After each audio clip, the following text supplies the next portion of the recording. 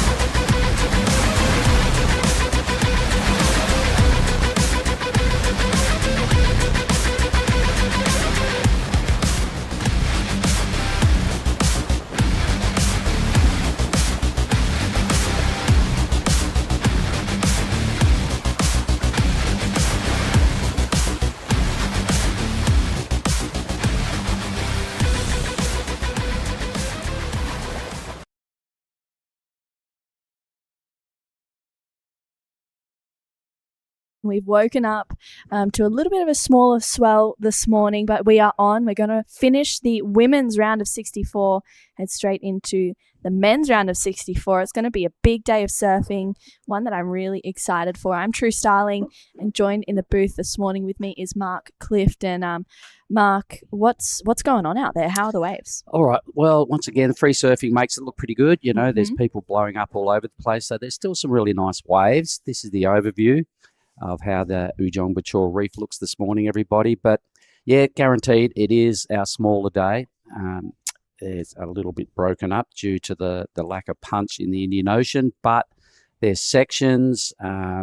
25 minutes, I feel, is still enough time. You're just going to have to be quite contest savvy today and maximise every opportunity, because there's less opportunities out there this morning, but there's still absolutely play on. It's highly contestable. Just got to be a little bit smart and a bit creative with that, I guess, how you go about your heats. But looking at this first matchup, I mean, look, we've got a former winner in Anon Matsuoka in the red. We've got one of the big hitters out of Bali in Kailani Johnson in the blue. Kia Hoya in white and Chloe Groob in the green. Yeah, Kia is from the Mentawais. I'm pretty sure she's part of that Kandui crew. Kai from Bali and Chloe, part of this new pack of New Zealand powerhouse women, overtaking the QS right now. So I'm excited to see her in this one. And her sister Lola is also in the event. She may have got knocked out yesterday, unfortunately. But yeah, it's exciting to see the sisters in action.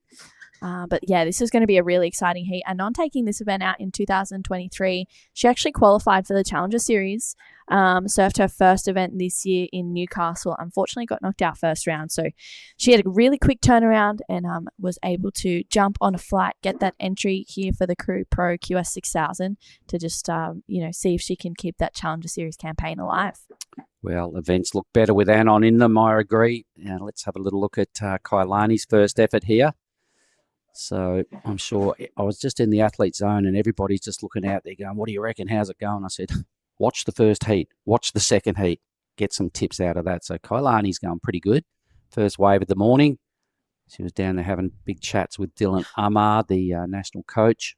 Wow. She almost made that. I know, it's pretty sick. And there goes Fetty out there getting the clips from water level. He floats around there all day. He's a bit of a machine. So Kailani Johnson, the judges will kind of settle on that and go, righto, where does this fit in our scale given different conditions? We're still surfing the women's round, so it may take a little while for the number to drop, and just a bit of a steadying wave for Kailani. It's not a super low score, not a super high score. It'll just drop in somewhere in the middle. So let's watch it all again. What did you like? Yeah, this was a nice first turn. You can see that she is so used to surfing, these reef points here, and Kailani, I'm sure she spent a lot of time here at Krui. Nice connection there, flies down the line. You see that she just knows this section is coming, but really unfortunate to not get the finish and Kia out behind. All right, nice way to kick off her first ride, ripping into a second manoeuvre. The drone footage is looking pretty good. Needs to ride out of this. Hangs on for all she's worth. Just probably didn't convince the judges that she had full control last move. Yeah, this is Chloe. Nice. Oh, unfortunately, she comes unstuck there, just catching a little bit of rail coming down from that first turn. A little bit of nerves, it seems like, from the women for this first heat of the morning. Anon, she's just looking like a shark out there right now. She's holding first priority. I feel like her first wave could be a good one. I don't want to speak too soon, but she's one of those competitors who's super consistent. She very rarely makes mistakes. She's taken out, this event in 2023. She's also won the Cloud9 event, and this is that last wave of Kia. Really nice backside snaps there, but it was just this one that was super unfortunate to not get that full completion. It would have really helped her throughout the rest of this heat. It's those moments that you always look back to. And I like what you said about Anon circling out the back like a shark. And I noticed when she walks into the competitors area as well, she carries this aura. People just look at her and go, "Wow, that's Anon." And she sort of, the way she moves around and carries herself, she's a very confident young lady. Yeah. And you put a rash vest on and that confidence rises even more. So she's really cool. She's very friendly. And she's just, a big deal around these sort of events because she knows how to win. Mm-hmm. She's got a cool style and she's a very, very mellow human until the rashy goes on. So she knows what to do in these high pressure contests and big deal matchups. Yeah, she's pretty switched on, that's for sure. I remember seeing her every morning pretty much on dark down at Newcastle. She was in her steamer. It was freezing cold, Mark. It was so cold in the morning. She had her steamer on already. She had some socks in her joggers on, and then she was all rugged up in a puffer jacket and maybe even a beanie. There was some mornings there where it was so cold, and she was stretching, getting ready. She wanted to be the first one out there, and I think most of the mornings, she was part of that pack that was just down on dark. It was awesome to see. Well, it's those sort of things that make the Asian region events even more attractive because we come here and we surf in 30-degree water. You don't have to rug up at all. Most people barely bring any warm clothes because it's board shorts and boardies the whole time, right? T-shirts. He goes surfer in blue now. So Kai's decided to just stay busy. It was probably a directive and a bit of a tactic coming out of Dylan Amar's mouth as well. So just keeping the board moving here on the national team P-Soy, and that's better. So gets the completion, does a lot of work on a mini wave, but a score's a score. We've still got no indication of the first couple of numbers are actually just starting to filter through now. I think that might have been Kai's better wave, and Kia still has a score to come as well.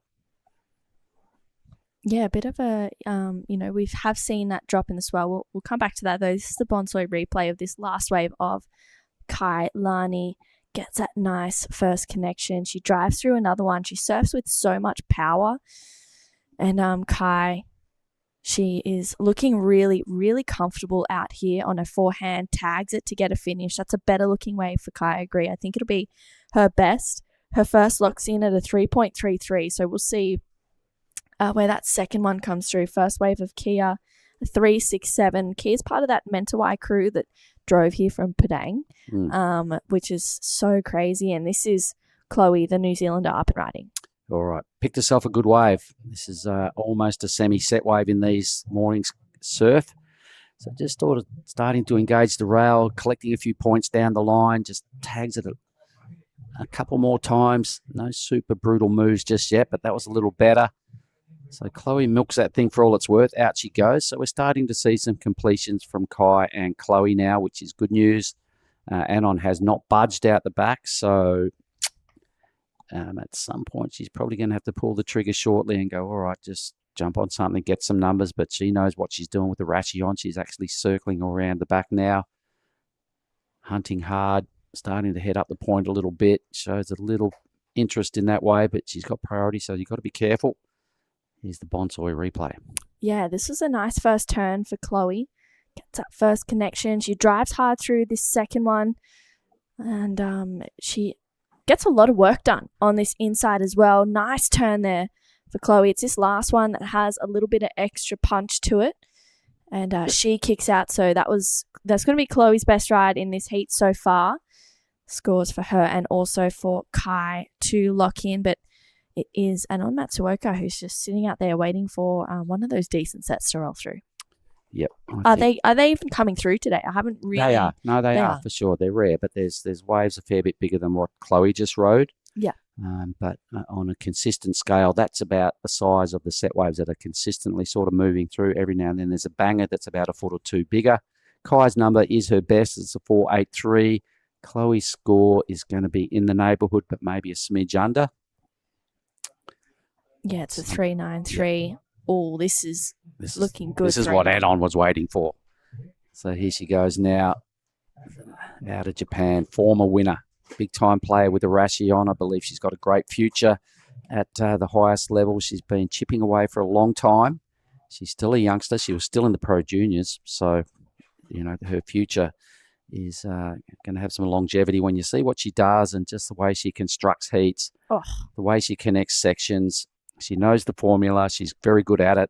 She waited almost 10 minutes for that and zero sign of nerves. Yeah, wow. She wasn't really out of second gear, was she? No, it's just Anon just playing the game and finishing a wave. Yeah. Kind of surfing a smart contest heat. You don't want to blow your opportunities today because they're probably out of our first, being day 5 out of the other 4 days. Today's a bit more minimal. So you get something good, got to finish it, make it count. Yeah, definitely. And that was a really well surfed wave for Anon to start off her campaign in this heat. It's going to be the best number that we'll see. And I loved that last turn. She just had a little bit of extra flair. I mean, yeah, she just knows exactly what she needs to do. 15 minutes to go. Scores for Anon to lock in. But Kailani Johnson, she's out to an early lead with that 4.83. I feel like Anon's will surpass the best wave of the heat. Anon will be well positioned. Here's the replay again. So that was the first turn, I think, or thereabouts. The drone footage. Either way, showing her experience, prepared to wait and hold her nerve for an A-grade wave. She wasn't prepared to fluff around on the inside just to get a quick start. Yeah. So you see how she's stalling there? She's waiting for that steeper section, and it was really smart because she got those last 2 snaps in there, and they were, the best moments on that wave. So I love how she was able to just think ahead and prepare for a better section and locks in at a 5.5. Yep, so still plenty of room to move higher on the scale. Tide's pretty high out there and still rising, so the ladies are just going to have to deal with perhaps a little bit of lumping, but there's almost zero wind, so the surface of the ocean has got a little bit of texture on it, and at times we'll have some bumps, so you've got to pick your waves carefully. 5.5, she is well positioned. The surfer in white, Kia, has top priority. Everybody's sitting on an okay-ish sort of mid-range numbers. Obviously, Anon will have a clear advantage with the 5.5. The other 3 kind of neck and neck, but Kailani at this stage having 2 of them with a mini advantage. There they are. The 3 of them waiting for Anon to join the party. Yeah, they're just hearing that score and thinking, oh, no, she's here. She's in this heat, that 5.5. She's sneaking up the inside of everyone. And even, without that priority, she's still making her presence known. So 13 minutes to go in this heat. And Kailani wouldn't be feeling very safe in the lead right now. No, it's so far low numbers. Everybody will realise it's wide open. Anon goes and presents her back to the others, just sits there, doesn't even give him anything. And straight to the inside now, just reshuffling. She's probably got a clear plan of what to do when you've got 4th priority.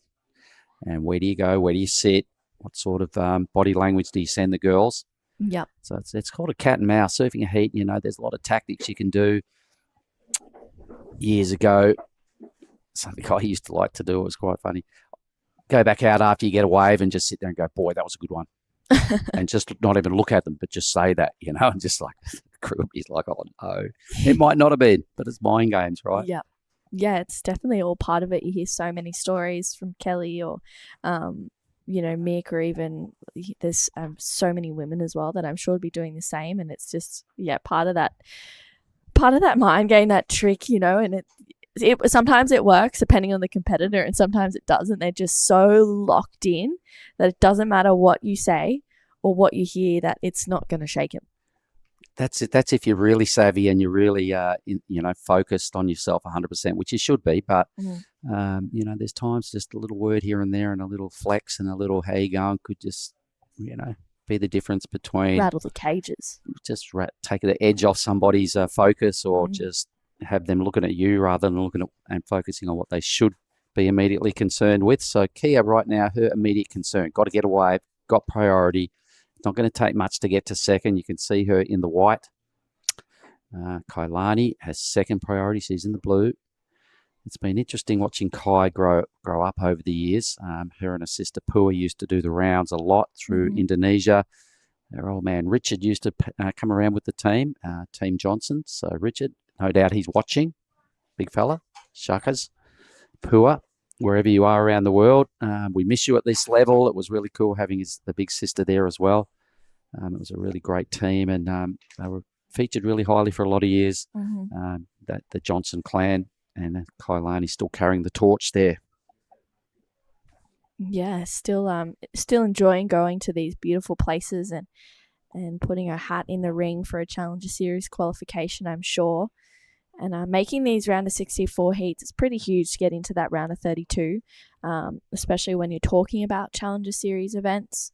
The points especially, they kind of increase. If you get knocked out in this round, it's an equal 33rd, which is 540 points. And it almost doubles if you get into that next round and get knocked out third. So it's important these points come into play. And Kailani looking to get into that round of 32. Nice connection there once again, and floats it to get that all finish. And unfortunately, just a little bit of a stumble there, but still looking pretty solid. Yeah, I'm looking forward to seeing the replay from the judges' view. She did put in a couple of strong moves before the little fall off at the end. Starting to, get the confidence up. So this is what the judges see. She's got an Arakawa blade under her feet, mini setup move. Get stuck into that move a little bit more. Another chip turn, the floater for a completion, and down she falls right there. So it's negotiable whether it's going to lock into a top two, but at least she's surfing. She's staying busy.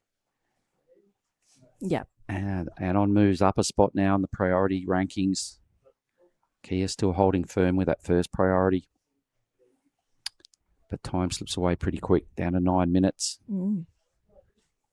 Yeah, wow, it's been a quick heat. We're doing it all 25-minute heat today. 9 minutes to go in this one. Kia only has that one wave of 367, but she's got the first priority. She doesn't need much to get into second place, but she's probably going to need to break into that 5+ range. We saw Kia in the Pro Juniors as well. She made a few heats looking really good. She's up and on this one. Well, meanwhile, here we go. Okay, Kia, boom. Big backhand belt, holds on. Oh, geez, we'll lose the credit for that finishing move. It looked really strong until it went a little bit pear-shaped, but this is a great-looking wave. Yeah, wow, nice surfing there from Chloe. That was a really nice two-turn combination on a bigger-looking wave. Gets that completion. Anon out behind her, draws off the bottom, big first turn. She's patient here. She doesn't try and oversurf it. She gets that quick float straight into this beautiful arc. And Anon, wow, getting that finishing connection as well.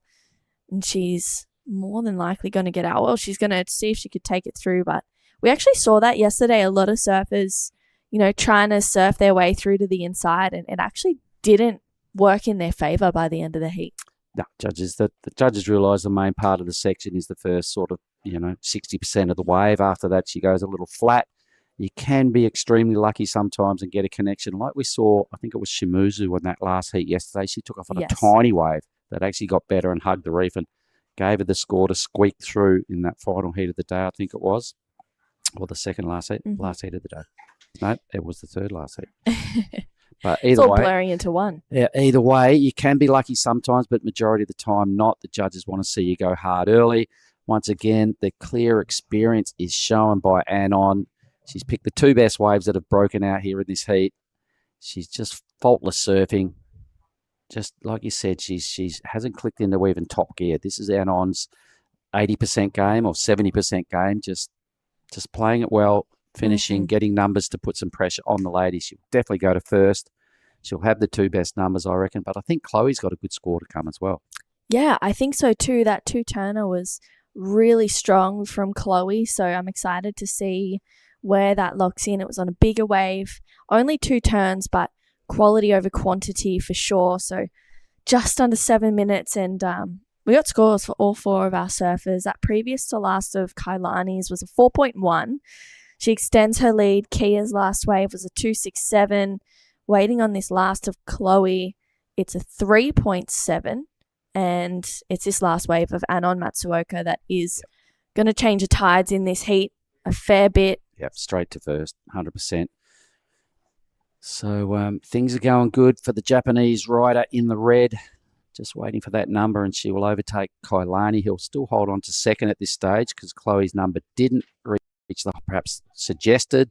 Has to sit in second at the moment. Here she goes again. So she's still just moving around, swinging the blade at every opportunity. Looks like she might be on an epoxy here today. And this is looking all right. A hit there would have been handy, but either way. Yeah, that would have been, a good opportunity if she had have tagged, had have had a section where she could really, load up on and get a more vertical snap. So we'll wait and see, but scores to come through still for Anon Matsuoka. She's had that 1.83. It was a quick in and out. Another score to lock in with 5.5 minutes to go. Chloe, she is sitting in a pretty scary position right now. Anon only needs a 2.13. She'll get it on that last wave for sure. She goes to first with that last score. Yeah. So everyone will move down a spot. Kia's still just languishing in fourth at best. Numbers only a 3.67. Her requirement is going to blow up a little bit once Anon gets the jump into the lead. There it is, a 6.97. A 6.67, sorry, for Anon. So the 2 best scores, predictably, for a 12.17 2-wave total. It's now a bit of a shootout for second, where Kailani sits, chasing a 7.34 to try and track down the Japanese surfer in the red. Chloe, a 6, and Kia needs just over a 5, sorry. Sorry, a 5 there for Chloe needed, and just over that number for Kia. Replays are looking pretty good. There she is again. Yeah, I believe this is that 5.5 for Anon's first wave. And she's just looking really strong and hasn't got out of first gear. I mean, really, she's just finding her momentum this turn. Oh, you can see the fins releasing out the back.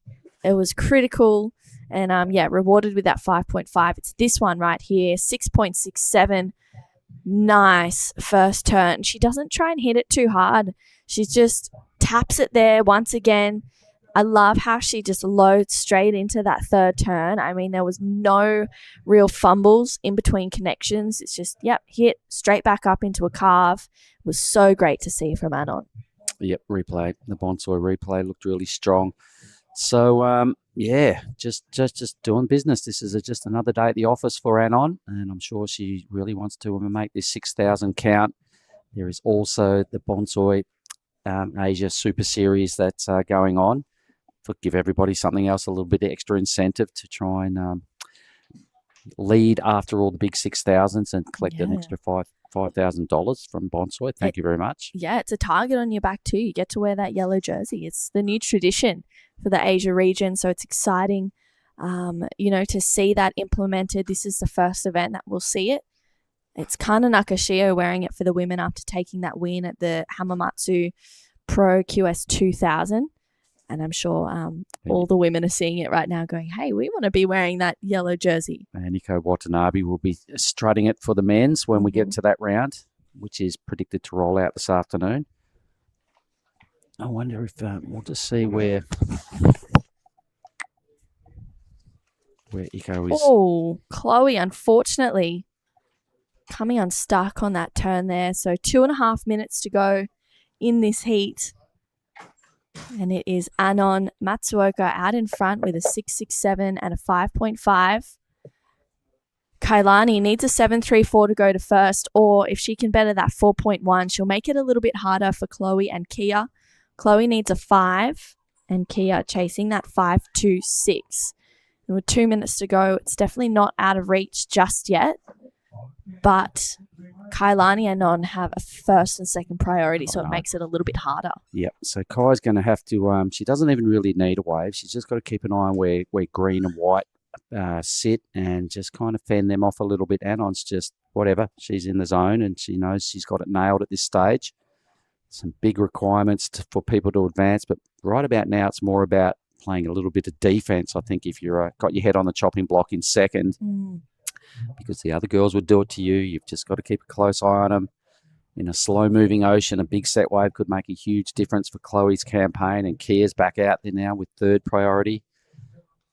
So Kailani has just got to beware. She's been in this position many times, I imagine. Yeah, she's just aware of what she needs to do. I mean, she can't really take off on anything that looks like it's going to be less than a 5 for Kai. So hopefully in the next minute she uses her priority wisely. I'm sure she will. She's got a great support team here on the beach and even out in the water. Just give advice where needed. Spot on. So here's the lineup. This is the drone view. Anon's gone right up. She's waiting for a bomb. She knows the deal is done. She just wants to sign off in fine form. So she's hunting for an absolute A-grade nugget, a little deeper than the others. Kailani is right in amongst the pack, right in between white and green. 25 seconds. There might be an opportunity for Anon out the back. She's starting to move around a little bit. Some lines up the point. It could be a little wave for white. So Kai's got to keep her honest here. She lets her have a look at it. So Kai believes there's not much going on in this wave. So let's see how Kia performs. She needs a mid number. She gets one hit in, and that's all. So you can see why Kailani didn't want it. But here she is now with 2 seconds to go. I'm not sure whether this is a wave for Kailani. It was right. And at the back also, it looks like Anon jumps on a wave as well. So I can't see any asterisks in their columns. They're potentially both after the siren. But we still have a score to come for Kia for her one-turn effort on her 5th ride. Yeah, it looks like Kai's actually might be counted. Yep, Kai's is. So she gets up before the hooter. Kia's last wave won't be the score that she's looking for. No. Doesn't look like it's going to go into a top 2, unfortunately. So it's going to be Anon and Kailani moving through to the next round. There it is. Kailani's number in didn't factor in.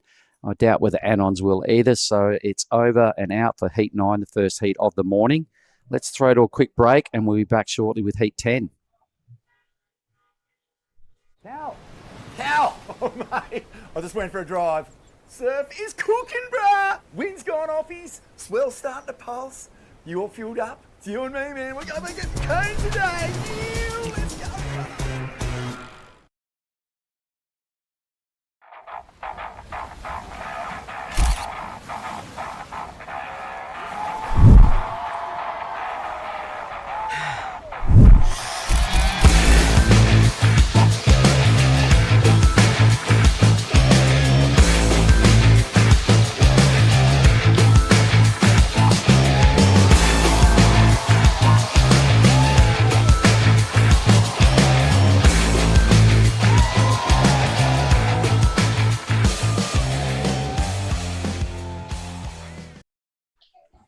All right, straight into Heat 2. Let's have a look at this. It's Minami Nonaka right there in the red. And Dos Santos has picked up a wave earlier in the blue. We've got a wave also. We've got a wave for Osha Curtis. And doesn't have a wave. Yes, she does. And Lucy Durrett also. So everybody must have got a little set. Look at that thing. That's an A-grade wave. I'm joined now by Giada Lagardi.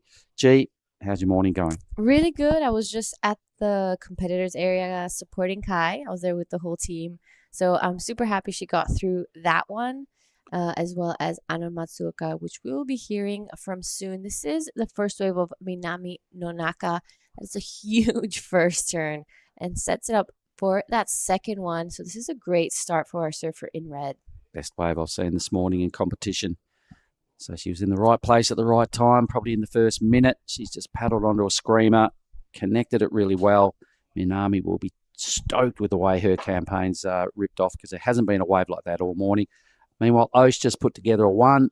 Lucy with a bit less than that, and must have got herself a bit of a closeout or fallen straight off. So Minami, huge advantage. And Ocean, to me, that is showing a little bit less life than the last 4 days. Yeah, it seems like this is definitely our smallest day of competition. The wave size has dropped quite a bit, especially with that high tide. It's looking pretty difficult out there. It's kind of wonky. It's not easy to handle. So it's we're gonna be seeing some slow heats, but still action packed. Like the last of Minami Nonaka comes in at a 6.33. That's a great way to start a heat. I'm excited to see Ando Santos in this one. Annie is a bit of a charger. Every time I see her around, I'm like, oh, where have you been? And she's like, oh, I was surfing. And a couple days later, I just see her drop some crazy clip of her like getting barreled off her head. I'm like, where are you going? Well, me too. I agree because I saw her at Nias a couple of years back, and she got this crazy tube. The whole beach just stood up and cheered. It was so sick, but she loves it a little bigger than this. I'm sure she's still well versed in how to surf small waves and compete in sides like this. But for Anne, I guess she's here chasing points. She's just got to hang in there, and sometimes you got to get through the tough days to get to the joy. I think it's today they're calling us maybe the smaller day. So, and we'll be licking our lips with the forecast at our next stop. Yeah, I took a look at it as well, and it's looking pretty similar to last year. Oh, that's good news. That was the event of the year, I reckon. Last year just went berserk up there in Nias. It's a big call, but and we still have some time. But it's giving me that same energy. Well, I spoke with Kevin yesterday, and he's a local. He lives there on the point. He got knocked out, and I said, "Oh, it doesn't matter, Kev. I think there's some big waves coming up at Saraki Beach." And he's like, "Yep." I said, "How deep do you reckon?" He goes, 8 foot, 10 foot. I went, okay. And at that size, it's a beast. It's a scary wave. Yeah, it's not an easy wave. And we saw last year some perfect heats go down. Just off the top of my head, I remember Xavier Huxtable got that perfect heat. And I know we've said it a few times, but it was just incredible to watch. It was. But we digress. We've still got a couple of days to finish up what's been an epic event so far here for the Krui Pro. We've just got to deal with this day, and just everybody would have competed in stuff like this or less over the years. I mean, some days you roll up, at a crappy beach break, it's 1 foot, and it's low tide. And you're like, oh no, and you still got to do it. Mm-hmm. So this is way better than that, right? Yeah, you're totally right. And just going back to Annie and how well she goes and hunts for waves, I think this was like 3 years ago now. We had an event at Afulu right after the Krui Pro. That year Nias was I think later on in the year, and we had all gone to this kind of national but international event at Afulu, which is a left on Nias Island, but I think in the north if I'm not wrong. And we had our main contest break, which is this peeling left that kind of reminds me of like a longer version of Bingen, because it's just like a wave pool type of wave. But she would go up the coast and like come back with snap boards and the whole scene. I was like, where have you been going? She's like, I just got the barrel of my life like out there.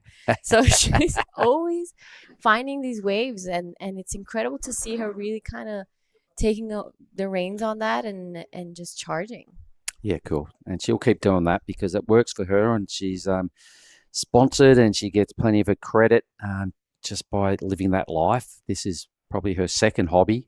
He's doing it with the rash vest on and trying to collect points. And, should someone like Anne qualify for the big tour, I mean, that's right in her breadbasket, right? If she could get to those, Chopus and, all the big gnarly waves that are coming up on the Dream Tour, well, it would suit her well, but you've got to fight to get there. They don't give those spots away very easily. You've got to, show your cred and earn a jersey at the highest level. So we're surfing the third tier of pro surfing. But check out this wave for Minami Nonaka.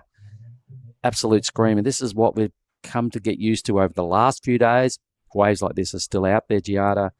And she just did such a good job. Right place, right time. Beneficiary of just the bomb of the morning so far. Well done, Minami. Yeah, so this is the bomb of the morning today, but on the other days of competition, That was this standard. was a normal standard wave. Like probably we would call it a small, medium one on the inside. Yep, there's been some big stuff. And this reef goes its best when I believe it's in the 3 to 4 foot range, with maybe a little bit bigger. If the direction is right, a little bit of west in that swell, that's when it starts breaking right up the point. Everything connects. I've seen this reef do such good work. I've seen surfers get 3 tubes per wave, and you see randomly often 6 and 7 turn waves with a tube somewhere along the line as well. So it's got a lot to offer. At the moment, parts of the reef are lighting up, but I'm sure everybody's just got to get their head around it. Go, okay, let's just down to business. We're here for a reason. Yeah, and this is a bit of a slow heat. Similar to the last one, and you're right. The drop of the size of the waves has just really affected this lineup a little bit. But I would take this over a beach break any day. There you go. All right, so Green likes what she sees. She's Lucy Dara. I remember this name from some events in Western Australia that she came to. Very polished campaigner. Just got to hang in there and make this wave count. It's a pretty good wave in the scheme of things. Nice wraparound cutback to just hang in there, hoping for a bit of steepness on the inside. So she looks down the line, just keeps this cutback act going on, just to collect a few points on the way. The wave peters out into the channel. So Lucy will have the second best score of this matchup, but Minami. Yep, this is Minami no Naka now again, backing up that 633. I'm sure she got some work done on the outside, but it will be just a quick wrap there. Bit of a paddle battle going on now. So some waves to come through for Lucy and Minami. Sorry, that's probably going to be some of the better scores we've seen for now. Lucy only sitting on a 0.5, so Minami's 633 is the only more significant score we've had. Yep, but this will be a good one. This will just put Lucy in a great spot. Picked up the second best wave of the heat. Did a really good job. Here's the replay again. So out of this one, what did you like best, G? I really like this first turn. She kind of really jammed into that section and kind of followed that lip line and set it up straight for that one. She got a little bit stuck on the top, but managed to get down and give some more variety of maneuvers here. Weaved nicely through this kind of flatter section. So it was a good wave from our surfer, Lucy. Yeah. All right, she was very impressive. The times I've seen her with the rash vest on, surf that wave, perhaps a little tentative, but when the wave is that good, you just got to finish, connect the dots, put some sort of mid-range number together. Can't be falling when you get a wave that good. So she at least did what was required. Got the second best number of the heat, a 4.83, point and a half less than Minami's bomb, but that'll keep her in good stead. And geez, Minami's dropped a decent number as well. Look at that. Yep, a 5.17. So she backs up the 633 really nicely, and she's going to be feeling pretty comfortable since no one else really has anything on the board right now except for Lucy. So just a top turn there. Nothing too crazy, but surfed really smartly. Got around this section and finished this wave off. So good job from Minami. Yeah, and due to the fact that she got that first good wave, she was just putting a bit more sting in her turns, unlike Lucy, who was just sort of, looking like she was surfing at about half pace just to get the job done. The shackles are off a little bit for Minami, so she put a bit more venom into her top turns, getting the nod with a 5.17. Didn't do as much surfing as Lucy, but she kind of did more strong surfing. So that's the difference. Yep, both the waves are looking pretty similar in size, so you're right. It's definitely all about the surfing at that point. Still some waves to be found from Osha and Ando Santos. They're being pretty quiet in this heat. We're reaching the 13.5-minute mark. And I know Osh will be keen to get some runs on the board. Did a little trip to the Mets last year with Osh and her dad. Really good surfer. She's got a lot to like, the natural footer. And I'm sure Mumsy is watching there online as well. She's got second priority. Just needs a mid sort of 4-point ride at this stage for second. Although Lucy's only sitting on a 0.5, that's going to make life a little tougher for Osh and Anne. So these two playing catch up. Ocean now having a look over her shoulder. So right on cue, here she is, a girl out of Lennox Town. Dad's here watching in the competitors area. I'm sure Mum's watching online. Over the handlebars, second turn, not ideal for Osh. And Anne, geez, she'd love to sink her teeth into a proper set wave. That was actually a really great start for Osha. Unfortunately, she didn't get that second turn done, but that first turn was nice. Lucy Dara. All right, let's have a look at this. We'll get back to Lucy's replay in a moment, but that was looking pretty good. That was a solid hit as well, but just a wave bottomed out a little bit too much for Osh. I'm seeing green, Lucy. Oh. You're going to have to see the replay of that one to catch up with the live action. Good wave unfolds now for white. Yep, so this is Osha Curtis now. Unfortunately, a quick up and out, but Ando Santos now out the back. Yay. Finally gets her heat started. A good-looking wave. Nice first jam there.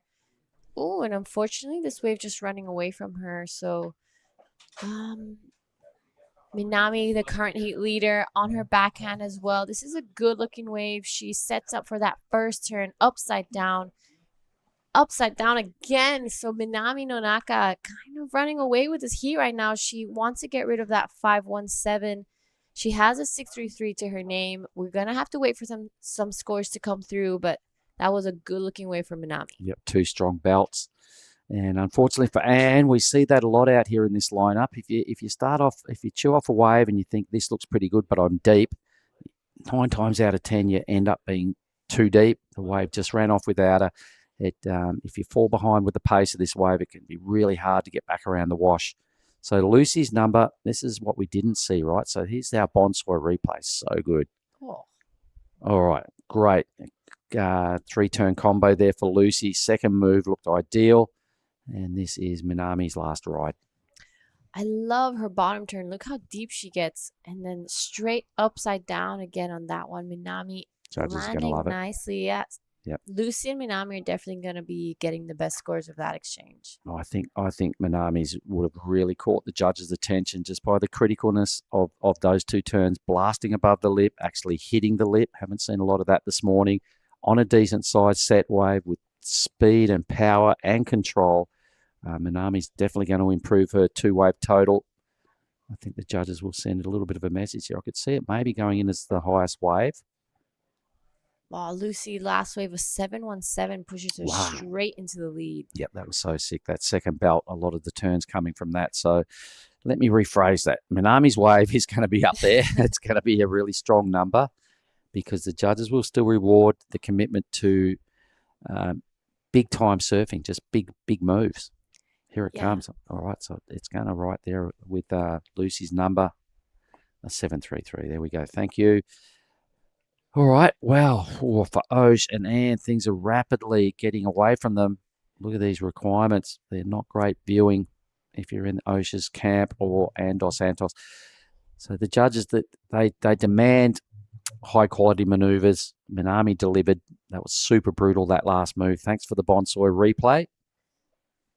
Yeah, she those turns were really back-to-back. It was just first hit, bottom turn, with a second pump, and then straight up for that second one, upside down, critical section.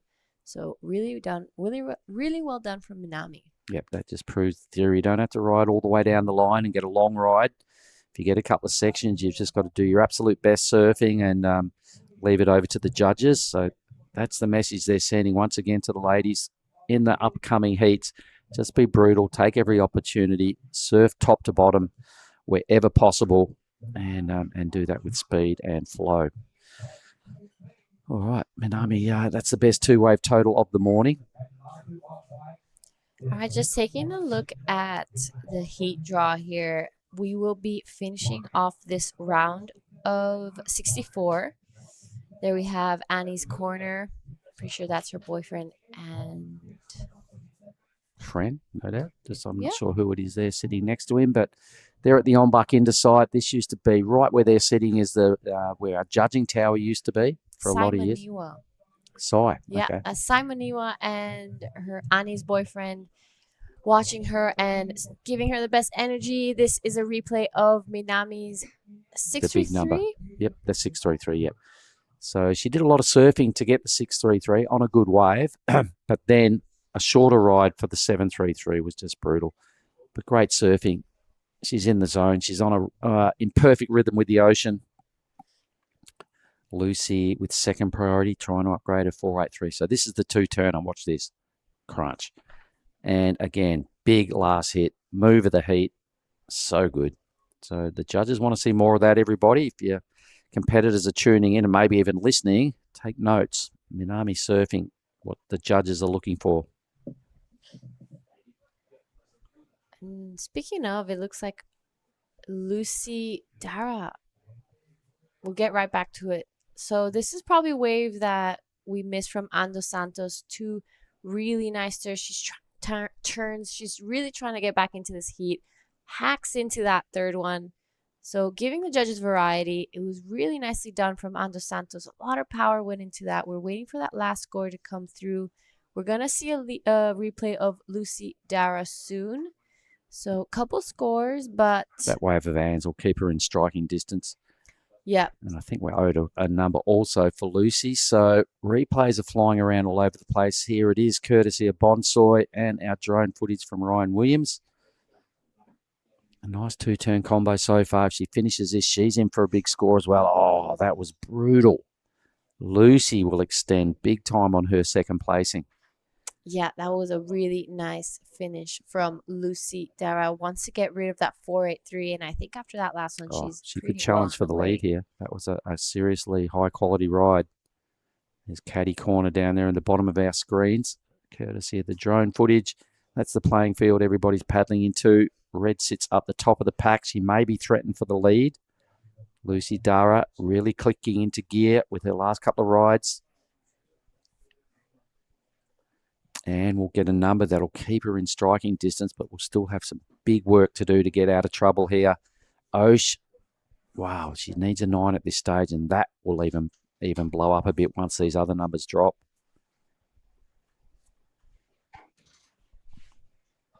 Yeah, we're close to reaching the 5-minute mark. Some important scores to come through.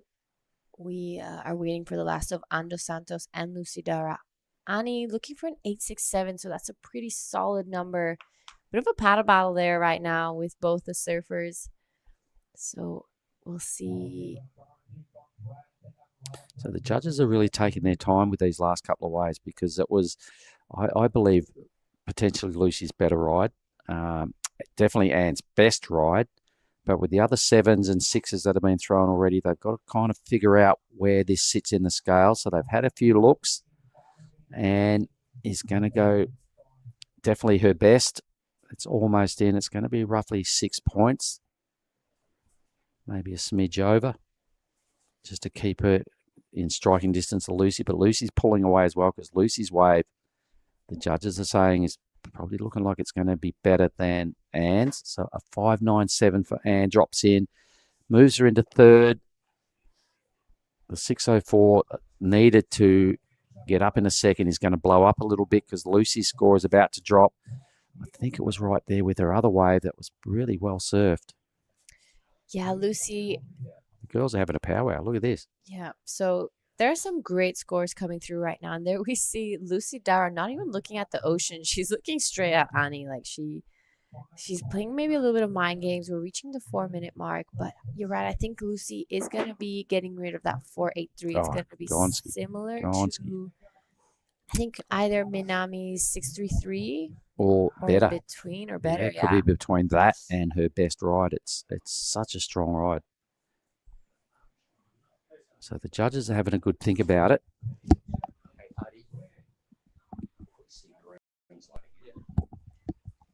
3.5 left. So while we're waiting for that number, let's see if we can queue up another look at Lucy's last wave. We're down to 3.5 minutes. There's not much going on out the back. The ladies are all sitting very close. The score's still not in for Lucy, but it's going to have a big bearing on what goes on. So this is the drone footage again. Good use of the rails. This is her last wave. This is the wave in debate up there with the judges. Lots of strength and good sections. And this finishing move, watch this. Boom. So for sure, one of the best waves of this matchup. It's in as the best score, and that doesn't surprise me. Lucy all the way to first with an 8. There we go. Thanks very much, judges. They had a long time to think about and watch replays and get that number down. Lucy just did aggressive surfing on bossy sections and made a real statement with her end move. Yeah, that was incredible from Lucy Dara. That last turn was super critical. She really laid into it. So well done. Pushes her straight into the lead. It is now Minami in second. Ando Santos has the work cut out for her. A 7.69 is what she's looking for. This is the replay of Minami's 7.33. Really, really nicely done. Just 2 turns. Pretty different to her 6.33. This is the 8. Oh, well, it just had a lot to like. Everything connected. Very little downtime. Third good section on rail in the pocket again. And she sees this end section and just goes for a big time and a full blast and just rode out of it with no hiccups. Really good connection. First time today we've gone into the excellent range, and I just think the judges deserve credit for going there with that and identifying the best wave of this heat that's had a lot of highlights. And Anne's doing pretty well, but she's still chasing a high 7. I'm feeling for Osh this heat has just not been what she was after when she paddled out. Nonaka would have thought she had this wrapped up in the first, at about the halfway point. She's gone off easy peasy. But then Lucy Dara clicked into gear, surfer in green. So we're seeing the best surfing of the morning out of green and red. Biggest numbers. It's always tough being in that first heat where we saw Anon do a really good job. We didn't get a post heat with Anon. There is a little technical issue going on, so maybe we'll get one with Lucy. I'll go down and see if we're on board for the post heat interviews and hear from Lucy Dara, but that's her in the green. Red's looking pretty comfortable as well, and still searching hard out the back. She's got third priority. Time rapidly becoming the enemy. And Osh with second priority. Gee, she can't get out of trouble here with one wave. It's a bit of a pretty pity the way things went for Osha Curtis. She's much better than what this heat has shown. All the A-grade waves in this heat got taken by the other surfers. That's about what went wrong for Osh. Yeah, so it might seem like there's a couple waves of coming through. All the girls just paddling in. But yeah, Osha Curtis showing a little bit of frustration earlier. Paddled for a wave, kind of just slapped the water. But that's surfing, and sometimes it just doesn't go your way. The ocean you don't find the rhythm. Osha's having a moment. Yeah. I feel sorry for her. She's a cool lady, and she deserved better than that. 10 seconds. All right, Lucy first, Minami second. Over and out for Anne and Osh. You've just watched the back end, everybody, of Heat 10. We'll just cut to a short break and be back shortly with our next heat. That's a weird looking smoothie, Vorno. Tell him, son, this ain't no smoothie. This is a smooth as broth base for our bonsai ramen. How long should we wait, Master Ramen? Patience, young noodle. Wait, and top secret, I need a corn. Behold, bonsai ramen. Moon-san, this is... Absolutely cooking.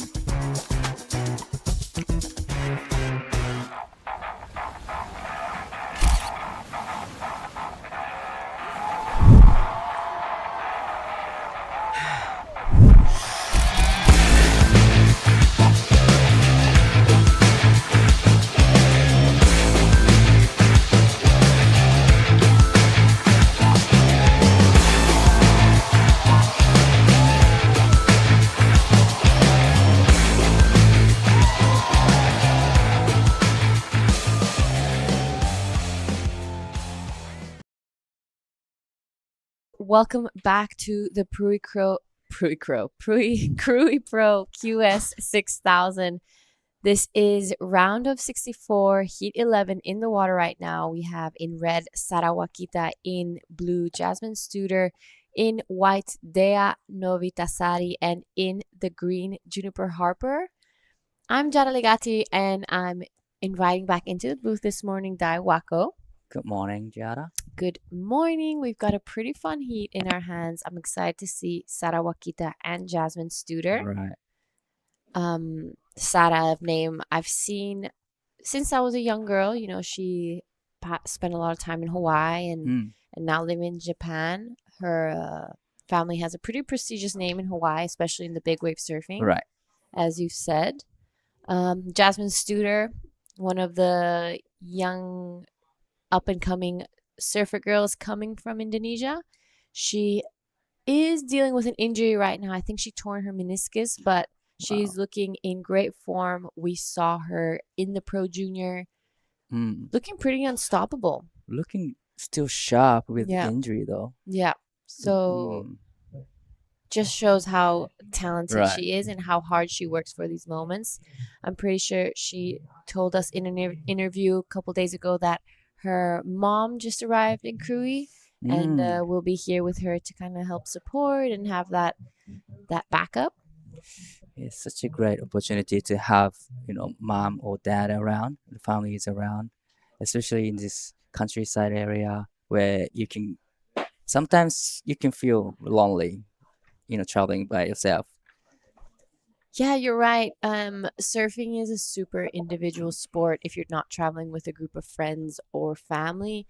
And it's easy to get a little bit, yeah, you're right. Maybe a little bit lonely. You know, you're out there by yourself in your heat. It's you against 3 other people.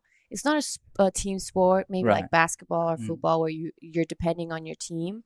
It's all just you, like, and yourself and your mind. You and your ocean. But sometimes, you're lucky to have someone to just talk to. Yeah. So that, you can release all the pressures. Exactly. So it's nice to have like a team supporting you on the beach and knowing they're there and that if you need anything, they'll always be there to support you. I see that with the Indonesian team. Yeah. Especially this morning. Kailani Johnson was first heat of the day.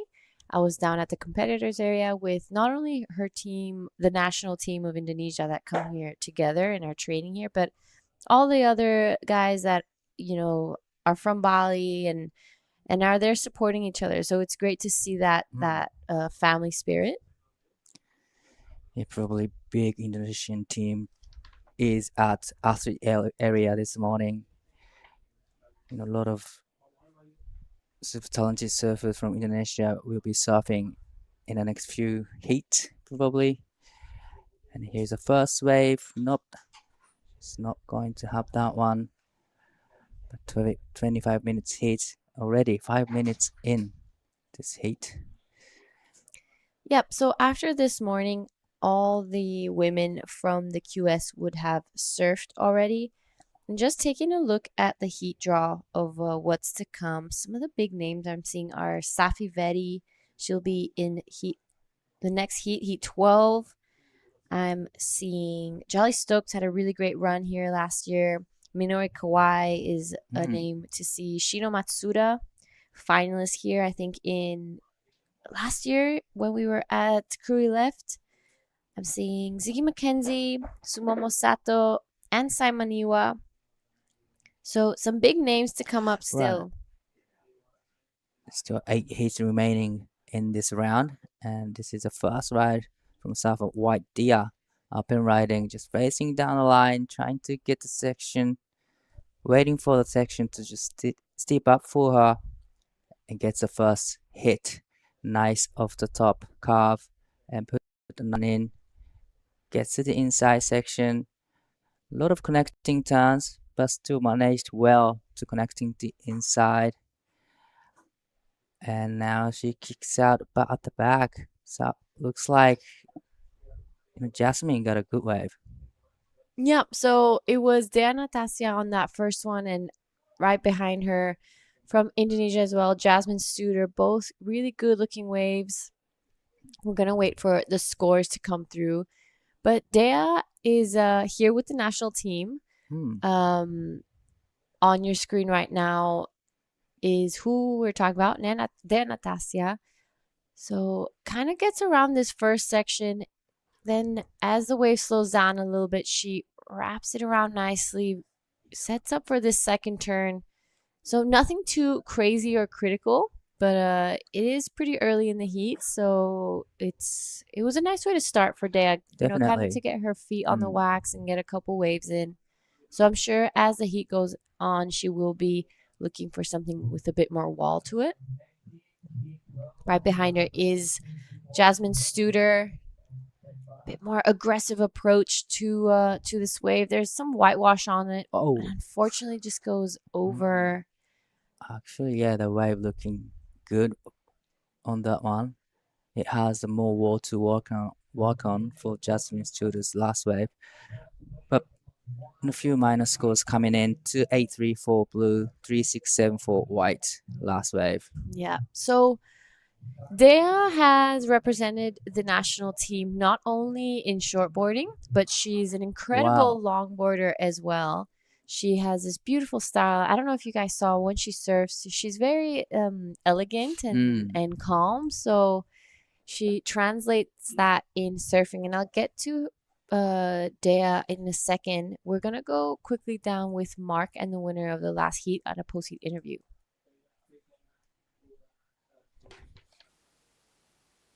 All right, here we are with the winner of the last heat, Lucy Dara. Lucy, what a great heat. You must be super excited after that. Yeah, I'm so excited. It was a really tough heat. It was super stacked. Like, all those girls surfed so good. And I'm just really happy I could find a few set waves and convert. You convert, you did. It looked like Minami was running away with the heat. We're in there going off for sure, the two best waves. Minami's going to win, and then you just put your best foot forward. That 8 must have felt so good. Yeah, it felt really good. Minami's such a good surfer. She just got 2 really quick waves, like 6 and a 7. I was like, wow. So I was just trying to catch up, and then on my 8, I just wanted to hit the end section super hard to try to get a good score. And 15 years of age, folks. She's doing her first 6,000 here, first time ever to Krui. What do you make of the Krui area so far? Oh, I love it. Like, the waves are amazing. There's so many waves to choose from. My favorite wave to surf has been Waijambu. Love it there. And Krui's a really fun wave. And yeah, it's a great place to be.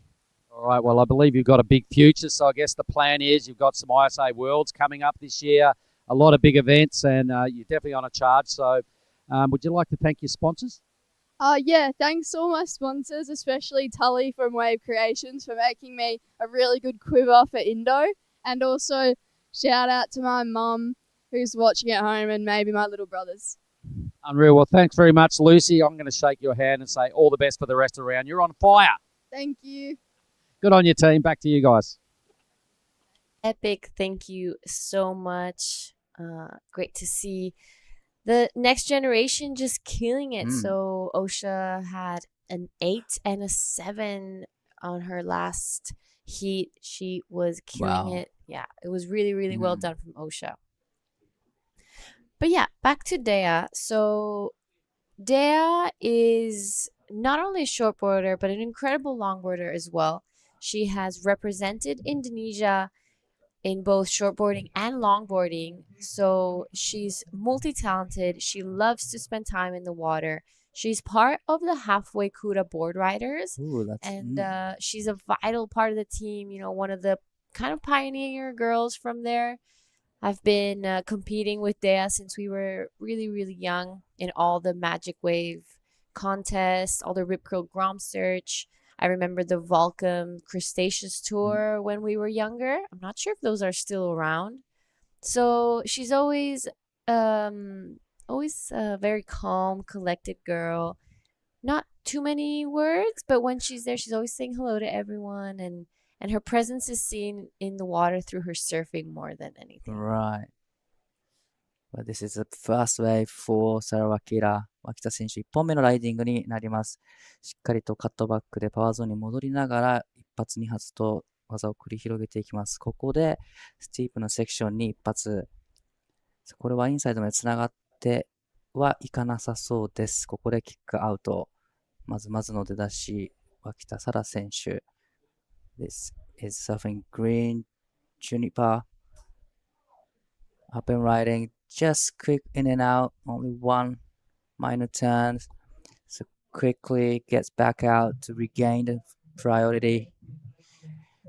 But you know, you can, if you can surf like shortboard and longboard, then probably you'll be spending a lot of time in the water on Yeah, a short board.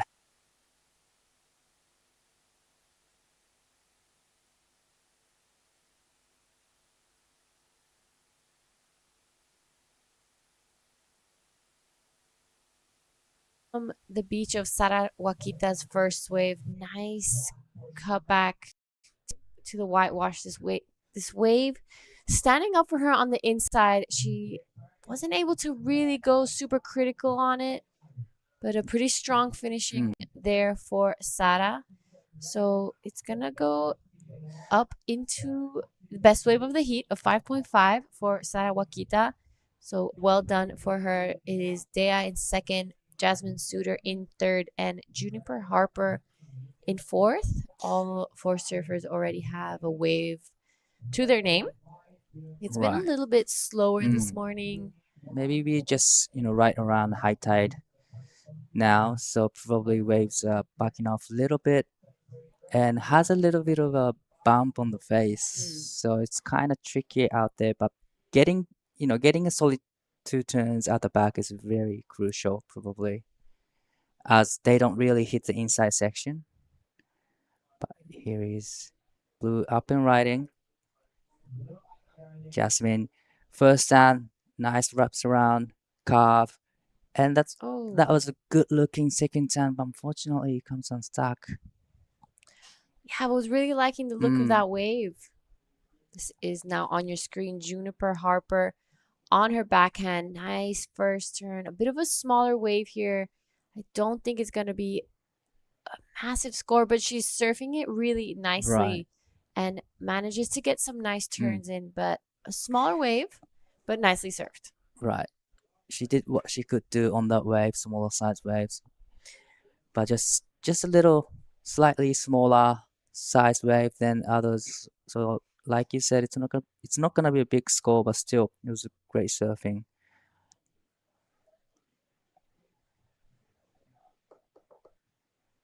Yeah, pretty much 1 or 2 waves are ridden in this heat, but it's been over 10 minutes or nearly hitting a 15 minutes mark. Very slow heat today. This is a replay of last of Jasmine.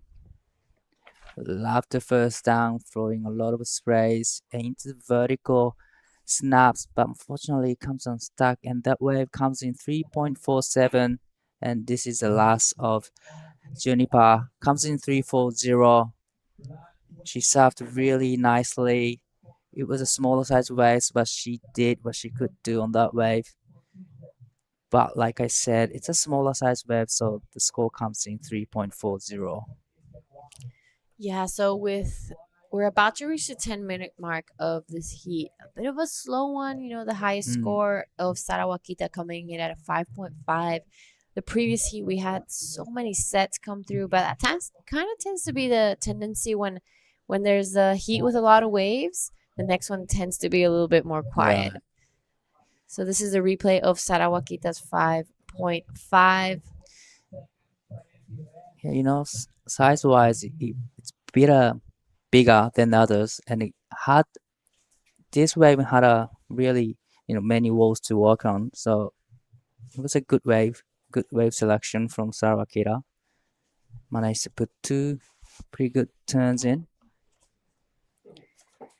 Yeah, so we're going to be finishing off today we're going to be finishing this round of 64 of the women's QS 6000 until heat 16, and we will be heading straight into the round of 64 of the men.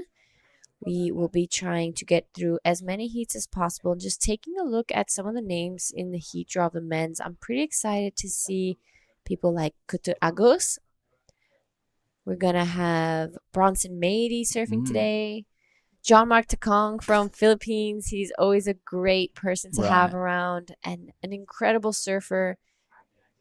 I see Rinta Otu. He's been here quite a few times the past years. Xavier Huxtable had the perfect heat last year in Nias.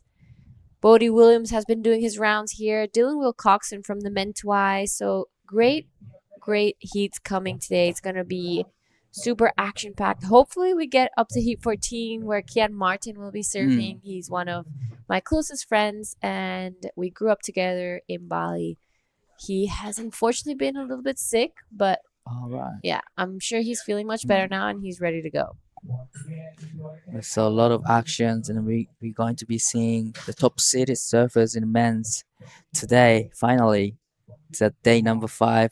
They've been waiting for quite a long time to surf their first hit for Krui Pro.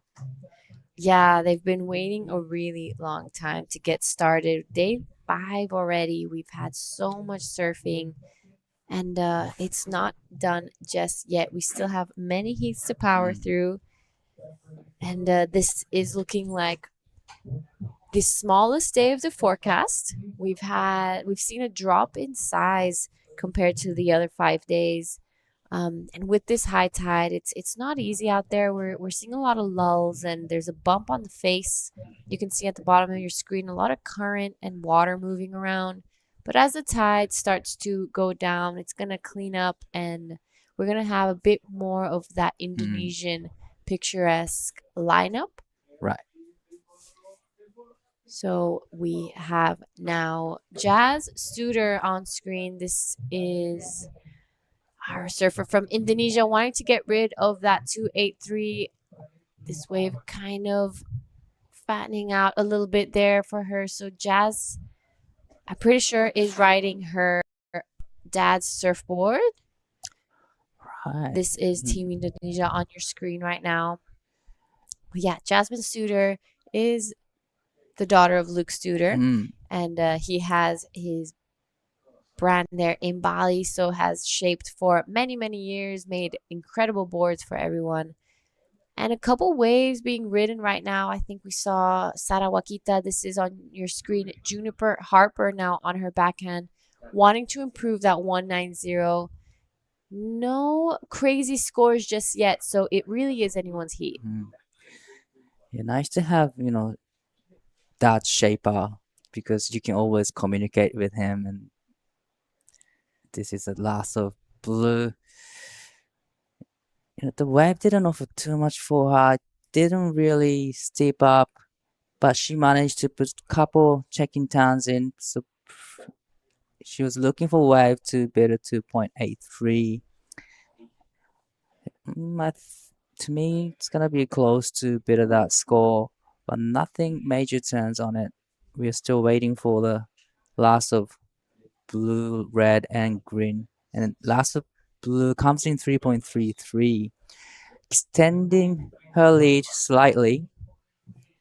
But this is a reply of Sarawakita 選手。これはいい波になってきそうです。一発目、綺麗なカービングターン。そしてフィニッシュをしっかりと入れてきました。That's a quick wave from Sarawakita. 2 turns in a tight section, but still managed to get a finish. So probably one of the biggest turn we've seen in this heat so far. The last of green comes in 3.07. Now she's in the second, but we're still waiting for the last of red. She only needs 0.97. So definitely she's done that, and the last wave comes in 5.0 for Sarawakita.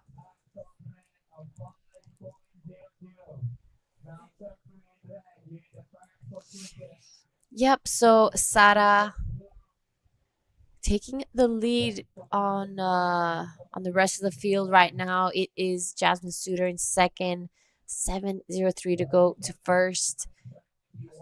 Juniper Harper is in third, 3:41. So not a big requirement. It's Dea Natasia now. She's in fourth with priority. She's been pretty quiet. She's only surfed one wave since practically the first 5 minutes of this heat. So she's being patient. She wants that score, needs that score. So kind of right now, I think it's a battle for second as we just passed the 4-minute mark of this heat. It's going to be a pretty tight finish. Definitely battling for the second. But here's a replay of the first wave of Sarawakita. This is a 5.50 looks like, right? Gets around the corner and little bit waves started to step up, and this is a critical section to hit, and she managed to put one more turn in after this. Not major, but this was a 5.5.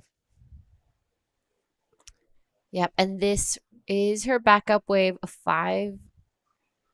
Really nicely surfed here. You're right, pretty quick, only 2 turns, but she's getting the job done. You can kind of see by the scoreline, it's been a really slow heat. Not much has been surfed. So Sara Wakita making the most of the situation right now. It's kind of all eyes on Dea. She has first priority, needs a 3-1-3. We know she can do it. She has a 3-6-7 already. So it's as the time ticks down, it's gonna be pressure being built on Sara.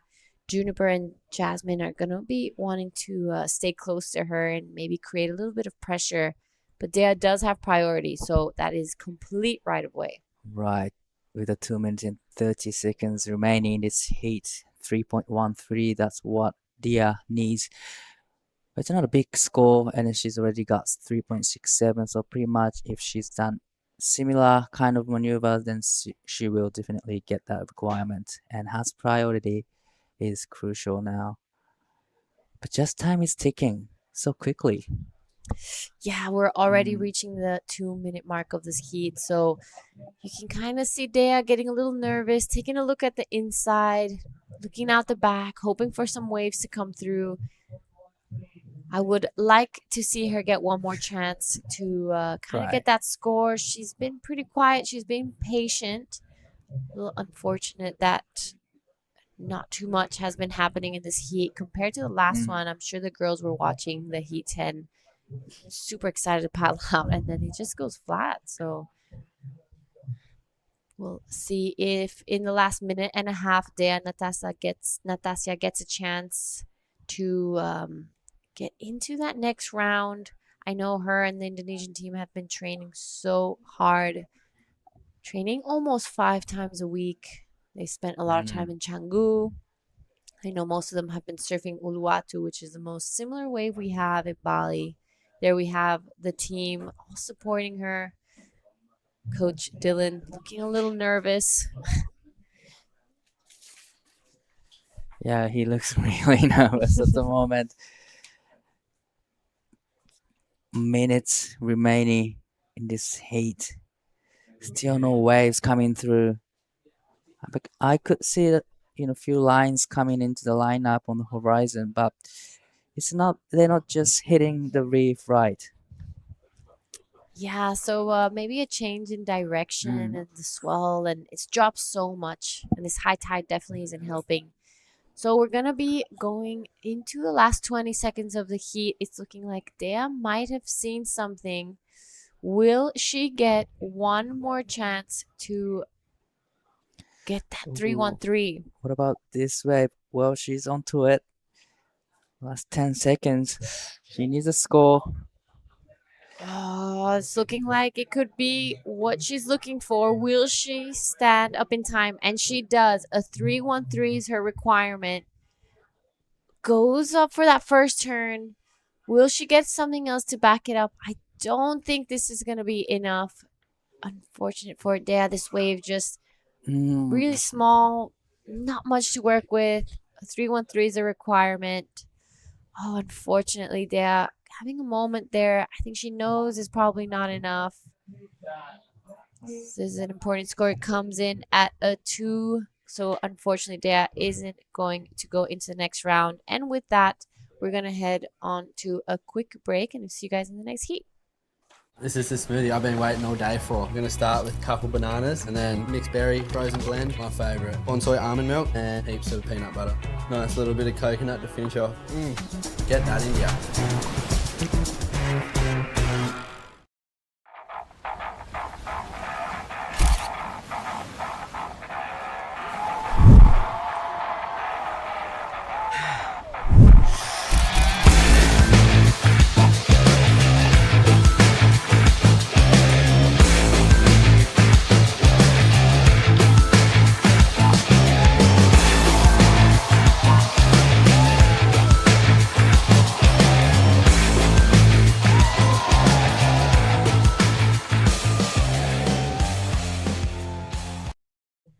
Welcome back, everyone. This is Krui Pro QS 6000, day number 5. We are now into women's round of 64 heat number 12. I'm Dai Wako here in the booth with True Starring. How are you today? I'm doing really good, Di. I'm happy to be into day number 5. Yes, me too. And this looks like it's going to be a good heat on paper. Local girl Nasa Owalia, she was in the Pro Juniors making a few heats. I'm pretty sure she got a buzzer beater in the Pro Junior event as well. And Safi Vetti, Gia Lorenzen, and Jasmine Sampson. Oh, sorry, Jasmine Studer. Jasmine Sampson in this one as well. And Gia from the Sunshine Coast. You can see her looking down the line, driving through another turn. Gia, she's looking to get a little bit more vertical if she can. Taking off on her first wave in this heat. So the heat is underway. Another nice connection for G. And she gets out of that one. So a couple of calves to start this one off. Right, but definitely it's good start for Surfing Blue, but this is Surfing Red, up and riding, smaller size waves, couple turns in, but nothing major. But still, getting those waves as soon as he starts is very good idea. Yeah. Ideal situation for every surfers. You don't really want to be waiting for the first one. And seems like all the surfers tend to wait for like 10 minutes for the first wave. Yeah. But these two surfers doing really great. The first section actually throwing a lot of spray, so good turns. And a couple of checking turn after this. And it looked like it started to, step up for her, but it didn't. Unfortunately. Yeah, that was just looked like it was a bit of a fatter wave, and then Safi gets this one as well. Safi from New Zealand, trying to find this steeper connection. You can see that she eyes this one off here. That's a good looking snap from Safi. Bringing this one around again. I'm pretty sure she has Alistair Reginato out there as her board caddy for this heat.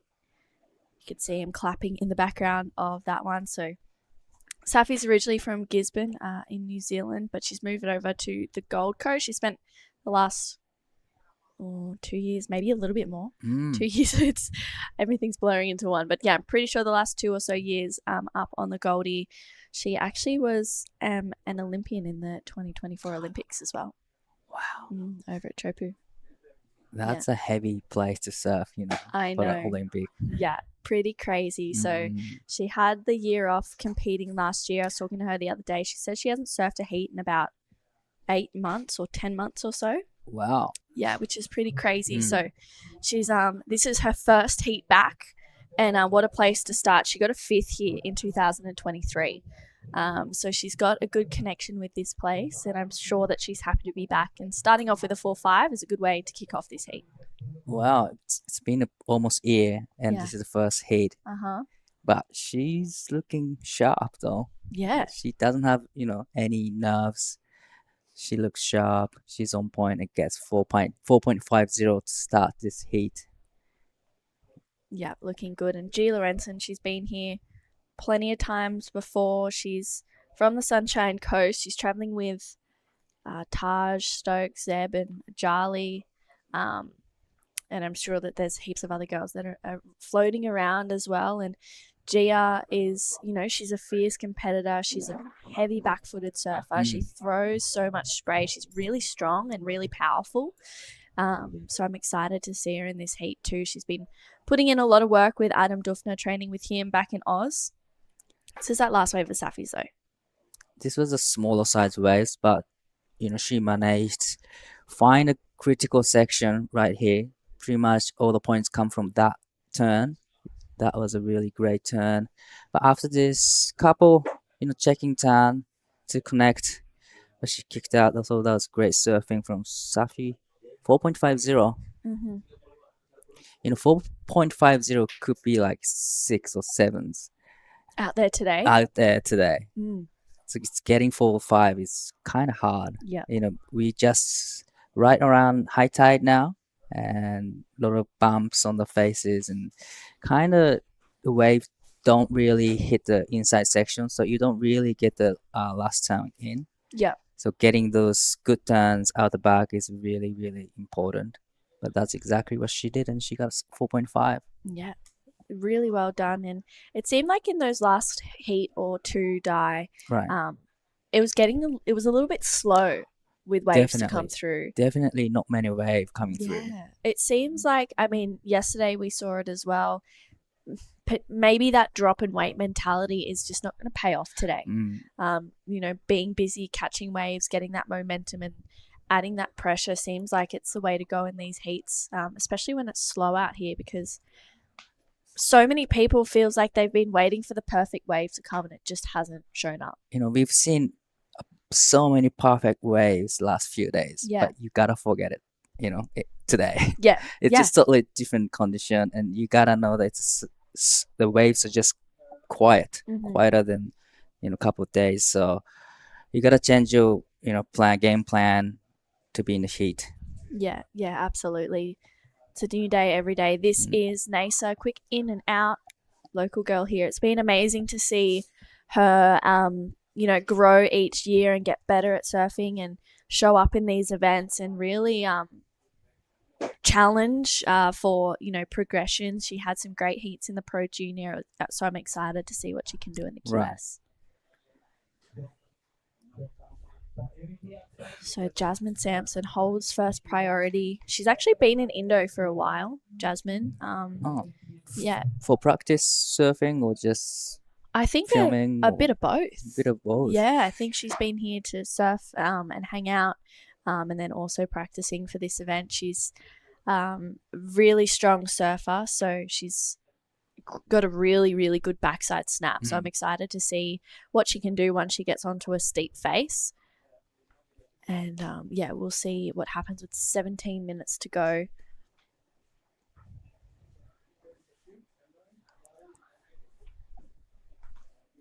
Well, looks like while we're having a little bit of break in action, we're gonna go head over to Jara with last hit winner Sarah Wakita.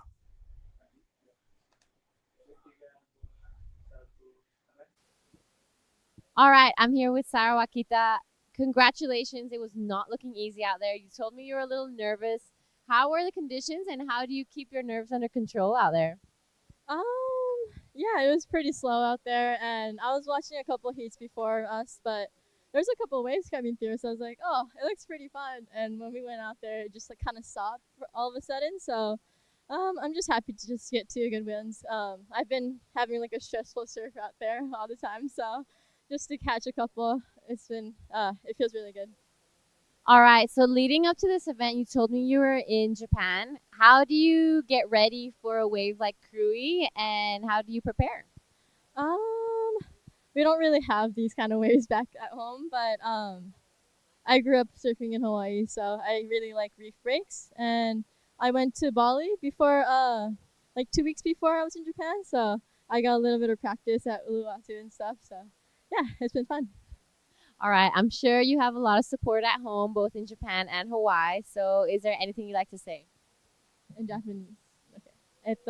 応援ありがとうございます。すごくスローヒートで緊張もしていて全然波に乗れなかったんですけど、でも2本いい波を乗れたので、次はもうちょっといいサーフィンをできたらなって思ってます。次も応援よろしくお願いします。Perfect. I'm super excited to see your next heat, and we'll take it back to the booth. All right, thank you so much, Jara.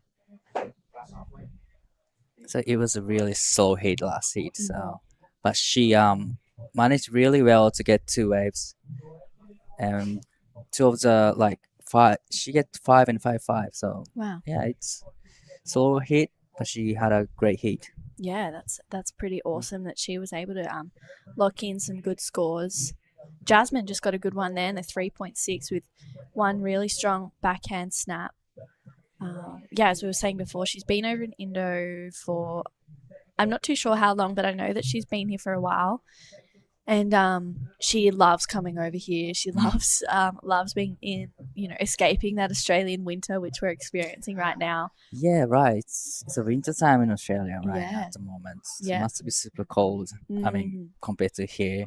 Yeah, speaking to some friends and family back at home, they said it is absolutely freezing, and I live like basically on the Gold Coast, so it's usually we don't get that cold of winters up there. So if it's that cold there, I can't imagine. I think I saw a friend had she lives down in Bells, and it was 3 degrees there. 3 degrees. Yeah, but not here.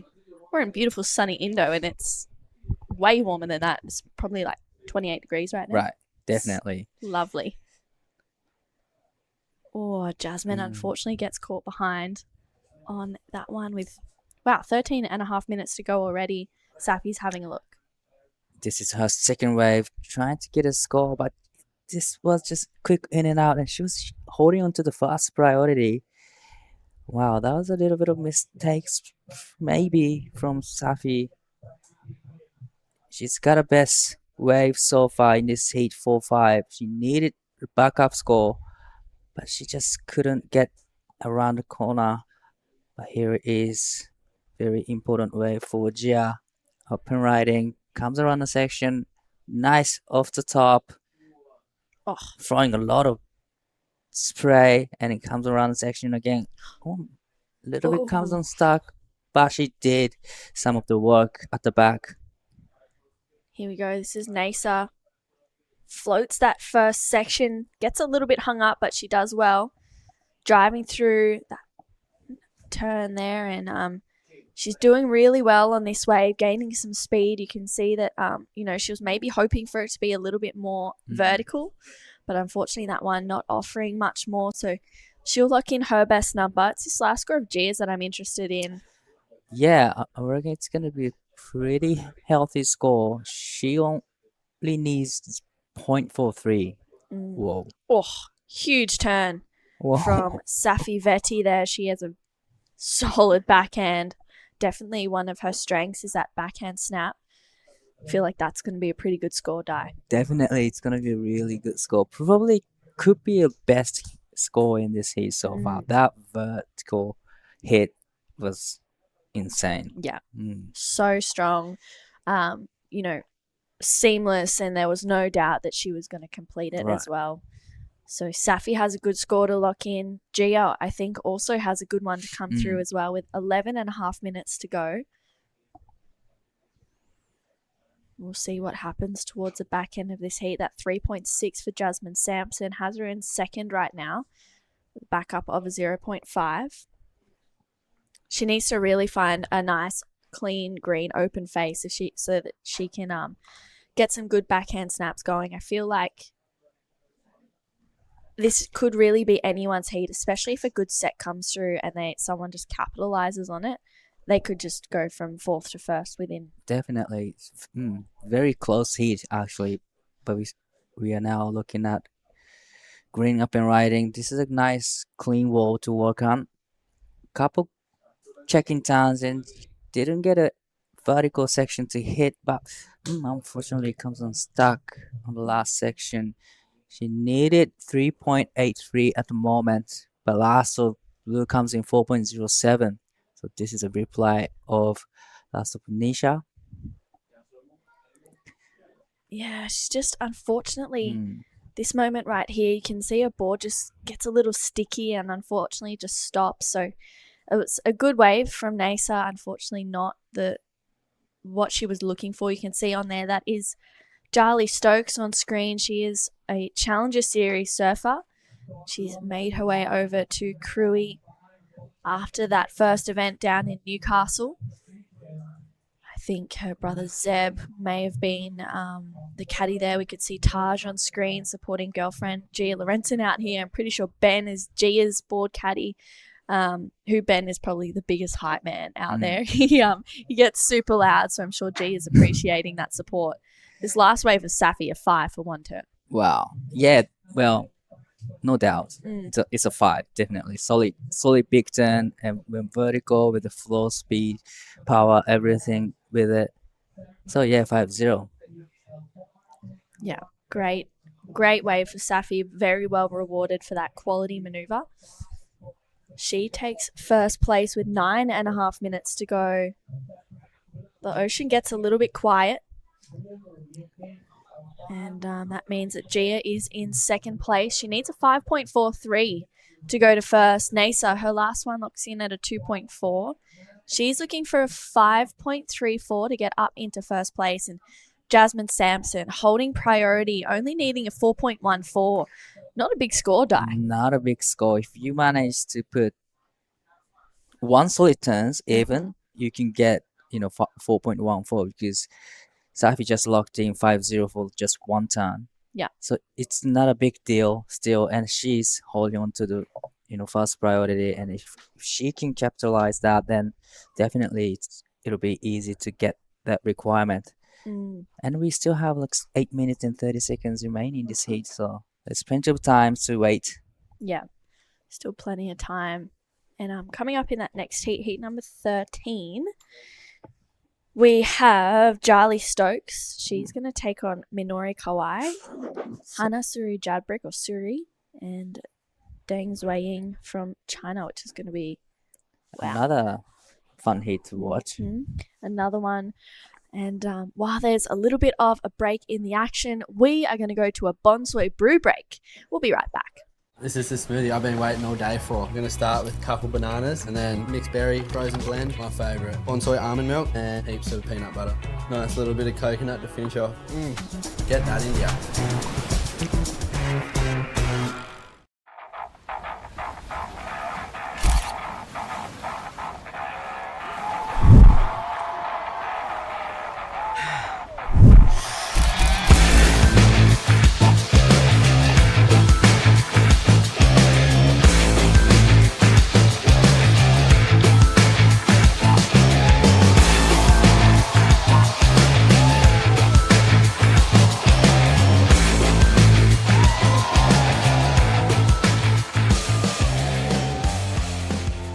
There's one thing we all love to bits, it's a fresh spritz. A little bit of ice, juice is worth the squeeze.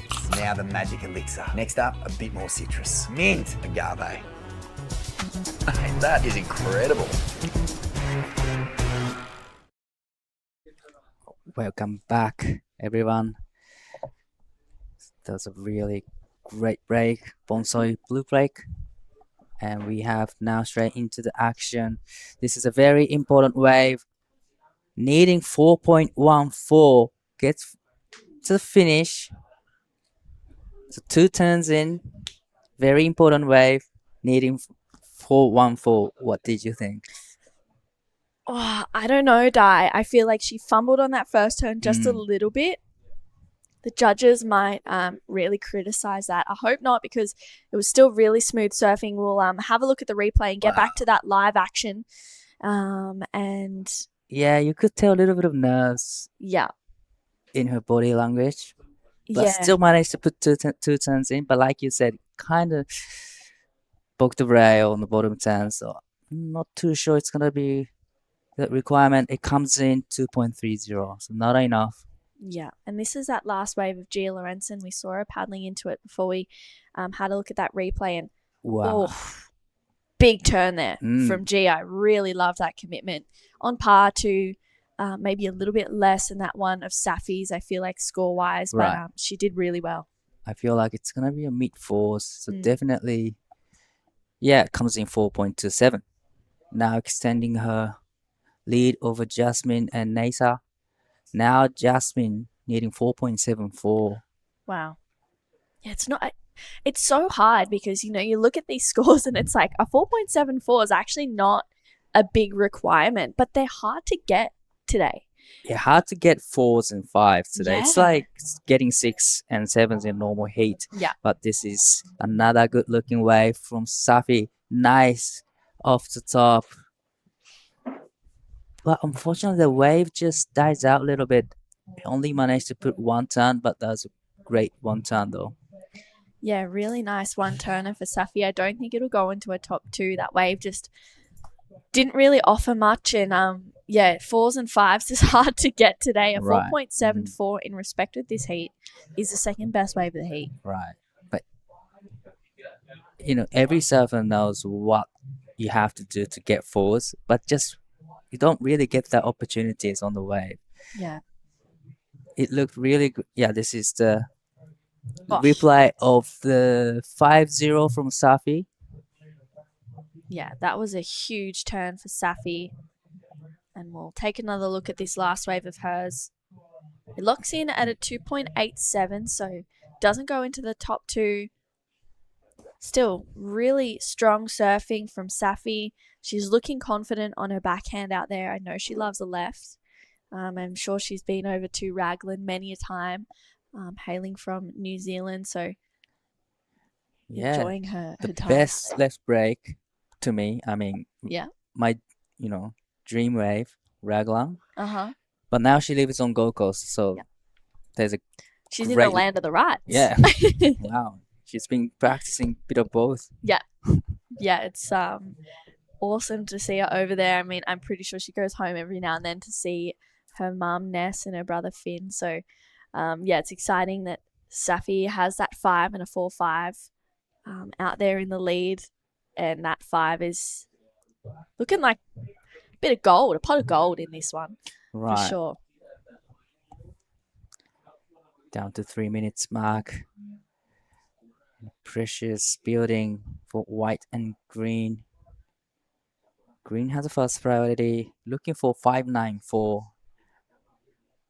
And Jasmine needing 4.74. Both scores are not a big score, but still it's kind of difficult and tricky to get those scores out there today. Mm-hmm. Time is ticking. Ocean kind of goes quiet for a while.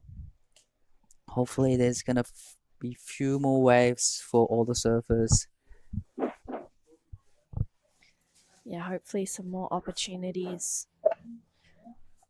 There is it's so hard, especially when it's slow, and we've seen so many heats, especially yesterday, where people were just dropping and waiting for something that wasn't coming. Right. And it, again, like we mentioned earlier, pay off. So I love this, catching wave mentality right now. We have seen a drop in the swell, but let's take a look at this third wave of Gia Lorenzen. It's a 4.27. Oh, I love that turn. Me too. Really solid, powerful turn from Gia. Comes in 4.27. Wow, Jasmine takes off. She's got third priority. She's looking for a 4.74. That's better surfing from Jasmine Sampson. But that wave didn't really offer much more for her. Nasa out behind. This is a very important wave. Needing 5.94, but managed to put one turn in. But I don't think it'll be enough to get 5.94 today. Just over a minute remaining in this heat. So this is a replay of lots of white. Nice first time. Little bit bogged the rail on the bottom turn. I don't know if it's gonna be a 4.74 that she needed, but comes in 3.13, not enough. Still have 50 seconds in this heat, but I don't think it'll be enough. There will be enough time for her to go back out and get another one. Yeah, I don't think so either, Di. I think, unfortunately, that wave was it was lacking that one good section. And to get into the 5s and high 4s, that's what you need to get. And, of course, it is difficult out there today with that drop in swell, but there's still moments where they do come through. Right. Hopefully she'll get back out there with 20 seconds to go. Looks like she's regained third priority. Gia Lorenzen has first priority right now, and we've got 15 seconds to go. Will Jasmine be able to scratch into one and get that 4.74 she needs? Last of Nasa's was a 1.43. Doesn't look like she'll get another wave in time for Jasmine, unfortunately. That was really unfortunate for Jasmine and Nasa. Looks like Safi and Gia is going to moving on to the next round. So we're going to go to the little break and we're straight coming back to the next heat. That's a weird looking smoothie, Vorno. Tell him, son, this ain't no smoothie. This is a smooth as broth base for our bonsai ramen. How long should we wait, Master Ramen? Patience, young noodle. Wait, and top secret, I need a corn. Behold, bonsai ramen. Moon-san, this is... Absolutely cooking.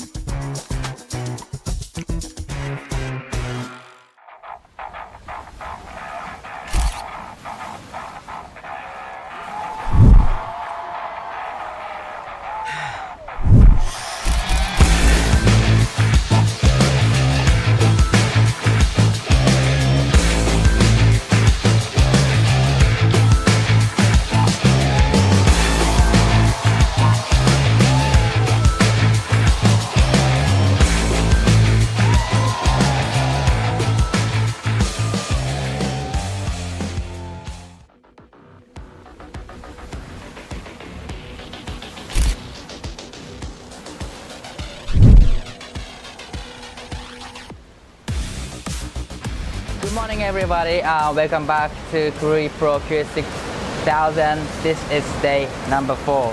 Wave looking sharp, on point, on fire. There's definitely a couple waves again today. It's dropped off a little bit, but yeah, there's definitely a couple gems to be had for sure out there. Still really fun. Remaining heat of men's round of 96 and moving on to women's round 72 and into round of 64, heat 1 to heat 8 as well. So stay tuned, everybody. Choo!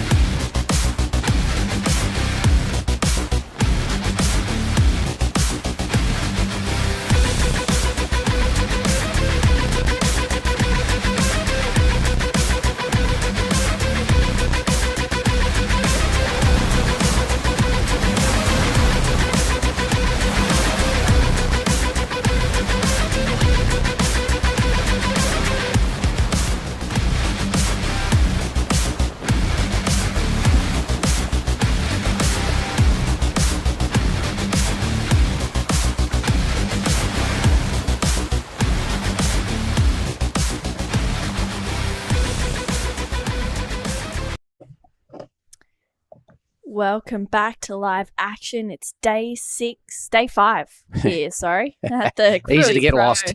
Yeah, I'm just like, wow, we are just motoring through it. I'm True Styling. Joined in the booth with me is Mark Clifton. We're up to heat 13 of the women's round of 64.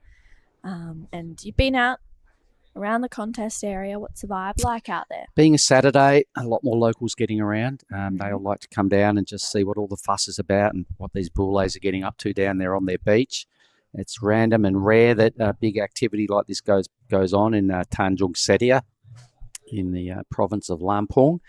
But here we are, right in their backyard, and we're going to see a lot of this. By the middle of the day, it's going to be jam-packed out there with all the local crew, just families and kids, and that probably not even really that sure what they're looking at, but they just want to be part of it and just, it's a little bit of a festival out there with all the little stalls, etc. Anyway, who have we got in this heat? Yeah, this is Deng Zhuiying. She's up on her first wave. This one actually locks in at a 4, so she gets a better start than what she did yesterday. She had a buzzer beater moment and tags it once again to finish. This woman right there, she is from the Hainan province of China, which is a super fun left reef. There's heaps of great beaches all around. There's actually been a few QSs held there as well in the past, and longboard QS and maybe even world title, potentially some world champs to be crowned there too from memory. So yeah, she's got that experience here, and yesterday was maybe a little bit jittery being the first heat. She had some really great frontside snaps, but she just wasn't getting the completions, and then in the last minute she got this absolutely insane wave. She needed a good score, got a 5.6. It was quite a bit of a familiar story yesterday. A lot of buzzer beaters going on. We've also got Charlie Stokes out there in the red. She had a good campaign here last year, I think, semi-finals or finals. She was right there at the pointy end of the event. This is her now, jamming on the inside rail. First opportunity to impress. Doesn't quite capitalise that time. In the blue, Kawai Minori and Hanasuri Jabrick in the white. Yeah, Minori, she's a experienced competitor, about 24 years old, and she's been in these events many, many times representing Japan. This is Charlie Stokes' first wave, Challenger Series competitor, nice first turn, and goes up. I love the commitment there.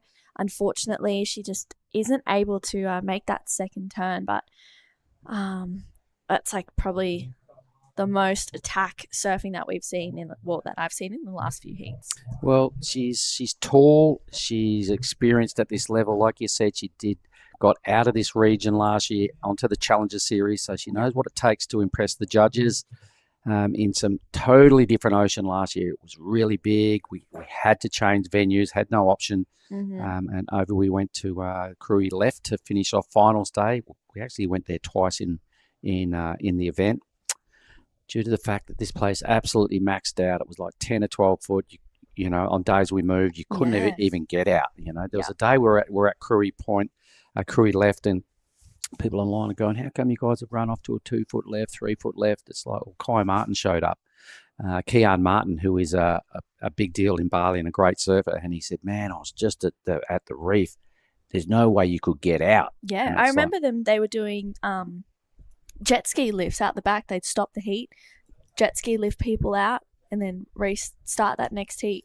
And it got to the point where even that wasn't an option. So we had to move, and it is always good to have a little backup venue. It should need be, because this place doesn't do its best work over sort of 8 foot. Even 6 foot can be a little dodgy, and things just swinging wide. Yeah. And it got to the point of, like just athlete care, looking after your what's best for the crew and to run a good event.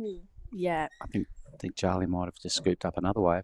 Yeah, Charlie gets that next wave in, and that change of location worked really well for Charlie. She got a third here last year. Yeah, I knew she was at the pointy end over there. I could remember that. So it was a semi-final, and these divisions. After the round of 16, we do swap to person-on-person matchups for our quarters down. So Charlie's hoping she can revisit that sort of form. Remember, she did really well out here on the big day to put herself in the semis. Found a couple of good waves. It was really tricky. I mean, last year, if you missed a wave and you looked around, it was like, oh no, and a set mode you down, you were gone for about 10 minutes. It was kind of, got a little bit unfair. So off we went to Krui left, and the team did a great job for the setup under the trees. It was really quite more than acceptable what they put together to run, and we had to hire a high-ace van for the production and take out the back seats and put all the production gear in the AC van. So the car ran all day just to keep the AC running, and that's where we did our broadcast from last year. Wow. But I think we're going to throw down to Dai Wacko with the winner of the last heat. All right, that was a little bit slower heat this morning, and not many waves coming through, right? But how was it out there?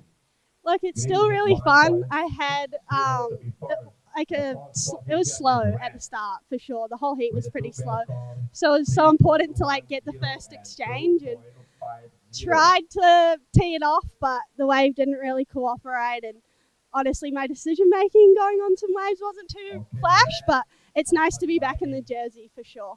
Yeah, True told us that you had a half year off last year, and this is the first competition that you finally back in. But did you have a little bit of pressure?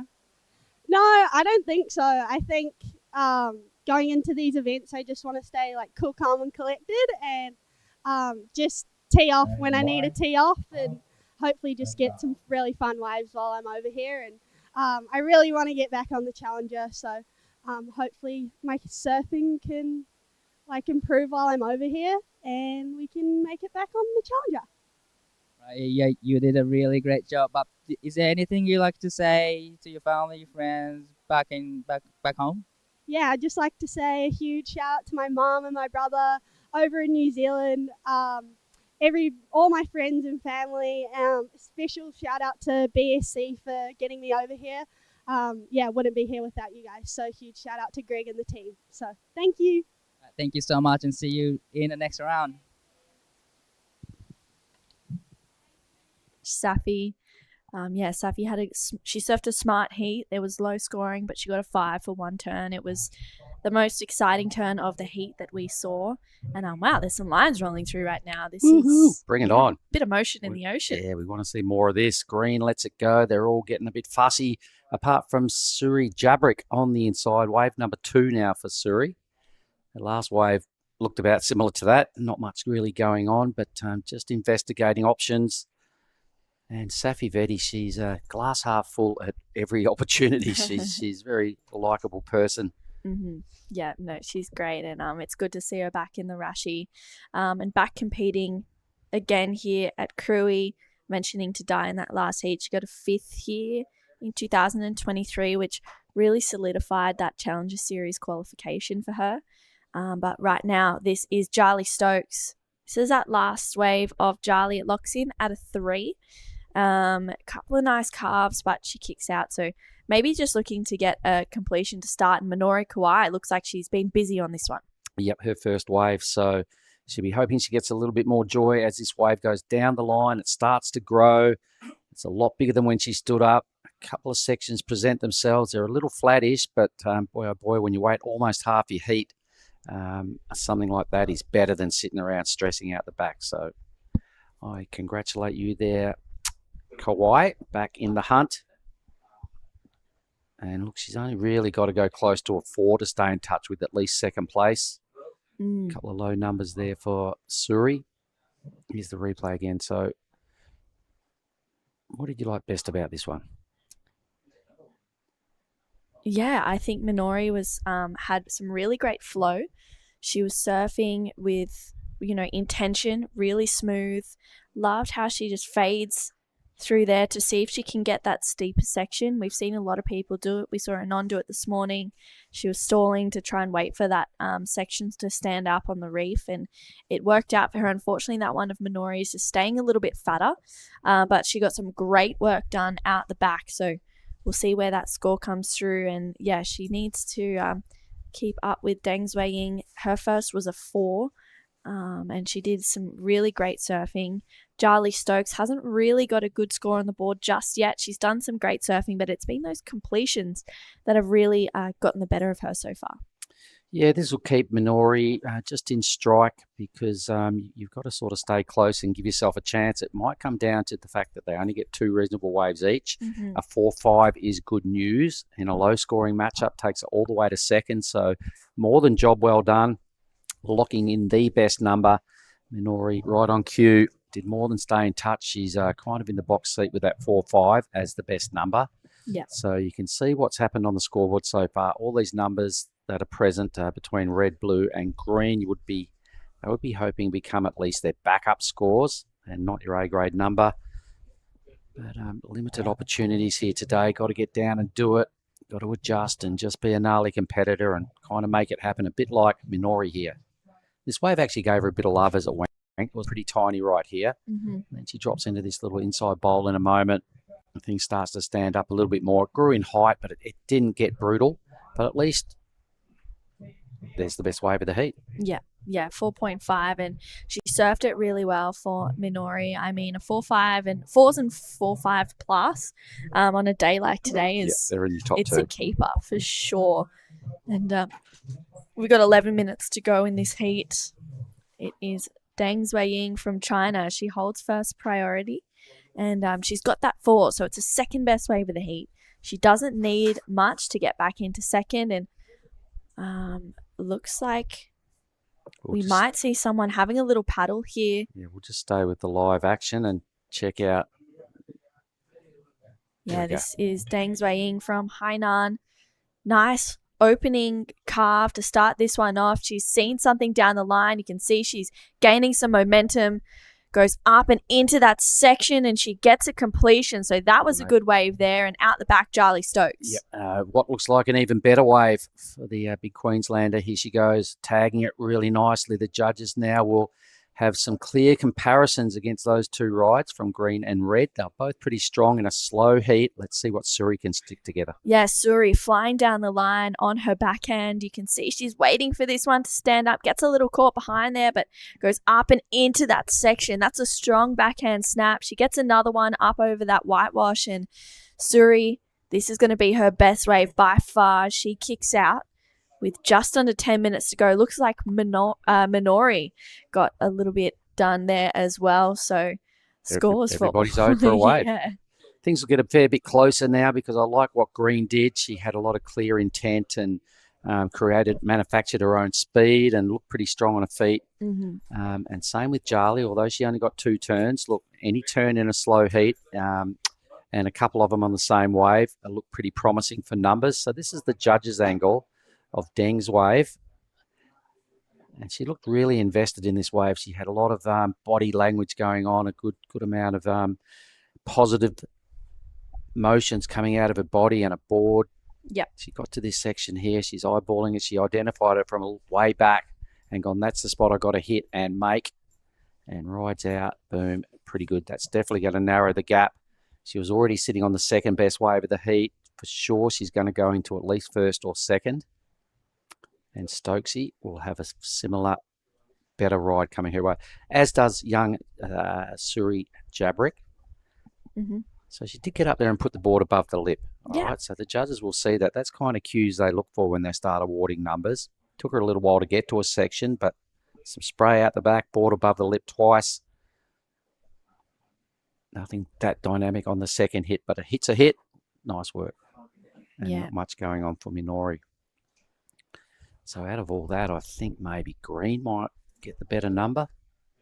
Either way, green and red will lock into the top 2 for me.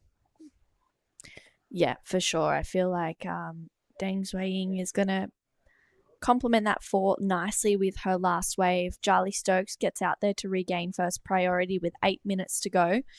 Scores to come through. And it looks like Charlie's is locking in at her best number. A few more scores to filter on in right now for Charlie and also Deng Zhuiying. Last wave of Suri is a 4.1, so that takes Suri into second, but we still have scores for the other 3 competitors in this heat. With 7.5 minutes to go, time is just sliding by really quickly. Judges are struggling to bust out of the 3 to 4 foot range. They're getting a little locked in here in the scale, but it's due to the surf. It's due to just equal opportunities that are going on. We haven't seen any of those real sizey A-grade waves roll through like we've seen in a couple of the other heats, particularly Lucy Dara's heat. If you remember that heat, there was a couple of real bombs that went on there. Yeah. It was only our second heat of the morning. I recall it well because they got buffed with good set waves. Those numbers out of those last 4 rides are all within touching distance of each other. So a very close matchup rolling out in front. The surfer in green has gone into first with a 4.3. The total is only an 8.3. She's just 0.4 ahead of Charlie Stokes, surfer in red, who sits out the back with priority. And the requirements are pretty low for both Minori in the blue in third, a 3.44, and Hannah Suri is right there as well, breathing over their shoulders with chasing down a 3.84. Yeah, it's really, really close between first and fourth, basically. I mean, everyone has a 4, and it's really only 4 requirements to just shake things up a little bit in this heat with just over 6 minutes to go. And love that 4.83 from Charlie. It was a good wave. She did some solid surfing on it. You know, the judges were rewarding that critical approach. So we'll see if she only needs a 3.47 to go to first. I mean, it is so close right now. And Charlie holds first priority. So she's in a really good position. Look, one decent wave to roll through in this heat could really make a huge difference because everything, the judges are just waiting to throw a bigger number. They're locked into the 3 to 4 point range. It's not their fault. And I'm sure they're just waiting to see something, a little point of difference. If somebody could get up there and really bury some rail and tag a good maneuver out of the top of a wave, I think the judges will be keen to open up their scale. So she doesn't get any credit for that end move, Charlie. So more of the same. And I know when you're sitting on a panel and you have heats like this, you can start to really have a little bit of a brain explosion. It's so frustrating. You want to bust out. So I think if somebody can do a real quality top to bottom move, the judges will be happy to throw a number at it. Oh, absolutely. And it's just hard to find those sections. But wow, that last one of Charlie Stokes, I mean, she did so well. And then that end turn, it just seems to be catching everyone off guard. I don't know what's going on. It looks like she just had a bit of a fumble, but it's definitely going to be the 3.47 she needs to go to first regardless. She got some really good surfing done. There was some nice turns, a bit of variety in there as well. So scores to lock in for Charlie Stokes with 4.5 minutes to go. Yeah, I can see it improving her situation. It's definitely going to lock into a top 2.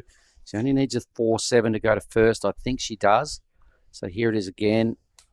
So she's a tall surfer, uses her limbs and her length to her advantage, and looks good when she gets the turn done up near the lip. So that one there doesn't factor in, but it's still a 4.47 for her second best score. Now, here goes the speedy little Deng. She looks always invested when she stands up, and I'm not sure what happened at the start of that ride, but they are now in first and second. Here goes Suri. Wow, Suri's on a good wave, goes up for that first section, but just runs off without her, unfortunately. It looked like, crystal clean wave. That was so beautiful, but unfortunately just stretches out in front of her. and scores to come through. Deng Zuiying also getting a wave in there. So we'll see. She needs a 5 to go to first. I'm not sure if that'll be the 5 if it was just a 1 turn with 3.5 minutes to go. So Minori needs a 3.8 now to go up into second place. And Suri chasing a 4.21. I don't think it's going to be the 4.21 she's looking for from that last one, though. She needs a bit of clean green face. She's been stuck behind on 3 of her 4 rides. So we know she can do it. She's just got to capitalise on, getting back out there last 3 minutes. You've got to find something a little better than what 3 of her other previous waves look like. That she's the only one with a really dodgy second number. Mm-hmm. So the requirement is still quite low. She's staying. The door is open. Yeah. Just got to kind of get it together and do your best surfing. And it's going to be difficult in 3 minutes due to the fact that she's not even back out there yet and not in the priority rotation. There she goes. Just picked up 3rd priority. Last score will be a throwaway, you'd imagine. It looks like that last wave of Deng Zuiying, it's a 4.33, so it goes into a top 2. And Minori needs a 4.13. Suri chasing a 5.43. 2.5 minutes to go. Well, it's a battle of the 4s. Yeah. Sitting there as a judge, they just want to bust out. Somebody just hit a lip and that was pretty sick. So that was a good turn in this heat. So you can see where most of her points came from on the last wave. For me, really good. There's really good things to like about what Deng's doing here. Yeah. Team China, there have been a lot of them here. I can see, apart from young Suchi, I can see this one here looking pretty promising in the team lineup. Mm-hmm. And should she get through this heat, and I can just see her. I'd love to see her on a wave that opens up a little more, because I think she's got that burst of speed. She's got power. She's prepared to attack and looks pretty sharp off the top of the wave. So Yeah. I can't wait to see her on a wave that opens up a little bit more. Yeah, I agree.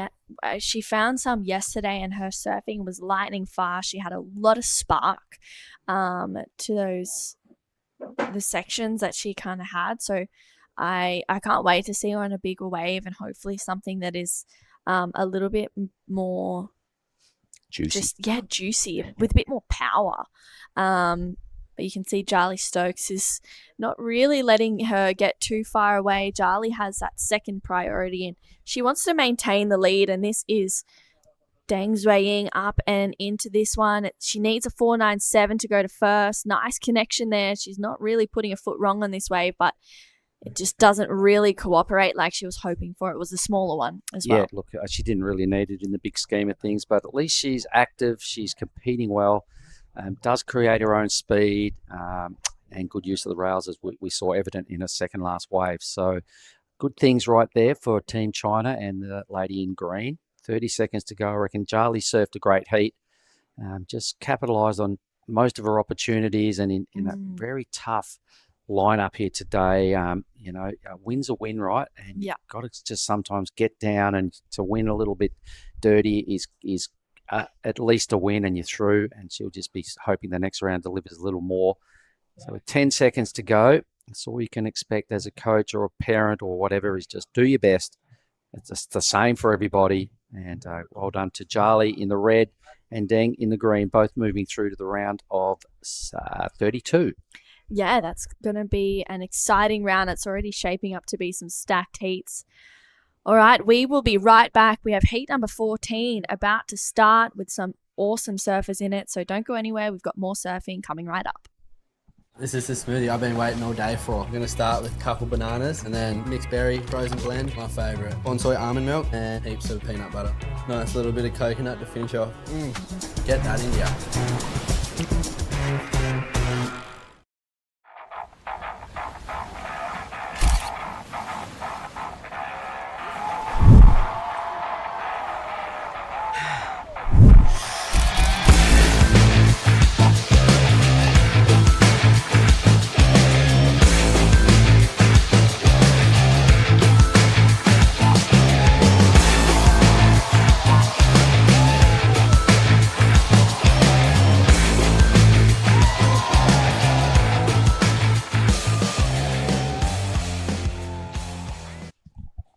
We are back. Here's our next heat. Sitting in the lineup, it's heat 14.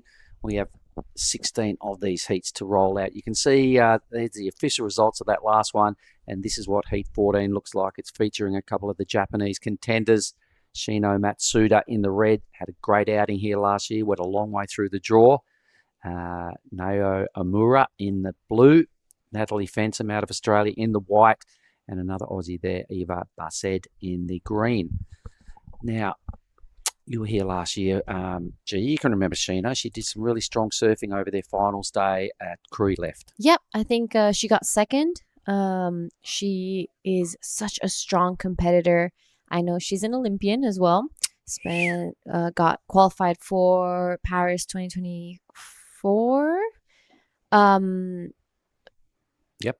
Yeah, Paris 2024. Sorry, I lost. And they did their stuff in Tahiti. Years. Yeah, so she spent a lot of time in Tahiti. She spends a lot of time here in Indo.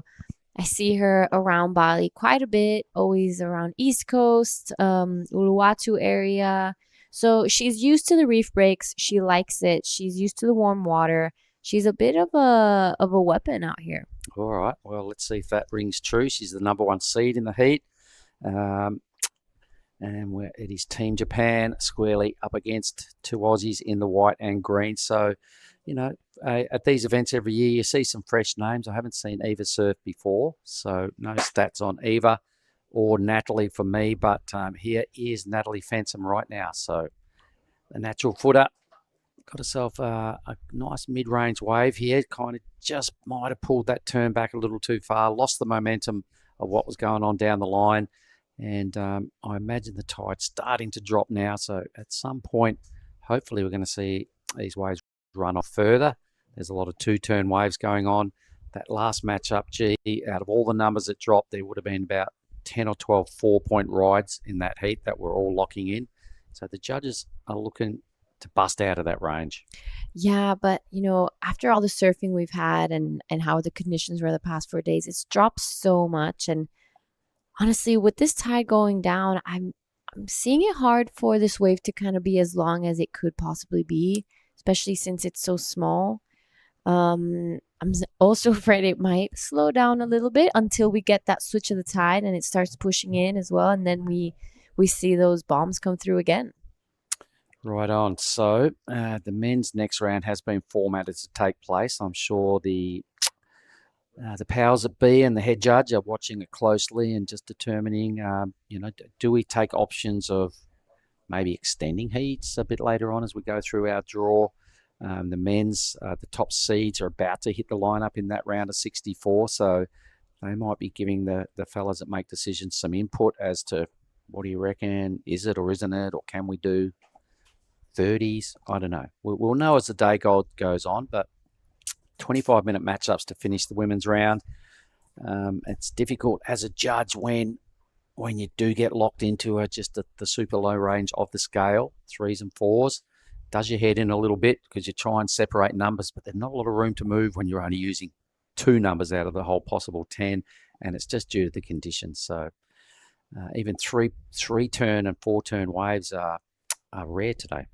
Yeah, but hey, we're being picky. I mean, it's still firing. We've seen so much good surf in the last couple of days. We're just a little spoiled. If this was a beach break and you rolled up for a contest somewhere and you said, "Oh, how's that left bank? Yeah, let's get over there and surf that."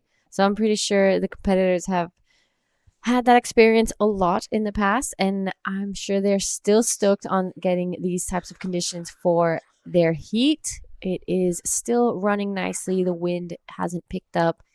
And it is going to be a good day of competition still. We've had some great scores already drop. We have some sets coming through. So it's just about being patient and being on the right ones today. Having priority at the right time is absolutely golden today. The ocean's being a bit moody. It does what it wants when it wants, and you've just got to try and tap into the rhythm of it and make some sort of sense. I haven't seen anybody really investigate up the reef any further today, but at times when we see the drone footage, you can see some waves up there that people online might be going, how come no one's there? Well, it's not high percentage play, but if they come through up there, it would be a good option. Here's Natalie Fensom's only score of the heat. It's a 4.67.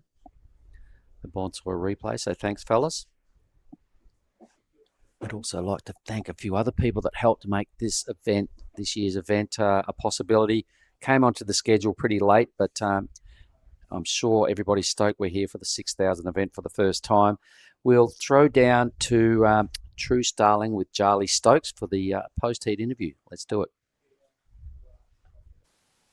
Thanks so much, Charlie. Yeah, that was a really tough heat. It was pretty slow. Yeah, it's pretty small and slow out there. It wasn't a very good heat on my behalf, but still stoked to just get a couple and get through and get the first heat out of the way.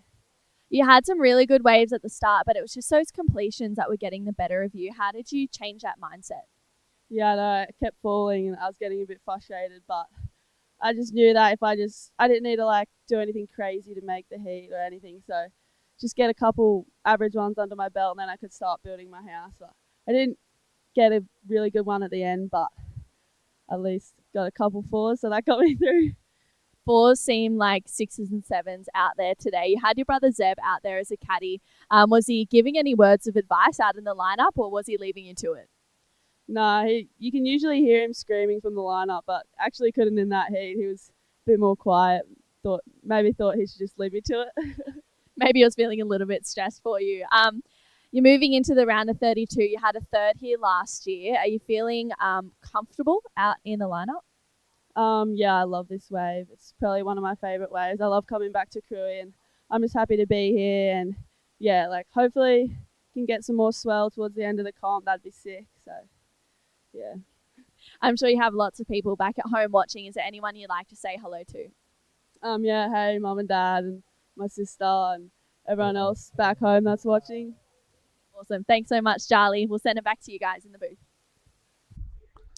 Thanks, ladies. Here's some live action. This wave has been going on for some time, so a very useful wave for the surfer Omura in the blue Rasfest here out of Japan. That's turn number about 8, I think, on this wave. So we'll probably have a good look at it again a second time. But it was kind of flattish, but when you're doing lots of work over an extended length of ride, the judges have just got to take note. I didn't really see the start of it. It happened during our post-heat interview. Omura, it looks like the wave score is in already, so nothing brutal. Lots of mid-face moves here. You can just see how flat it is, but a swell's a swell, and she's got something on the scoreboard. Yeah, the 3.5, and on a day like today, that's actually a pretty good score. So you're right. This wave didn't give her too much to work with, but I think she surfed it really well to the ability of what it was offering. Nicely done from Nawamura. So first time I see her around this area.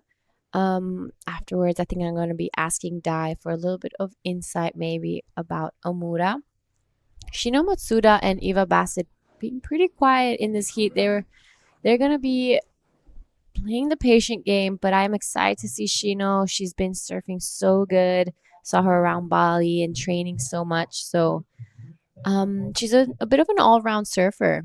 She's good with the beach breaks. She's good with the reef breaks. I know she has been really working on her YouTube channel as well. So that was Eva Bassett. Now just a one turn on a smaller inside one. So now Shino at least will pick up top priority for the first time in the heat. There it is. So she can just sit anywhere she wants now. We'll be really keen to get some runs on the board, I imagine, as soon as possible because we're rapidly approaching 15 on the clock.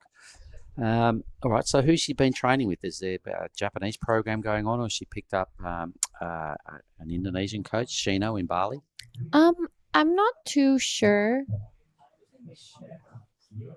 She doesn't usually travel with a coach. I haven't seen her. I haven't seen her really traveling with a coach, but she's been doing the rounds for so long. She knows what she has to do to win those heats. She showed us here in Krui. She got second, and that's a huge result. She's a huge name in Japan as well. She qualified for the Olympics. So she is a deadly competitor. Like I said, all-round surfer. I've seen her charging Fiji. She spent some time here in Krui and as well in Nias practicing for these events. Spent some time in Bali. I've seen her surfing. She really puts the time in and just really all-rounded. And I think that's a great thing. Yeah, she's a great package. The sponsors really want that. People that are just flexible and are able to, fit in everywhere. She is great in front of the camera as well. She's Cameras love confident. Shino. Yeah. Shino loves cameras, and she does it well. So she just needs to start some sort of campaign here. It's a big deal, these 6,000s. Being representing Japan at the Olympics and having major success here last year. I'm sure she'd love to go a place better than the runner-up finish behind Mirai last year. So, placing second behind Mirai is basically like a win because no one else could beat Mirai last year.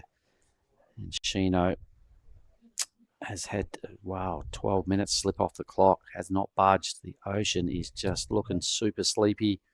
There's just little mini moments here and there that the others have tapped into. And as it's turning out, Fensom's very first wave of this matchup is looking like a very smart decision. She's in the white. 4.67s are more like 7s today. They're definitely releasing some sort of pressure. So for Omura, Based, just little mini scores. I wonder how Shino keeps it all together at these moments here. Like another little swell line presents. Green says, well, if you guys don't want it, let's just have a little look at what's going on down the line. This is Eva. Not much juice in this wave. Does get a couple of swacks away. A third maneuver. Winds up, completes it. All right, her best score. Definitely will move into second. That was actually really nice from Eva. A bit of a wave under priority. It was small, but she surfed it really nicely. Gained in momentum as she went, so probably did her better move last, but just started winding up, stomping on the back foot, putting the board above the lip. Judges sort of look for those little cues. So it won't be a big score, but in a wave-staffed heat where that's only the fourth wave ridden. She's the first one to get 2. She may challenge for the lead. Let's watch it again. Yeah, so that first one, she got a little stuck there, but these last 2 turns were much nicer. I liked how she finished it. This wave kind of stood up for her a little bit more. So 3 turns, very similar, but that wave wasn't offering too much more. Shino's looking invested in the red. We'll get back to the green score in a moment. I think it's in. Gets her into second spot. It was a high 2. So the judges, they still want to see something better. They're leaving a lot of room in the scale. Here's Omura, wave number 2. She's got a 3.50. Tags it. This is a much better looking wave. It's often a little bit of juice. And looking to throw it up for a third time, but comes unstuck. There's a set unfolding out the back, G. Look at this. Yeah, and I'm surprised to see Shino not on any of those ones. I thought that first one she was looking like she was in a good position, but maybe the drone angle was just... It's just a much bigger set than there's been for a while, so Yeah. it's caught them all a little wide, apart from paddling back from her last wave, Eva. Still just having a squeeze, but it's not connecting. It's Shino now. Here we go, G. Oh, this is a good looking wave from Shino Matsuda. Sets it up, wraps it around here. One of the bigger waves we've seen this whole heat.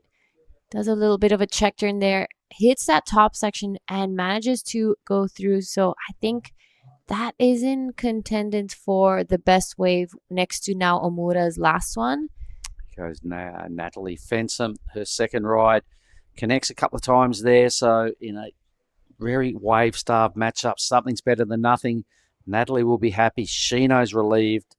I think just purely with the size of the wave of Shino and connecting a couple of times, the judges will probably favour it. And, geez, she was in the right spot. She waited, nerves of steel, she waited 14 minutes for that wave. Yeah, and she surfed it quite nicely. I think that was definitely the biggest set we've seen in this heat and in quite a while. Yeah. And so that's what might have been going a little bit wrong with the ladies. They were fluffing around and sitting in there and catching some small waves and getting drifted up the point. And then that set came through and it was just a lot bigger than the rest. Caught him a little off guard. Here goes Eva again, chipping away on her third ride. Yep, so Eva just keeping busy on the inside. She's probably seen the past heats, how slow it's been. So she just wants to get some scores on the board. She has a 2.87 and a 1.67.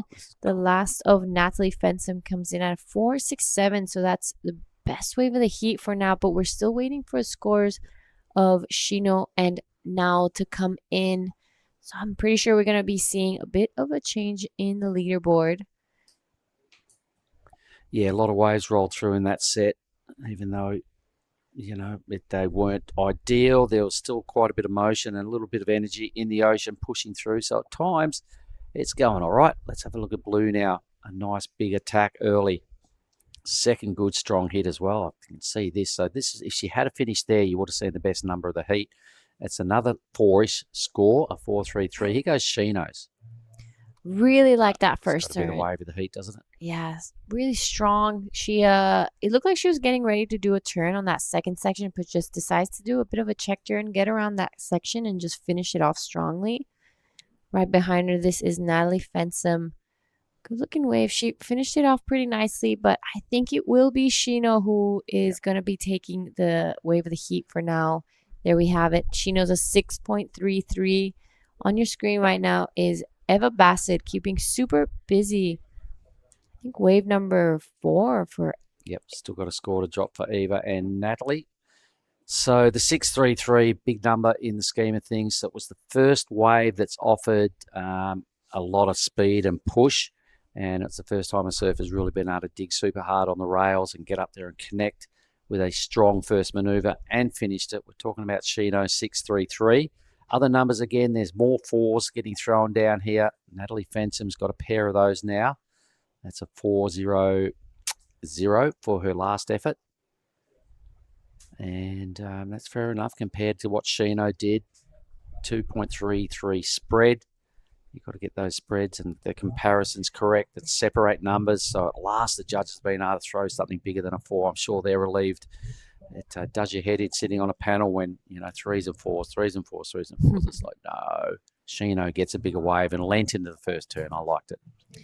Yeah, and showing exactly why she is an Olympian and she, spent her time. She waited a long time for that wave, cashed in her priority, and it really worked out for her. But she is in third for now. She's going to be wanting to back it up. Only needs a 1.5 to go back into an advancing position. So I'm pretty sure she's not too worried just yet.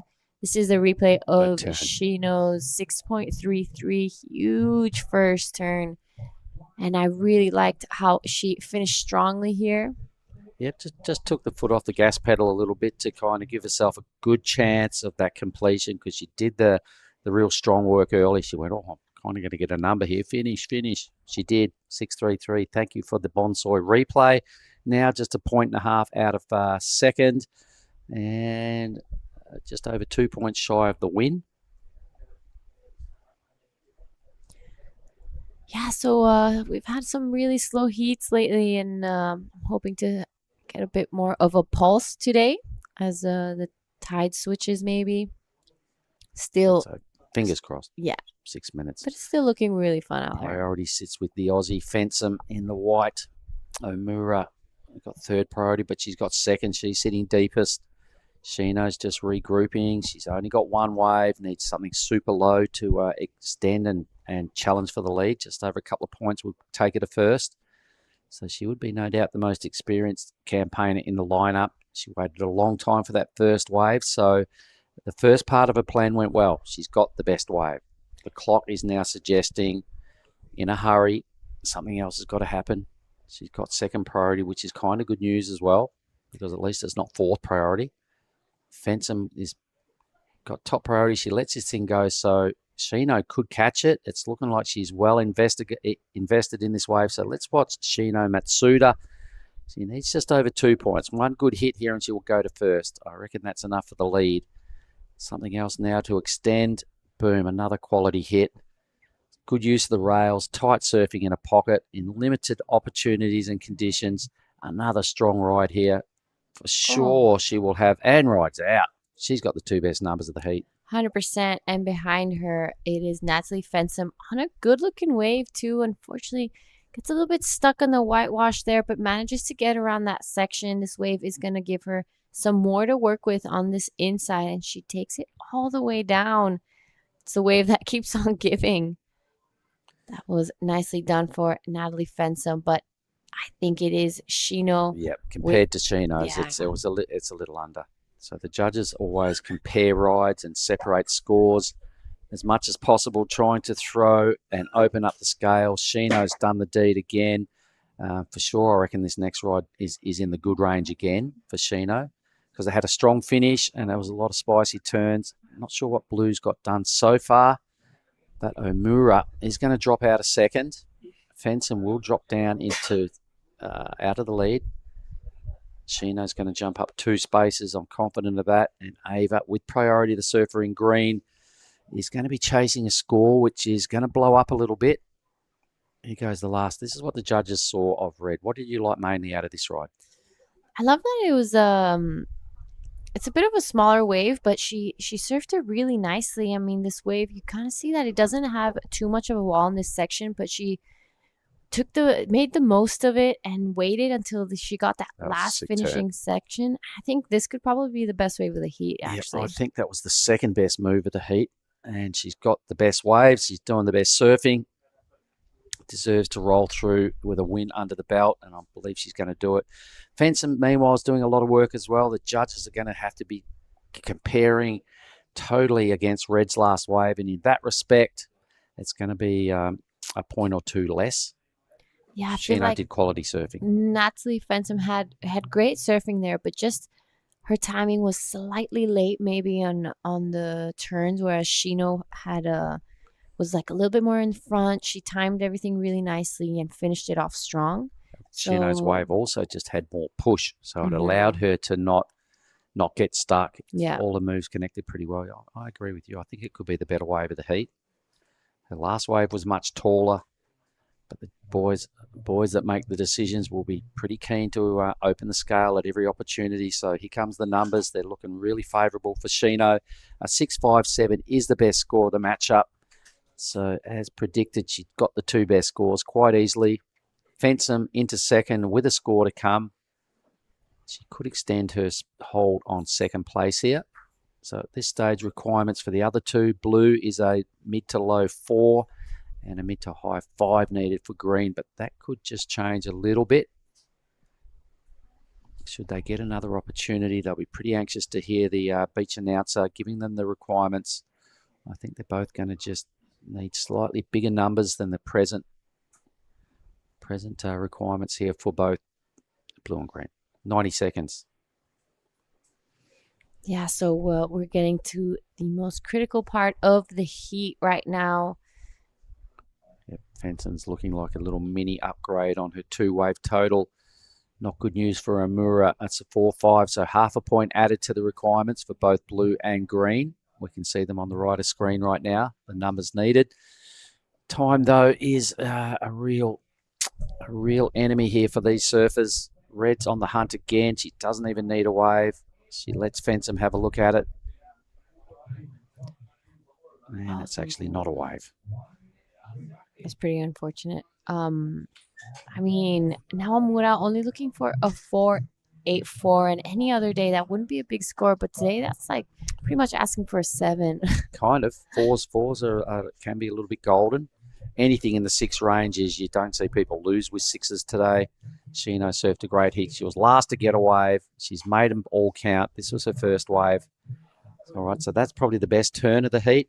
Last wave, her last maneuver was probably the second best maneuver of the heat. So that's what the 6.33 looks like. She's got a 6.57 coming right here. All right, so there was a lot of work done, and a lot of it was just tidy work, always in the pocket. The wave had enough energy to not have to pump too much and just, work on rail to rail, turn to turn. This M maneuver here for me, second best turn of the heat. Here it comes now. So really got up there and clipped it and leaned back hard on her heels. Lots of quality about that. Really good control. Shino through. Natalie Fenson follows her into the round of 32. All scores are in, so we'll throw to a quick break and back with Heat 5 in a moment. There's one thing we all love to bits. It's a fresh spritz. A little bit of ice. Juice is worth the squeeze. Now the magic elixir. Next up, a bit more citrus. Mint. Agave. That is incredible.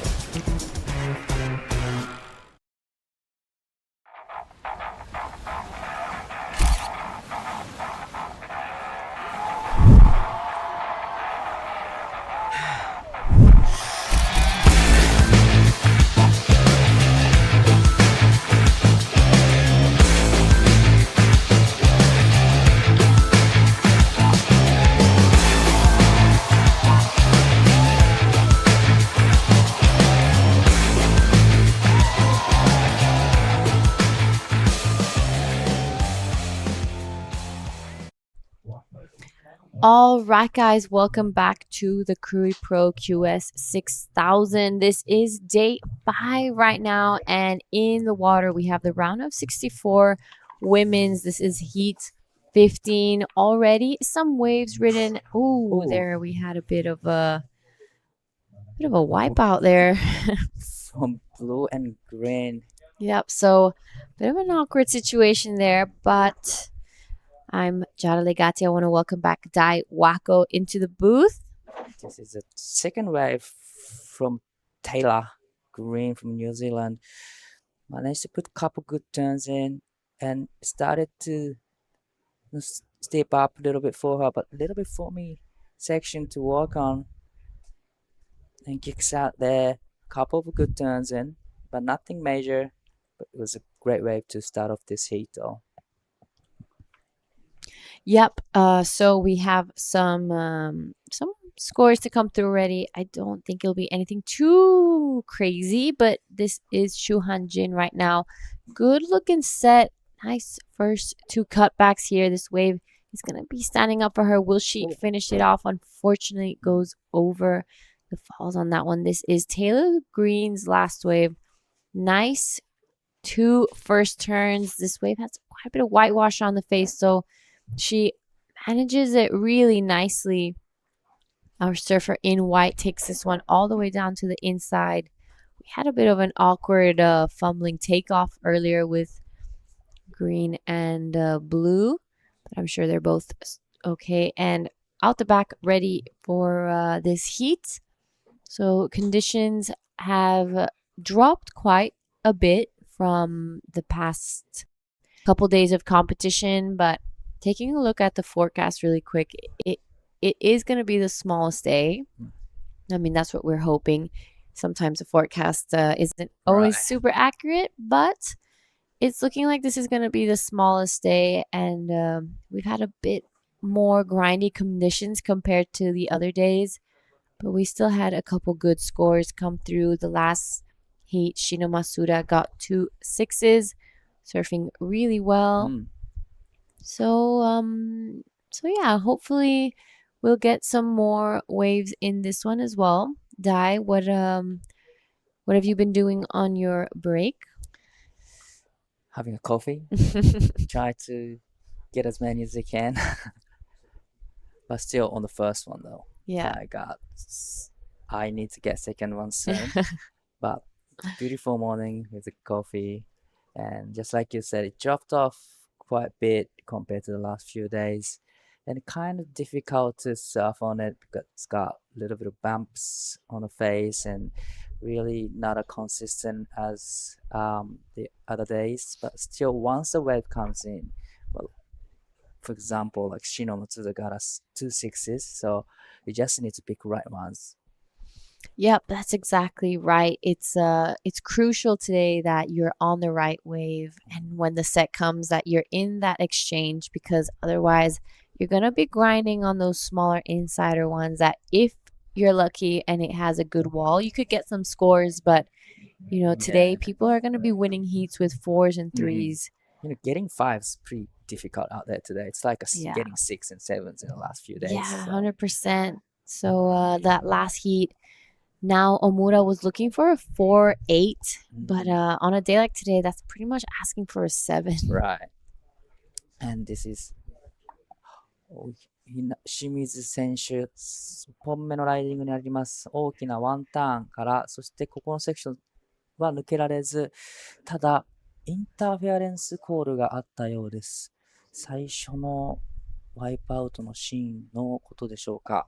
But there's a little interference called from, blue on green. Yeah, so Wow. that takeoff earlier, we have had an interference call.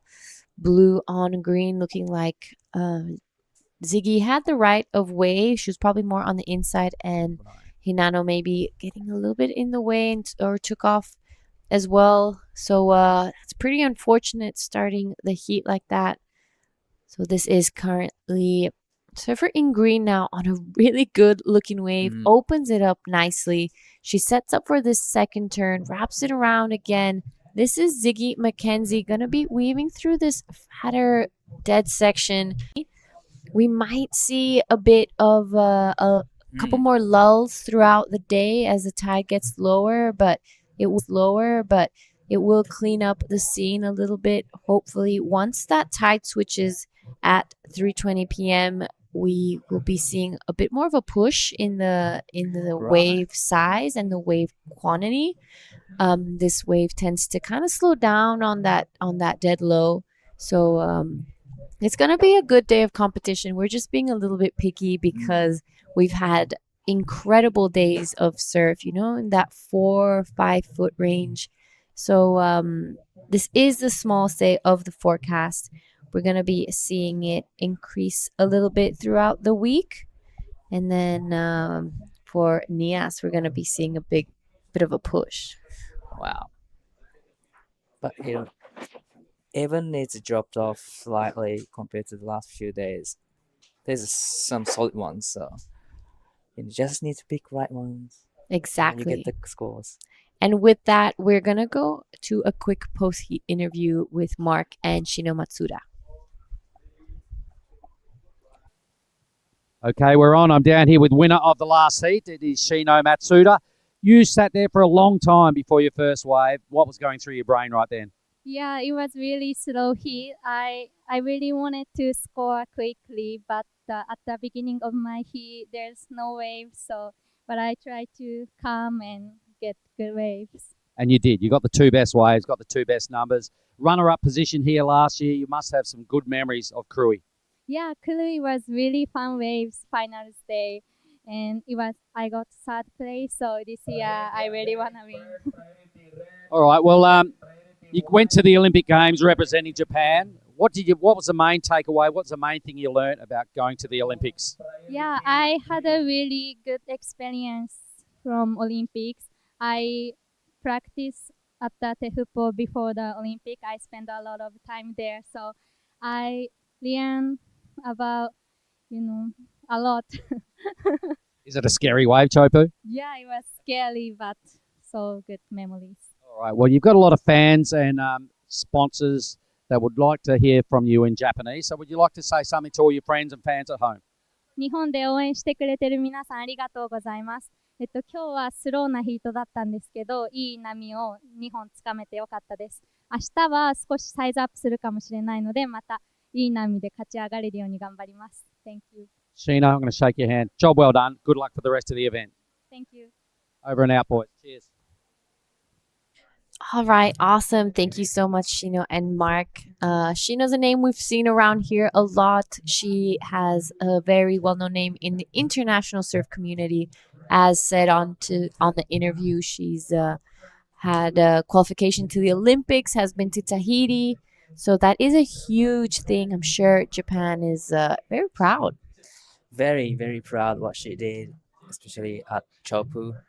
It's like such a dangerous place to surf, but she charges a lot. So on screen, that is Lani and her sister.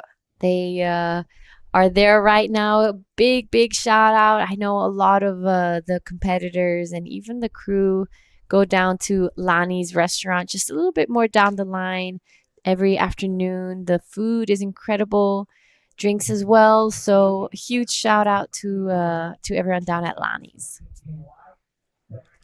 But yeah, so I know in Italy they told us that the Olympics is a huge deal, and qualification to the Olympics can practically change your life and can give you a huge push in your athletic career. Would you say it's similar in Japan? Definitely, I would say similar. I mean, exactly same thing will happen because all the bigger companies will be interested if you are an Olympian. So definitely it'll affect a lot of good thing in an athlete. So you really aiming for to be an Olympian surfer, to survive in this industry. Yep, and Shino already had a big name in Japan in the surfing world. I feel like since she's had that Olympic qualification, her name grew a lot, and she's had a lot more sponsors and interviews, and her surfing career just really took off post since the qualification of Paris 2024. Definitely, it went to the next level. Just step up, and a lot of exposed on the media, a lot of interviews, like you said, and a lot of sponsors. All the sponsors pushing her so much right now, and she's been busy, but she's maintained her practice in Bali, Nias. She's very really like busy woman, but still managed to spend a lot of time in overseas just preparing for Krui and Nias. Yeah, and it shows just how important this WSL events are for her. Not just the qualification to the Olympics, but she spent some time in Nias before the event. I know she came here to Krui as well. She spends time in Bali. She trains there a lot, showing that she's really comfortable in these Indonesian reef breaks, and Definitely. and an all-rounded surfer. I was telling Mark earlier, she's good with beach breaks, big solid surf, and long peeling rights and lefts. This is a replay of Ziggy's last one. Came in at a 4.27, so pushed her straight into second. It is, though, Taylor Green with a 4.67 and a 0.77 in first. So unfortunately, Ziggy wasn't able to close this one, but it was looking like it was going to be a pretty good score. I'm sure she definitely would have busted into the 5 or 6 range if she did. So. Right. Well, this is Jin Shuhan up and riding, nice off the top, racing down the line, and gets the second one in. Does a better looking turn, and gets a connecting turn. Try to navigating to the inside, just waiting for the section to stand up, but she kicks out. But that was great surfing from Jin Shuhan. Yeah, you're right. Really good surfing, and Ziggy now out the back. Good looking wave here. This is probably one of the biggest ones we've seen in this set. 2 more open face carves there. Unfortunately, just gets a little stuck there. This is now Shimizu. Really good first turn and shuts this one down. She manages to hold on. Unfortunately, Hinano has an interference call from earlier in this heat, but she with the conditions we're seeing today, she probably could still get a chance to pass. 清水選手2本目のライディングになりますが、これは2発しっかり大きな技を入れてきました。テイクオフでパドルインターフェアをしてしまってこのヒートがスタートしましたが、プライオリティインターフェアではないので1本が半分になるということですね。で、今のが2本目のライディング、いいスコアになってきそうです。So if I'm not wrong, I think Shuhan Jin is riding the Channel Islands Happy Everyday model or Better Everyday. An incredible board. I've had a couple in the past, and it's a board that goes really well in these more grindy conditions. This is the one I'm talking about right now. It's with the swallowtail there. It just has so much speed and flow. It doesn't have too much rocker. So good for when the waves are a little bit more flat. This is Taylor Green right now on screen. So a wave we hadn't seen on the live, but thank you for the Bonsoy replays. We're able to see all the scores come through and all the waves on screen. This is Ziggy's last wave. That was really unfortunate for Ziggy. 清水選手のこれが2本目のリプレイになります。しっかり大きなターンを1発、2発、そしてこのフィニッシュが入る波というのがあまり来ていない時間帯になるので、この波はかなりいいスコアになってくると思います。現在、ラウンドオブ64、ヒート15が行われていますが、ヒート16が終了後はメンズのラウンドオブ64に移行していきます。Yeah, so back to Shuhan Jin. I think she's running the Happy Everyday. It's a board with less rocker. Usually recommended to be ordered with a swallowtail if you want it for a bit more grindy conditions. So I just want to bring attention to the fact that with this drop in the swell and it's a little bit slower out there, the wave isn't so bowly. we're going to be seeing a little bit of a change in equipment from most of the surfers. Yeah. They're going to be putting away those pintails and sharper looking boards and maybe go into a bit more of those less rockered boards with just a bit more round lookingness to them. No, I've been talking to the Japanese surfers, and they're saying they bringing a lot of boards. Everybody has like 4 or 5 boards here, but mainly longer board. So I was kind of wondering if they have the board for those smaller size, fatter kind of waves. Exactly. And when you're thinking of the events Krui and Nias, you're thinking big yes, solid barrels. So, the type of equipment you bring is specifically for those waves. So when you do get some smaller days like this, it's all about who really comes 100% prepared and brings boards for these situations. It's that extra point of difference for maybe passing a heat and not. It just shows how much time and preparation goes into all of these events for these surfers. They need to be they need to kind of predict the future and be ready for anything that comes. Definitely having those equipments ready give them a little bit more confidence in surfing. You can push a little bit more into it, so that's just like you said, slightly gets extra point or bonus point on surfing. So definitely need to prepare for every condition, but for places like this we're expecting the big surfing, so.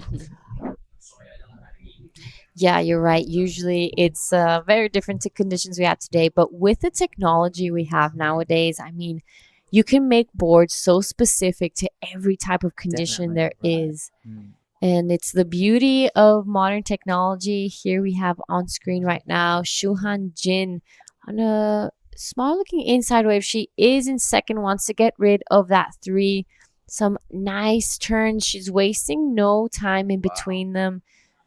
And really, really smart surfing from Shuhan. She wants to keep busy. She wants to make sure she has the score on the boards. 清水選手、3本目のライディング、先ほどのライディングで 5.27 をマークしています。現在必要のスコア 4.72。これは小さい波ながら肩が張ってきました。いいライディングを重ねています。1発、2発、3発、4発目もバーティカルにしっかりと攻めてきました。これで 4.72 を出すとインターフェアしながらも2位のポジションが上がってきます。今のスコア、今のライディング、この 4.72 が出てきそうないいライディングとなりました。So now Shimizu Hinano needing 4.72 going to second. To me, feeling like she got the requirement, but this is a replay of loss of red. This is a smaller size waist, but the board looking good under her feet. Yeah, it's looking really sharp and alive under her feet and sparky. So that's the type of equipment you want on days like this. This is Hinano Shimizu, currently sitting on the best wave of the heat, a 5.27, and she's absolutely killing this. Really in the pocket, super tight. So unfortunately, she does have an interference. I'm sure it was a non-priority interference, so it could be that her second wave just gets cut in half. Depending on what type of interference, there is a different type of penalty. For those of you who don't know about that. But yeah, she's looking for wave 4.94, and the last of blues was great wave and great surfing from Hinano. So could be a requirement. You're right. And Hinano is currently looking like the sharpest surfer in this heat. She's been on the best waves. She's taken advantage of the waves she's gotten. So there we have it. Hinano's last one comes in at 5.33. So her second wave gets cut in half, a 2.64. She does go into second. This is now Taylor Green looking for a 3.31 to go into second place. That was a good looking turn. Sets up for the second one. Only gets 2 turns here. I think it will definitely be the requirement depending on the beach angle, I think. that drone angle can be a little bit deceiving sometimes. But still managed to put 2 turns in. And it was a smaller size waves, but in this kind of condition, you don't really need a bigger size to get 331. You can do it on the smaller size waves, and she managed to put 2 solid turns. But like you said, we like to watch it from the beach angle. Everything looks better from the drone. 2 minutes and 30 seconds remaining. Precious building for every surfer. There's not much difference between all the surfers. White, Taylor needing 331. So this is a beach angle from the last of White. Nice first turn. And this is a replay of 4.67. Yeah, so I think you're right. This is the replay of Taylor Green's 4.67. She wants to get rid of that 257. A 331 is the requirement. It's not big at all. This is Ziggy McKenzie's 477. It was going to be definitely one of the best waves of the heat, but unfortunately she kind of fell off that last section. So it did cost her. We're just waiting for the last of Taylor. It's going to be close to the requirement. I think it's probably just going to be just under. Yep, comes in at a 3.20. So not enough. Taylor still needing 3.31 and Ziggy now needing 3.71 with 19 seconds remaining. But she has first priority and she's having a look at this one. This is going to be an important wave. Yeah, so we're about to reach the 1 minute mark. It is Ziggy McKenzie now looking for a 3.71 to go back into an advancing position. 2 good turns, wraps it around again. She is going to have to finish this one off to get it. Oof, and right behind her, current heat leader is Shuhan Jin. 2 good opening turns. Does she finish this one off? And she does. Ooh, just under 50 seconds remaining. We love to watch, wanted to watch from the beach angle for the last of Green. But now Taylor has first priority. It's going to be a very important wave, needing 3.31, gets first section and gets a second turn and gets a finish on the smaller size waves. Does Hinano have one more chance? Wow, okay, so scores to come through for 3 surfers in this heat. Here are some of the beach replays. This is Taylor Green. Her requirement is a 3.31. Finishes this one off strongly. I think this one was looking a little better than that first one. Gets a finish turn, so we're still waiting for the last of red, white, and green. This is very important exchange for white and green. Needing of small scores, and they all gonna be really close. Okay, so this is Ziggy's last one. A bigger looking wave. 2 good turns here. She manages to finish this one off as well. So, wow, there are a couple scores to come through. Ziggy's last one comes in at 4.60, pushes her straight into first. Now it is Taylor Green. 3.76 is her requirement. Shuhan Jin is currently in second, so we're going to be seeing the replay of her last one. So she's looking for a wave to beat her back up. It's 3.80 on this one. And she gets a finish as well. Not a big turn, but still managed to put a couple turns in. So if she beat the 3.80, then she will extending her lead over Taylor. This is Taylor's last one. So she's looking for a 3.76. Smaller wave, surfed really nicely in the pocket. It was super tight, but this is going to be a really, really close finish. So it's all eyes on Taylor Green. Her requirement did increase. Now a 4.19. I think probably the wave size is going against her at this moment. Not so much her surfing, because she did the best she could on that last one. Critical moments. Unfortunate for Hinano Shimizu, she would have been in first place. She got 2 5s. She was surfing the best, but because of that interference, She goes straight to third, so that is very unfortunate for Hinano. Best surfing in this heat. Definitely unfortunate for Hinano, but he's still waiting for the last of white. Needing 419. Judges are having a great time to think. I think it's going to be pretty close, but Right. I don't know. I think the only thing going against her right now is the wave size. She did three great turns, finished it off strong, but it was definitely one of the smallest waves of that exchange. So the judges are going to be replaying the other waves, comparing it to Taylor's one, and taking a good look at it. This is an important score right now for Taylor. She will be begging for it. Right. Shuhan did increase her score with that last one, so smart surfing there. Her board is looking really good under her feet right now.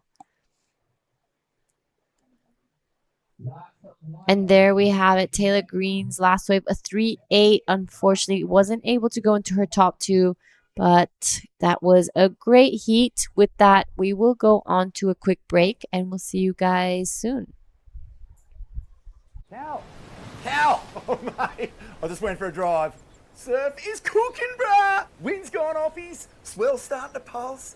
You all fueled up? It's you and me, man. We're going to get cone today. Yeah, let's go.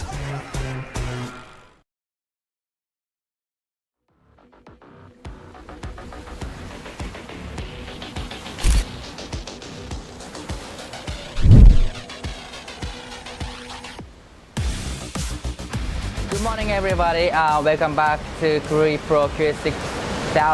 This is day number 4.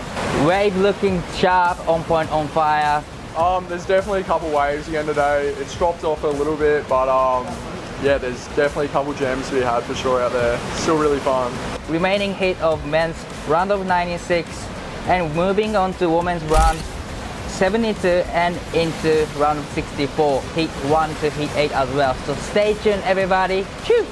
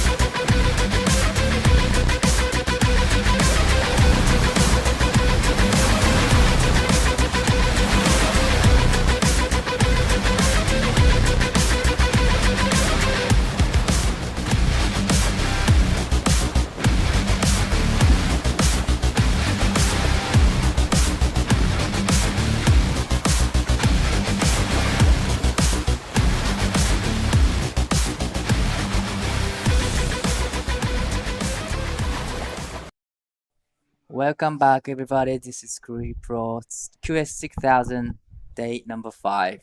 We are into women's round of 64, heat number 16. We have Sumomo Sato, Saima Niwa, Imari, Hearn, Isla Haput? Isla. Sorry, Isla Haput. I'm here in the booth with True. Hello, Di. Thanks for correcting my pronunciation. That's okay. I appreciate your help all the time, basically every second of the day.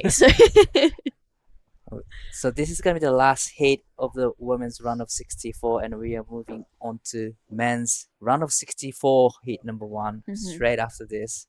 Yeah. Gonna be exciting. Another top seeded surfers coming to the action. Yeah, I'm very, very excited to see the men out there. And yeah, Sumomo is 5th on the rankings right now for the Asia Series, and she got a 13th here last year. Yep, and she got a wild card for the CS in Newcastle. So recently had a big trip to Newcastle and coming to Krui. So yeah, that's a lot of work, a lot of journey, long trip. But she made it here. She looks really confident. Her surfing is really sharp.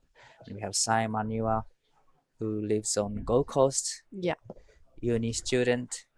Very Yes. smart competitor as well. Yeah, she's a super smart competitor. マニュアサイ選手1本目のライディングになります。少し小さめのサイズながらしっかりと一発大きなセクションに技を繰り出していき、ここはメイクしていきます。ラウンドオブ64、ヒート16には佐藤すもも選手、そしてマニュア選手の2名の日本人選手がクレジット。そしてこの後はメンズのラウンドオブ64、ヒート1に移行していきます。本日はヒート16まで行っていく予定です。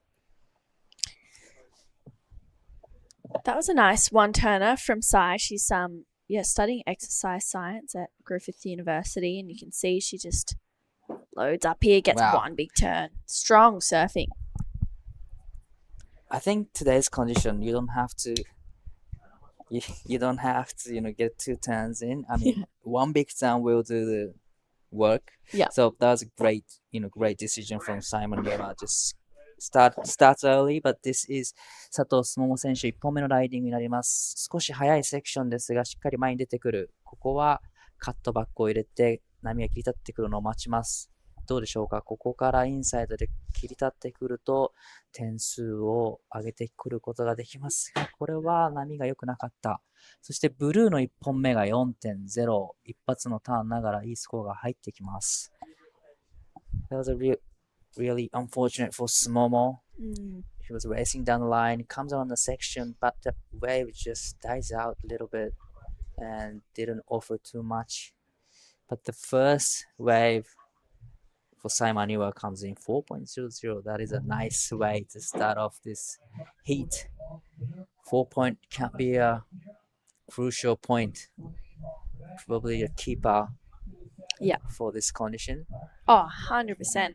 We've seen 4s and 5s be kept in score lines and pretty much combined totals of 8s winning heats. But this is Imari Hearn up and riding on her first wave. She was in the Pro Juniors a couple of days ago, so she hasn't surfed a heat for a few days. And wow, lays into that turn. That was huge from Imari. Gets another one driving through. She is representing Great Britain, but is living in Bali. And Isla Huppets from Burleigh Heads, huge surfing there from Isla. Oh, the huge surfing. The first turn was so sharp, critical with a big spray. It was tight section to hit second turn, but managed to, ride out of it so clean. It was a great combo from Isla. She's from Burleigh Head. Yeah.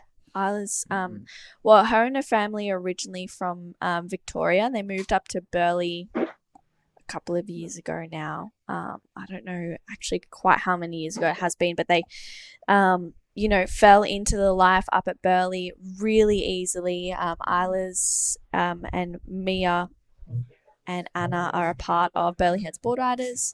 There's 3 of them, and they all absolutely rip. It's crazy. It's so awesome to see. This is Isla's first proper year on the QS. Actually, she's traveling here with Ziggy McKenzie, and I'm pretty sure Izzy and Emmy Campbell as well. So great group of girls traveling together, supporting each other. Wow, Imari's first wave locks in at a 4.6. And speaking of Ziggy McKenzie, looks like she's down in the athlete area with Giada Legati. Let's see what's going on. All right, I'm here with Ziggy. Congratulations. That was looking like a really tough heat. Tell us a little bit about the conditions. Yeah, the conditions were honestly pretty fun. Like, it's slow, but when they come, they're good and you can get good scores on them. It's hard. I mean, when it's slow, you kind of just never know, and it was good to just get a couple little scores to make it through. All right, I know you used to live in Bali with us. I remember you growing up there, and then you moved to Australia. So tell us a little bit about the change and why you moved away. Yeah, I love Bali. Bali's home, but Oz kind of gives you a little bit more opportunities. As like an Australian as well, I get to go do all the junior comps and surf with a bunch of girls and guys, which it's coming up now in Bali. There's more and more, but back when I started surfing, there wasn't many. So it's actually super cool to see it. Yeah, I know you spent some time at home, and you said that you were there before coming here. How did you train for this event? just surfed Ulus really. It's kind of hard to get a wave in with that crowd, but I got a couple, got smashed a few times, bit of pre-Krui practice. It was fun. All right. Talk about your equipment because that board is looking really good under your feet. Yeah, I'm riding a 5.3 DNA from Darren Hanley Designs. It's my go-to board right now, especially in these conditions. I was kind of umming and ahhing yesterday because it was a little bit bigger, but honestly, 5.3s are my go-to, and it's feeling really good under my feet. All right. Thank you so much. And is there anything you'd like to say to your friends and family at home? I know Mom and Dad are watching, so I love you guys, and thanks to all my sponsors and everyone that supports me. All right. Thank you, Ziggy. Congratulations. See you guys in the next heat. Thank you, Giada and Ziggy. Ziggy's such a awesome human being. She's super fun to be around, such a sweetheart. So stoked to see her take that heat out. And she's been in Oz training with the Surfing Australia team. She's part of that Talent ID program. Right. Yeah, so she's got some great coaches in her corner. That is a great program that you guys have. So how does it work actually? You get selected in the competition or depending on the results? I'm not too sure in regards to like how you qualify to be a part of that Talent ID program, but I guess they have a look at the results and the potential that you kind of give off, and then have you to be a part of that have you to be a part of it, which is super cool. I'm pretty sure Isla might be a part of it as well. So Ziggy and Isla do a bit of training together. They get to go in and utilize the gym facility in there, and then there's obviously some amazing coaches as well. Too many to list, honestly, within the Hyundai High Performance Center. It's amazing to see. They're all such legends over there, so I'm sure they're watching this really closely. Checking out Ziggy's heat win, and then Isla being in this one as well. And 617 to start off. That's a good way for Isla. And it's Samomo. She's having a look with priority. 佐藤選手、2本目のライディングになります。1本目は 2.27 のスコアしてきました。この波でしっかりとスコアを広げていきたい。一発目、大きなスプレーを飛ばしてきています。ここからセクションが出てきそうです。縦のアプローチを入れてきて、ここももう一発縦のアクションを入れてきました。これはいい波になり、素晴らしい演技を見せてくれた。その後ろからはマニュア選手、大きなターン。これは少しバランス崩しながらもリカバリーをして前に出てきました。Wow, this is Isla Huppert. There's a flurry of waves right now. Nice first turn for Isla. Gets a second one in. She's got such a great style as she drives through a third turn and loads up to get that finish right in front of Sai Maniwa. Isla kicks out. And that was a really exciting exchange. It's going to be really close between Isla, Sai, and Samomo. Wow, what good waves just rolled through the lineup. Definitely. So this is a replay of the last of Sai Manua. Nothing major happened in the beginning of the wave, but this one gets the big solid finish right there. Comes out clean. That was pretty much a one big turn, but the first wave she got was pretty much the same, similar to the last wave. One big hit, but I think the last one was bigger. Yeah, I think so too. It was huge for Sai. I really liked it. I love to see those three women in the lineup just going back to back to back. So let's see where these scores lock in for Isla, Sai, and Samomo, which leaves Imari out there with first priority. She actually has the second best wave of the heat so far right now with a 4.6. Feeling safe with the 4.6, but probably she knows what other three other surfers did on that wave. So probably a little bit of pressure built right there. Yeah. But, having a first priority, and there's plenty of times remaining, so she'll get another one. But we are still waiting for the last of three surfers. A few scores locked in for Sumomo. Looking healthy. Yeah, that's a healthy number so far for Sumomo. It'll be definitely her best wave. Her first was just a 2.27. So with 11 and a half minutes to go in this heat, let's see where these scores lock in. Isla has a good number to lock into, as well as Sai. Last of Sumomo Sato a 5.77. Isla Huppets locks in a 7 for her last wave, so she is well out in front on the strength of 2 waves. It is Sai Manuwa who also has a good score to come through. Wow. 2本目のライディングで 5.77 をスコアし、現在第2位のポジションですが、ここでマニュア選手が 5.40 をスコアし、2位のポジションへ。日本人2名が今現在2位争いをしている時間帯。残り時間が10分40秒になるところです。このヒートが終了すると、メンズのラウンドオブ64、ヒート1に移行していきます。The last of blue comes in 5.40. Now she's in second place. Sumomo looking for 3.63. And Imari needing 4.81, which isn't a big score, but still it's kind of difficult to score that 4.8. But looks like, good waves started to coming through this heat, actually. Yeah, it's starting to pulse a little bit, which is super exciting. It definitely makes for some good surfing. So 10 minutes to go. Let's see what happens towards the back end of this heat. Isla Huppets, wow, that's 7 and a 6.17 just on 2 waves. Is showing us exactly what she is looking for in this heat. This is Sai Manuwa up and riding. マニュア選手、この波で 7.77 をスコアすると1位のポジションへ大きなセカンドターンスプレーも大きく上げていきます。ここでインサイドつなげていきたいところです。どうでしょうか。ここからつなげられるとスコアを加算していきますが、ここでキックアウトですが2発目の縦へのアクション素晴らしかったです。Here we go. Imari Hearn using her priority, needs a 4.81. Trying to get around this section. She's staying with it. She gets around it. She's on a clean open face here. Lays into that first turn, engaging the rail, gets a second one in, throwing a little bit more spray.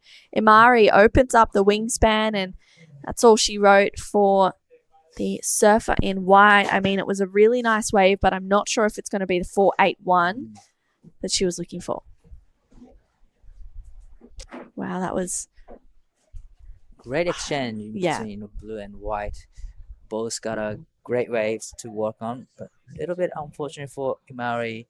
The wave just kind of, run away from her. She had to race it down the line quite long time. Comes around the section, managed to put a couple turns in, but nothing on the steeper section though. Yeah. But here is 佐藤選手、3本目のライディングになります。3.63 でその差を2位に入ってきますが、さあ1発目、2発目と大きなスプレー、縦へのアクション、これはいいスコアになってきそうです。さあ、ボーナスとしてここから切り立ってくるセクションにしっかりと技を入れていきたいところ、ここで一発、どうでしょうか、ラストセクション出てくるのか、これは出てこなさそうですが、1発目、2発目、非常に大きな縦へのアクションを繰り広げてきました。現在第3位のポジション、必要なスコアは 3.63。残り時間が7分40秒になるところ。Wow, that was a big two-turn combo from Sumomo, so this is a reply. That was huge. Yeah. Oh my goodness, that first turn, so much power. I'm calling best wave of the heat. That was 2 solid turns. I mean, I really liked it. I thought it was strong surfing. That was just, wow. Sumomo putting on a show right now. And what a great moment is, I think that might have been Nanaho out there just getting excited for Isla Huppets. This is a replay of her last wave. Wow. Oh, absolutely. Oh, no. Unfortunately, it comes unstuck. It did look like it's going to be huge, another huge score for Isla. Unfortunately, it comes unstuck on the second turn. But yes, Momo's last wave was amazing. It was a smaller size wave, and it didn't look like it's gonna offer much. Yeah. But she did great job on the wave. She did massive vertical off the top with a big spray, and comes in 7.17, now into second place. Wow, that was Next level surfing from Sumomo Sato. She now only needs a 6 to go to first. I feel like she might even do that. There was just a spark in there that Sumomo looked like she was just saying, I'm not stoked with Isla getting a 7 and a 617. I want to challenge for that as well. Sai Maniwa now needs a 7.54. Imari Hearn still has her last wave to lock in as well. She is looking for an 8.34 at this stage with just under 6 minutes to go. What incredible surfing we've seen in this heat to finish off the round of 64 for the women. Definitely. Wow. Now Sumomo needing a pretty big score. Sai needing a pretty big score, 7.54. But looking back at these 2 waves she had, she did only 1 big turns in. So if she managed to put 2 turns in, definitely she will get 7.54. Yeah, for sure. I agree. It's seems like these bigger numbers are getting more and more achievable as the day goes on. This lower tide as well, offering some better quality waves. It might just affect the consistency a little bit more, but hoping that the quality of the waves improves. We've got 5 minutes to go, and this has been an exciting heat. So, 佐藤選手、3本目のライディングで 7.17 をマークし、現在第2位のポジションに、マニュア選手必要なスコアが 7.54 に変わってきています。残り時間5分を切ったところ、波のコンディションが少しずつ良くなっているように感じます。このヒートからたくさんの波がラインナップに来ていて、そしてポテンシャルのある波が増えています。All right, here we go. Current heat leader Isla Huppert's looking to defend first place. She needs to better a 617. Gets onto the open face here. I don't think it's going to do it, unfortunately. She knows that as well. So Isla kicks out. Imari Hearn out behind her, needing a big score. It's an 8.34. Beautiful opening carve for Imari. She's seen something. She's flying down the line. Loads up once again. And gets a completion. This wave just offering a little bit more each time. Another nice rail carve there. Hopefully Amari can find a steep section to really finish this one off, because it might just be her best number. Leaning into her rail there once again, and Imari kicks out. That was a really nice first turn on that wave of Amari's. I love the first turn as well. Really well surfed. Definitely it's going to be Imari's best wave in this heat so far. Really love the connection between first and second turns. Big carve, engaging the rail really well. But with the 3 minutes 20 seconds remaining, is she able to get another one in? So this is a replay of last green. Trying to come around a section, but wave just run away from her, unfortunately. So it's not gonna be her best to score. But this is a replay of the last of white. Really love this big opening carve. And just try to set it up for the next one and gets vertical. There's a variety of the maneuvers on this wave. Wow. I love that first to second turn combination. It was just smooth surfing. That was so great to see. It locks in. It's a 5.27 for Imari Hearn. She is now looking for a 7.67, and it's Sai Manua who holds first priority. She has a 5.4 and a 4.5. She needs a 7.4, and with respect to the last few heats that we've seen throughout the day, a 9.9 heat total has been making it through heats. That's true. So true. Actually, in the last heat, 2 of these girls can be first and second. Wow, that's crazy. I mean, yeah, you can just see that the quality of waves is getting better, more opportunities. Looks like, wave just started to fill in for the surfers more. Yeah. Yeah, I agree. It's definitely looking like it's pretty fun out there right now. And that 7 for Isla Huppert sitting pretty, 717. I loved that wave from Sumomo Sato. And I'm sure she would be riding high with a bit of confidence from surfing in a Challenger Series event at Newcastle after getting the wild card. and also getting a 13th here last year. You know, that's a good result. I'm sure she wants to do better and get that Challenger Series qualification. Definitely. She's very focused on getting those CS qualification this year. But she's looking really sharp. 717 with 577. Just Ocean just goes quiet for quite a bit. Hopefully there's going to be another opportunities for all the surfers. Yeah, I hope so as well. After we finish this heat off, we are going to go straight into the men's round of 64. This first heat is going to be a pretty good one. I think it'll be Winter Vincent, Dom Thomas, Caleb Tancred, and Ash Jenner. Wow, it's going to be a huge heat to start off the men's round of 64. And yeah, with 20 seconds to go, will Sai Maniwa find an opportunity? She needs a 767. She's got first priority. She's having a good look at this one.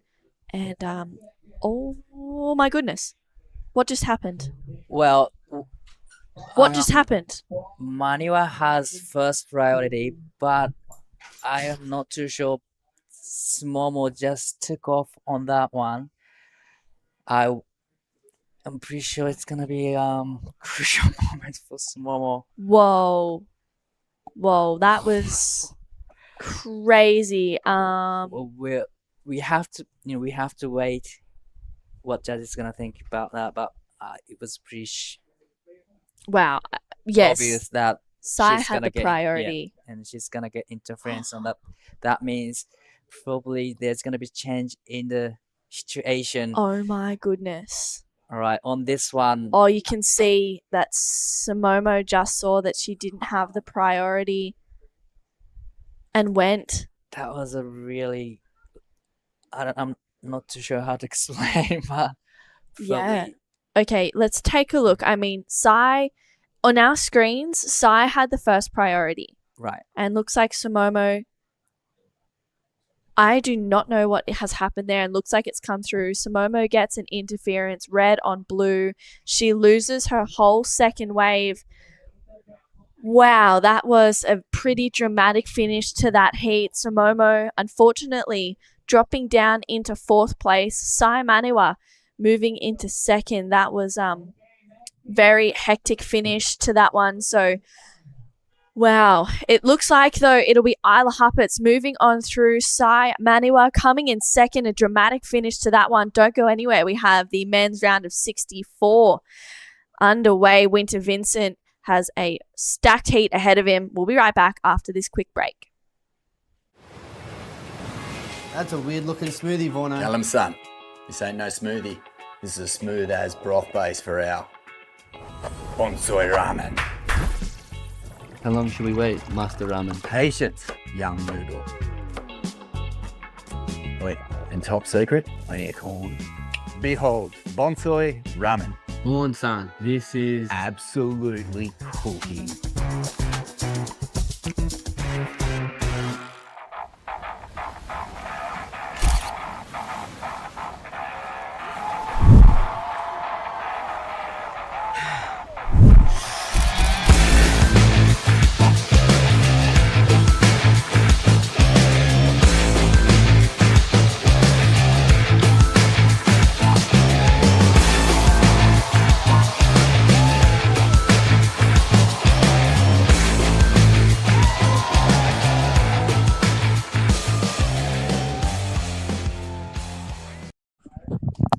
Welcome back to the Krui Pro. We had a pretty dramatic finish for the women's round of 64 on screen. That is Benny Zanata. He's coming up in the next heat. He's getting himself ready. I'm sure psyching himself up with some good tunes. And we saw Isla Huppets and Sai Maniwa progress through to the next round. Unfortunately, Momo Sato getting an interference in the dying seconds there. She was surfing so well, so that was really unlucky. But in this heat, we have Winter Vincent taking on Dom Thomas, Caleb Tancred, and Ash Jenner. It's going to be a huge heat. And to call me through this one is Mark Clifton. Mark, I am really excited to watch this heat because we got some quality surfers in it.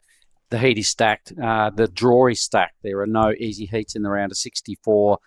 The big boys have come to play. You've come a long way to enter a 6,000, and the criticalness of getting some early runs on the board throughout your region to potentially look at a challenger spot next year is huge. And I was just in the, there we are again, the girls, the team having a look at it again a second time. So Sai, the beneficiary right there. Not sure what it was all about. Samomo's better than that, and it was just a little mini brain explosion that turned into a large brain explosion and took her all the way to fourth. Yeah, that was honestly the craziest thing I've ever seen. Wow. Congratulations to Sai. I mean, she was surfing really well. It was just Samomo just having a full brain melt, unfortunately. Yeah, it happens from time to time. Rare, but it does happen. I did notice also there was 0.03 separating Amari from Sai there for that all-important second spot. So just super gnarly result. Dom Thomas, though, has got a 6-point ride in the bank. I was just down in the this area, the athlete zone, and it was quiet. There was a lot of game faces. Was totally serious. They're all having a little bit of a chuckle now due to the fact they can see themselves on screen. Yeah. But just when I was in there before, it was like it was just deadly quiet. There's all these death stares going on. Everybody's like, the game faces on. It was. What's happening? I just walked straight back out. I went, I don't want to be here. You're like, oh, yep. Turning around and walking the other way. Coaches, big time players sitting around. Yeah. No one giving away much because the environment they're about to enter is not easy. So it's a long way to come. A lot of surfers about to have their first campaign at this year's Krui Pro. They want to get it right. Yeah. They're up against people, like for Dom and Winter, they're up against surfers that have already qualified through a number of heats. Those two are having their first hit out. So effectively their first heat. The first heat can always be a tough one when you're kicking off your campaign in any event. Sure, yeah. I mean, Winter, he's had a really great result here. He got a 5th here last year. He's just come off a good result over at Newcastle for the first Challenger Series of the year, getting a 5th at Newcastle. I mean, even looking at, he got a 17th at the CT at Margaret River, losing out to Kanoa Igarashi. He's had so many great results, also getting a 2nd to Bronson Maney at the WSL World Juniors in La Union this year. Yeah, so 100%, he started off this year strong. I have no doubt that he's hoping to, capitalize here, maybe go a couple of heats better than he did last year. I remember last year he was staying next door to us, and I watched him come in from his quarterfinal that he lost, and he was filthy on himself. He threw his board, he was slapping it. He demands excellent results out of himself. He could have just about been the world junior champ had Bronson not done Bronson things in front of him and won there. So he's a big time player. I believe the CT format really suits a big, strong lad like Winter because when he does turns, he doesn't mess around. It's just flat out all or nothing. Yeah. So he's definitely one to watch. Ash Jen has put himself in this via some really good decision making and some strong surfing through the earlier rounds. And Caleb Tancred, we all know what he's capable of through his junior career. He's back with the Rashi on after a 5-year hiatus. Yeah. And he's picked up where he left off. He looks really strong. He definitely does. He's already surfed 3 heats as well in this event, starting from round 1. So I know that he is hoping to continue to keep going in this event. His backhand is looking solid. And Dom Thomas, he's looking pretty at ease out here as well. He opened up with a 6 for his first wave. 6 is a keeper. Yeah, it's a keeper on days like today. And now the ocean's just gone a little bit quiet. I feel like it just needed a minute because the last 30 seconds of that last heat for the women was a bit weird, wasn't it? Crazy. Yeah, unfortunately. I mean, what was going on was Sai and Imari were needing 7s to progress through. They were, quite far behind, and then Samomo just unfortunately getting a interference. She had that 7.17. It was solid surfing, and it was super unfortunate, but such is life. These things happen. We've moved into this next heat, which is going to be super exciting. So far, only the one wave, just a 6 from Dom Thomas, who is a junior from Newcastle. He actually got a 3rd at the Phillip Island Pro this year, which is a QS 3000, losing out to Tully Wiley, who I think may have gone on to win the event or get 2nd, which was super cool. And getting a 25th here last year for Dom Thomas. I'm sure he is hoping to make it a little bit further in the draw. Well, glancing through the draw as well, it's just absolutely dead set loaded. There is just so many Japanese, Australians, a sprinkling of Indonesians. I can see a Kiwi in Elliot Parada-Reid. We've got a Filipino in John Mark Marimar Tokong. Rafael Castro, the sole American. So given those stats, the heats are totally stacked. You can see the crew down there just flexing around. You can see Zave in the background. Jarvis, the defending champion, about to do his first bit of work at this year's campaign in Heat 13. Yep. See, Reeve Hazelwood was there as well. Everyone we got, it's blockbuster. What's about to go on? This is the time of the draw now where it doesn't matter who's in your heat. You've just got to focus on yourself because every heat is super stacked. Oh, yeah, it's absolutely insane. And if you're living in the fours in this draw for the men, then you are fourth.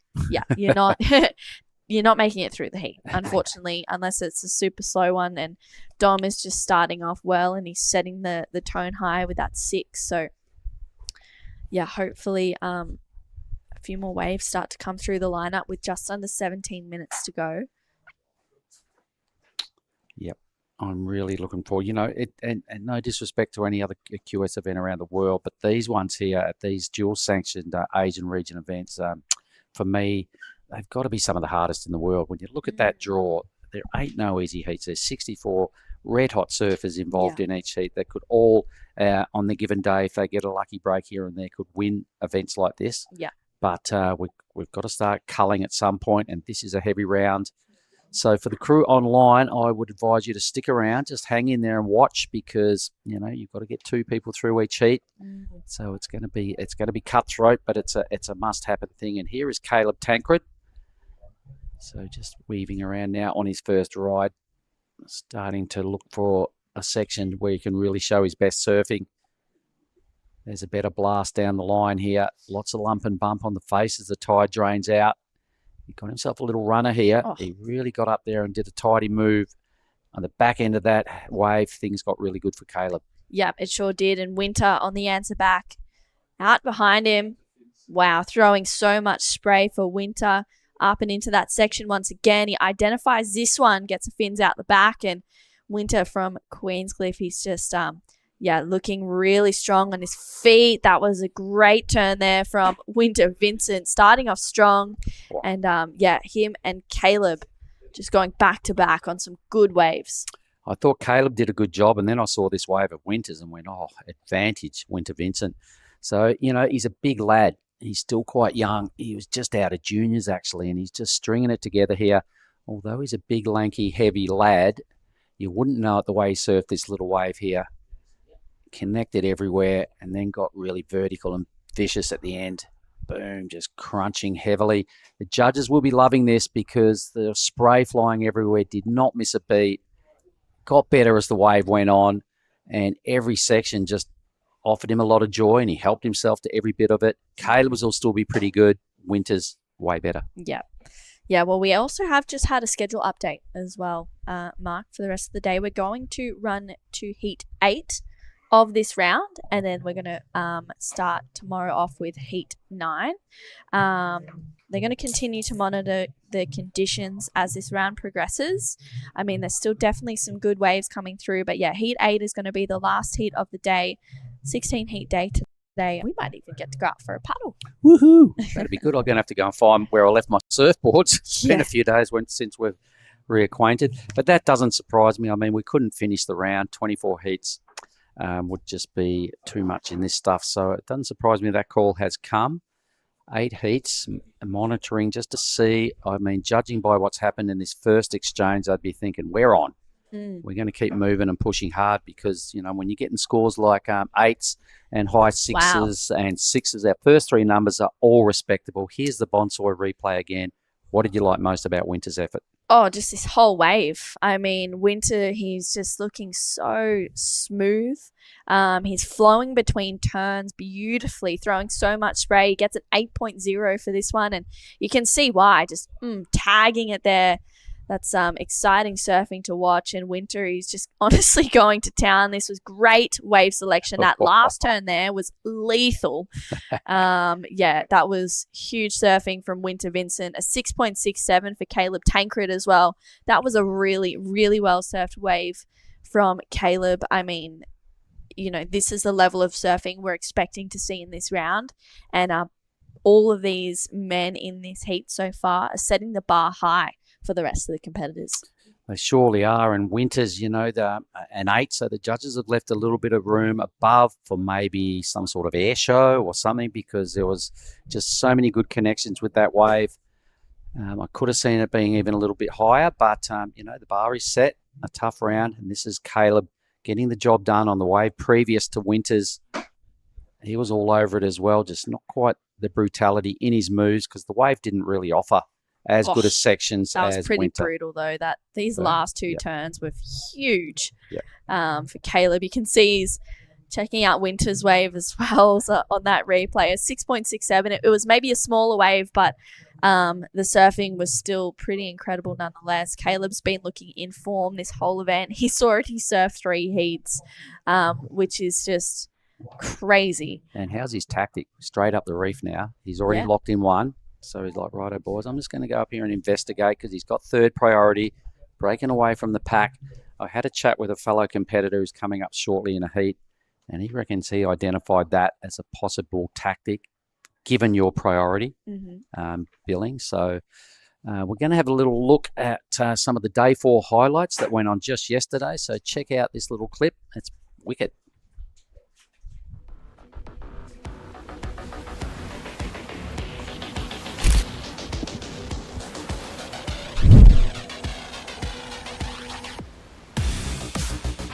Good morning, everybody. Welcome back to Krui Pro QS 6000. This is day number 4. Wave looking sharp, on point, on fire.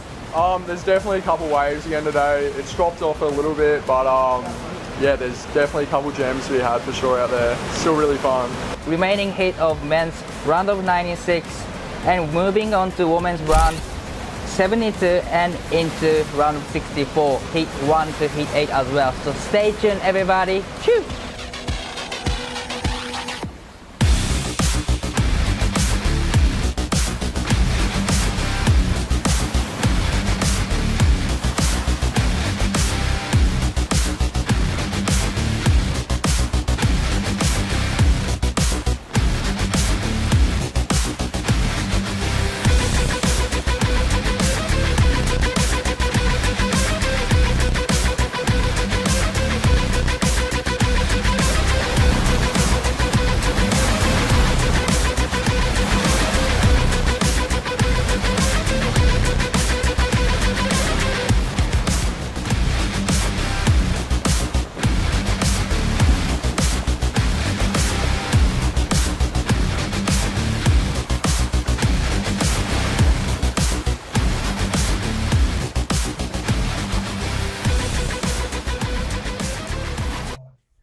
Gee, that was a good mashup of what went on yesterday, hey? Oh, yeah. Yesterday was a huge day. We saw some massive scores.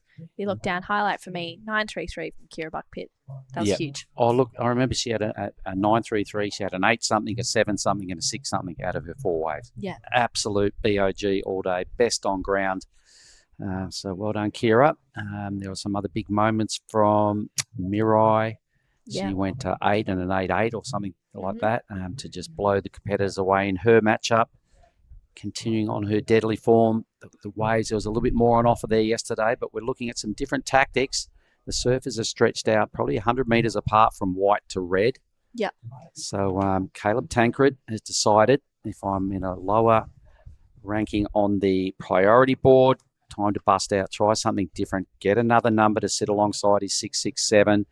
I'm sure everyone in the competitors area is watching this tactic to see if it pays off. And right now, kind of suggesting it might have. Yeah, Caleb up and riding on his second wave. Doesn't need much to go to first. I don't think he's thinking about that. I think he's just hoping to get it back up because it's been kind of slow. Getting a few nice turns in for Caleb Tancred from Avoca. You can see he's gaining some speed, floats that section there, driving through another turn. It was a smaller wave, but he did some really, really nice surfing on it. Once again, this wave just offering a little bit more, and he's just himself. Boom. Milking this one all the way through. God. That was a better turn. That was a very long wave from Caleb. I reckon there's going to be some people changing their tactics based on what we've seen here a little bit, because that was a brave move and a wise move that's going to turn in another number that's would steer him straight into first spot. Poor old Ash Jenner would be watching this and going, hang on, I've got priority. How come you got 2 waves and I've got none? It was a great move. Small, tiny wave, guaranteed. A lot of moves going on. Caleb's got his 2. Yeah, smart. What a competitive effort that was, So good. Yeah, really, really smart surfing from Caleb. Still scoring. This one just opened up more and more for him. So, yeah, wow. Good stuff from Caleb Tankred. He's got another number to lock in. He'll go into first place. 7 minutes to go in this heat. Where did the time go? Ash Jenner's been waiting almost 20 minutes for a wave. It's pretty crazy. Yep. Advantage Caleb Tankred with that little moment right there. So, geez, it's only 4 waves ridden. A 3.5 is the result of about 10 manoeuvres. So, a real D-grade sort of tiny little wave. The judges aren't rating it, but I don't mind it. It's better than sitting around, and Ash Jenner would have been going, where's my turn? When's the swell going to drop on my lap? He's sitting in the main takeoff venue. Nothing's really connected down that he's liked. Yeah. Wow, he's had priority for a long time. Geez, he's serving a 6-minute heat from here on in. Yeah, well, I mean, there has been waves coming through, maybe just sitting a little bit too far out, or I don't know, honestly. It's hard to tell where everyone is. It looks like Dom Thomas is heading up the point to where Caleb just got his last one from. It was a 3.5, as mentioned, and yeah, Ash Jenner, he's sticking to his guns right now. Let's take another look at this 8, though, from Winter. I mean, I said I loved his smooth, clean surfing, the flow. What did you like about it, Mark? Everything. Like I said, when he does moves, he doesn't mess around. It's always ticks a lot of parts of the criteria. It's top to bottom at every opportunity. It's always large surfing.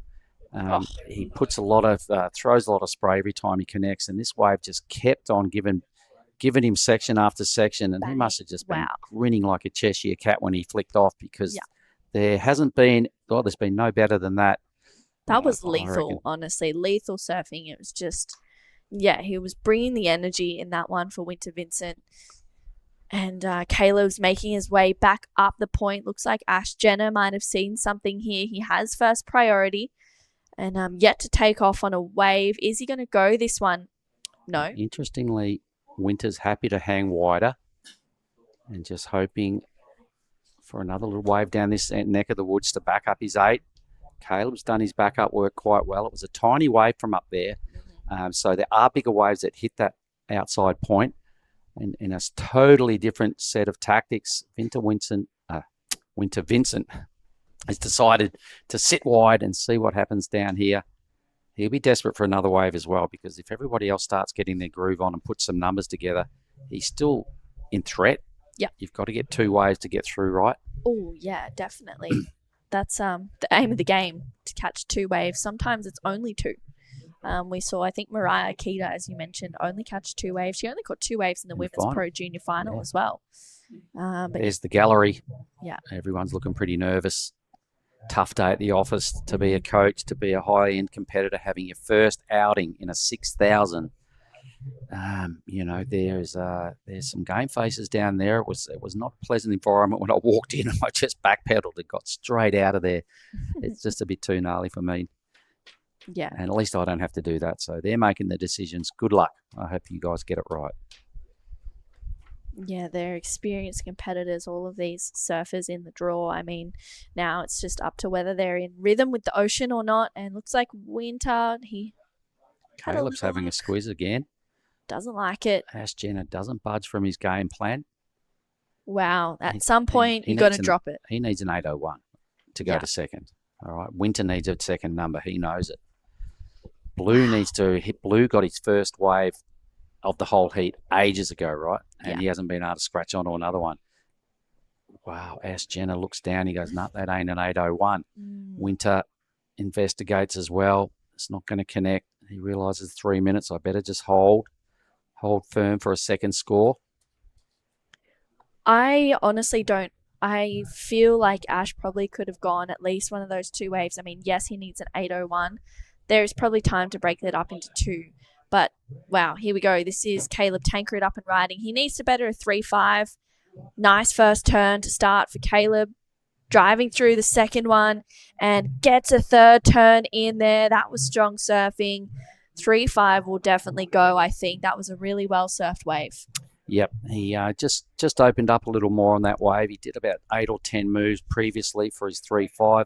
Winter jumps on the end of, I think, the same swell line.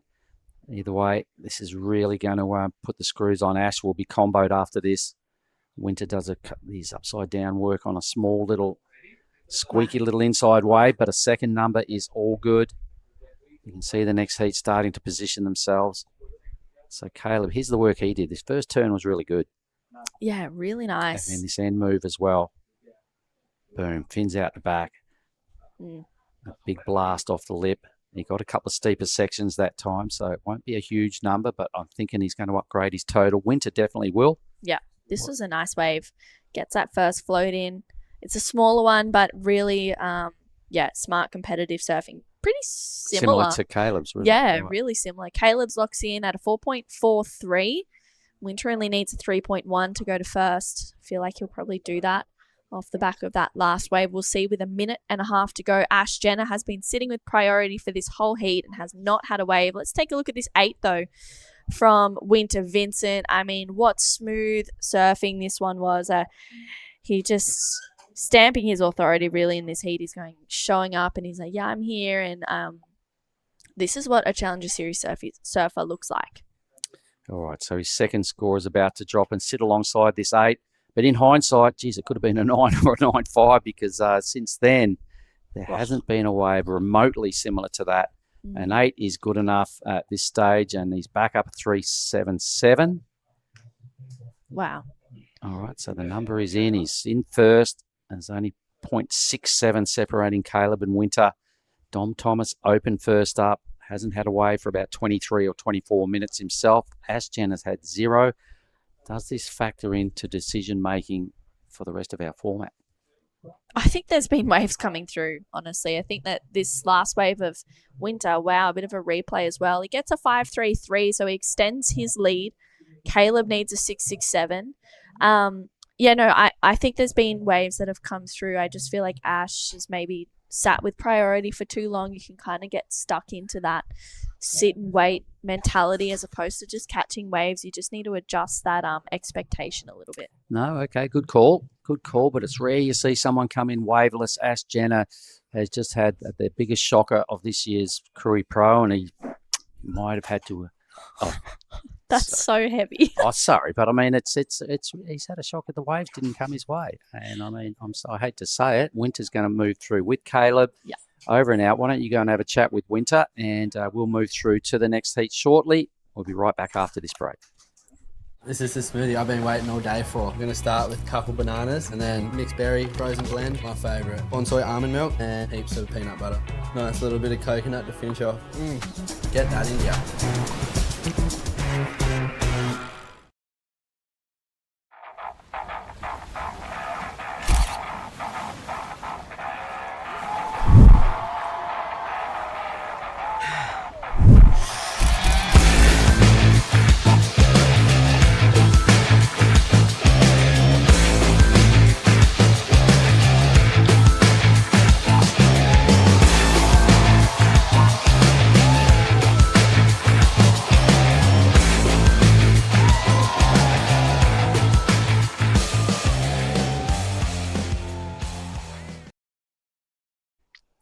All right, we are back, and Heat 2 of the round of 64 has kicked off with a surfer riding straight away. It's Kaiki Yamanaka.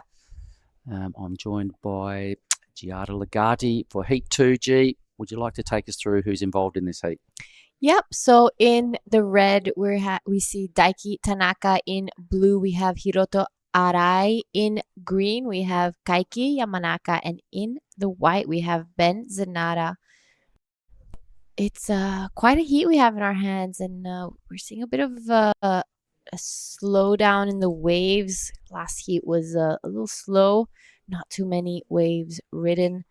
Unfortunately, one athlete, no waves ridden at all. I know. I really feel for Ash. He was way better than that in the last couple of rounds. He was putting up some highlight reels. Just didn't budge from his game plan.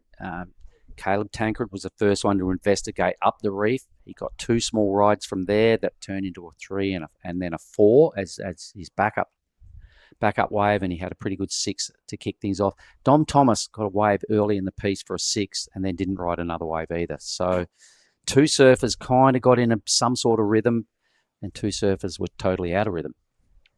Yeah, some heats are like that, especially on days like this. You'll have certain heats that are full of waves, and then the next one is usually pretty quiet. So it's like a 50-50 chance.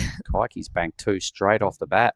He saw that last heat and went, I'm not going to do that. 5.17 for his last effort and a 4 for his very first ride. So just like that, Ash Jenner's probably like, where were those waves? Yeah, that is a really smart way to kick things off for Kaiki.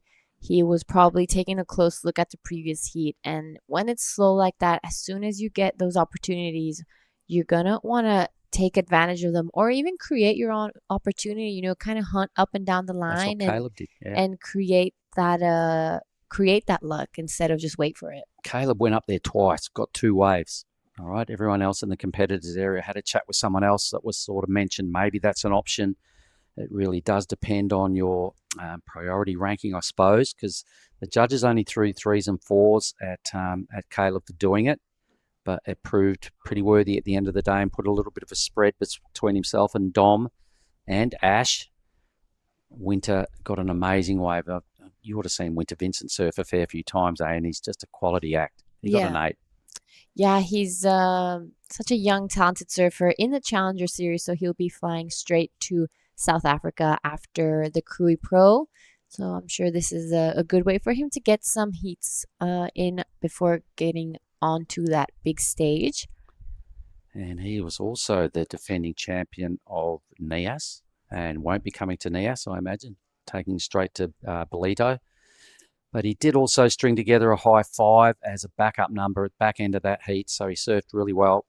He did the job.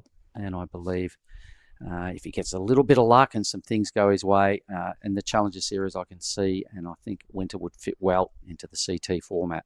We wish him all the best. Yeah, if I remember correctly, I think for the NIAS Pro, he was really, really sick most of the time, and he managed to get that win anyway. So incredible performance from Winter, and just shows how important these events are for these surfers.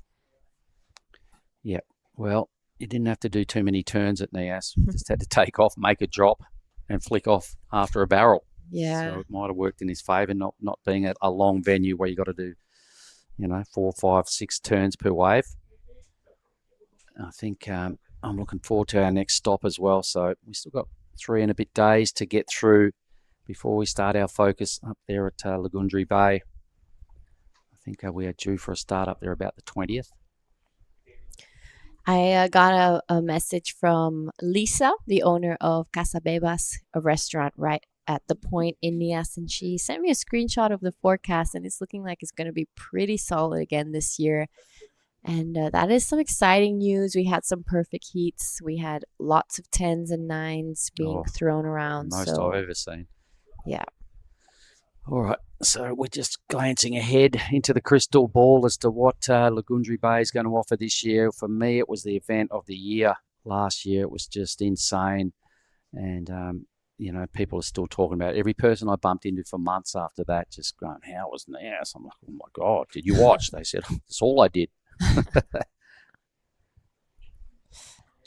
Yeah, so that is really exciting stuff. But right back to Krui, we are on day 5. There we have Kaiki, the current heat leader, the only one with waves ridden in this heat for now. Taking a look at that one, but wasn't too convinced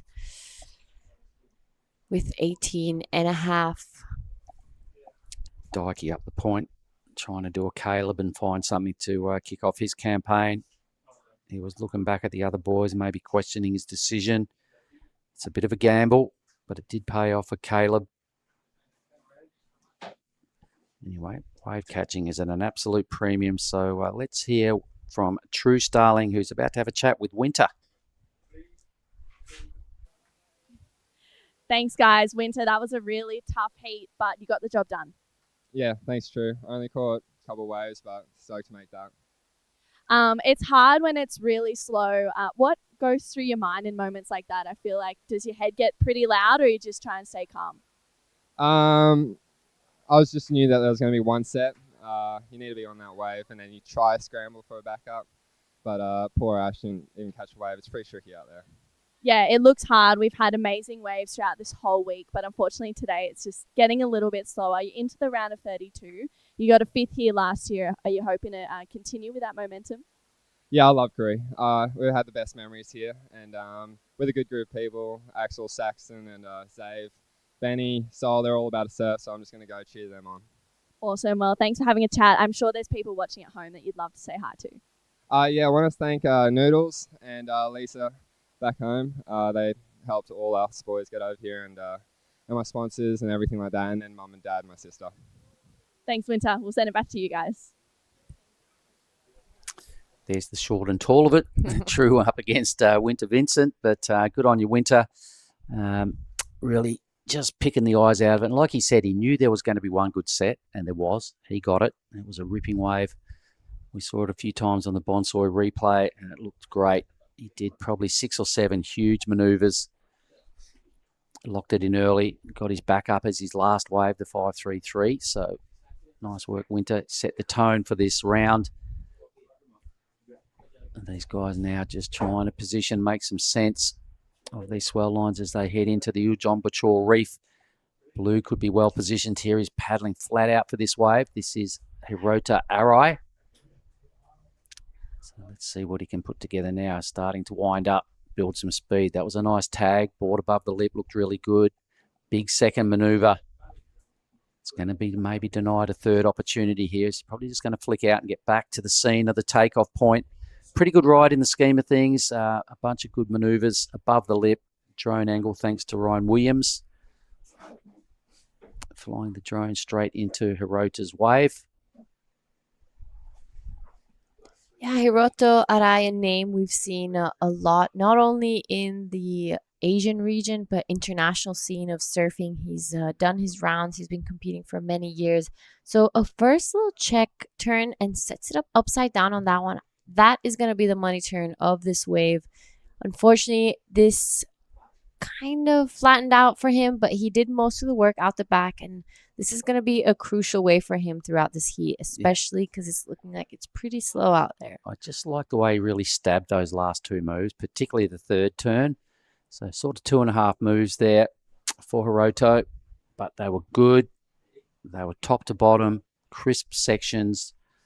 So I feel he's off to a decent start as well. We did see another surfer ride, so I imagine that was Kaiki. All right. So this is what we may have missed just momentarily. Wow, that was a really good wave from Kaiki. Yeah. I think he really took advantage of all of that. Daiki now, Daiki Tanaka. On his backhand as well. Good first check turn, sets it up again. He's going to be wanting this wave to stand up for him. That was a little better. So he's working his way through really nicely and shuts this one down. So we've got a heat in our hands. Yep. And the Japanese surfers have burst out of the gates. They're starting to leave the Aussie Ben Zanata in their wake. He's in wide, he's out the back, but another well-surfed wave here, really connecting well. Daiki Tanaka. So the judges will have clear memories of Kaiki, of what Hiroto did. They're going to have to separate these numbers, so there's no doubt a bit of debate going on up there in the tower. Benefit of the replays as well to make sure they get their scales set and the separation is where it needs to be. So Hiroto did some pretty tidy work on a shortish wave for a 417. We've still got a wave for green that's going to factor in, I believe. Red's, well, anything's going to help his campaign.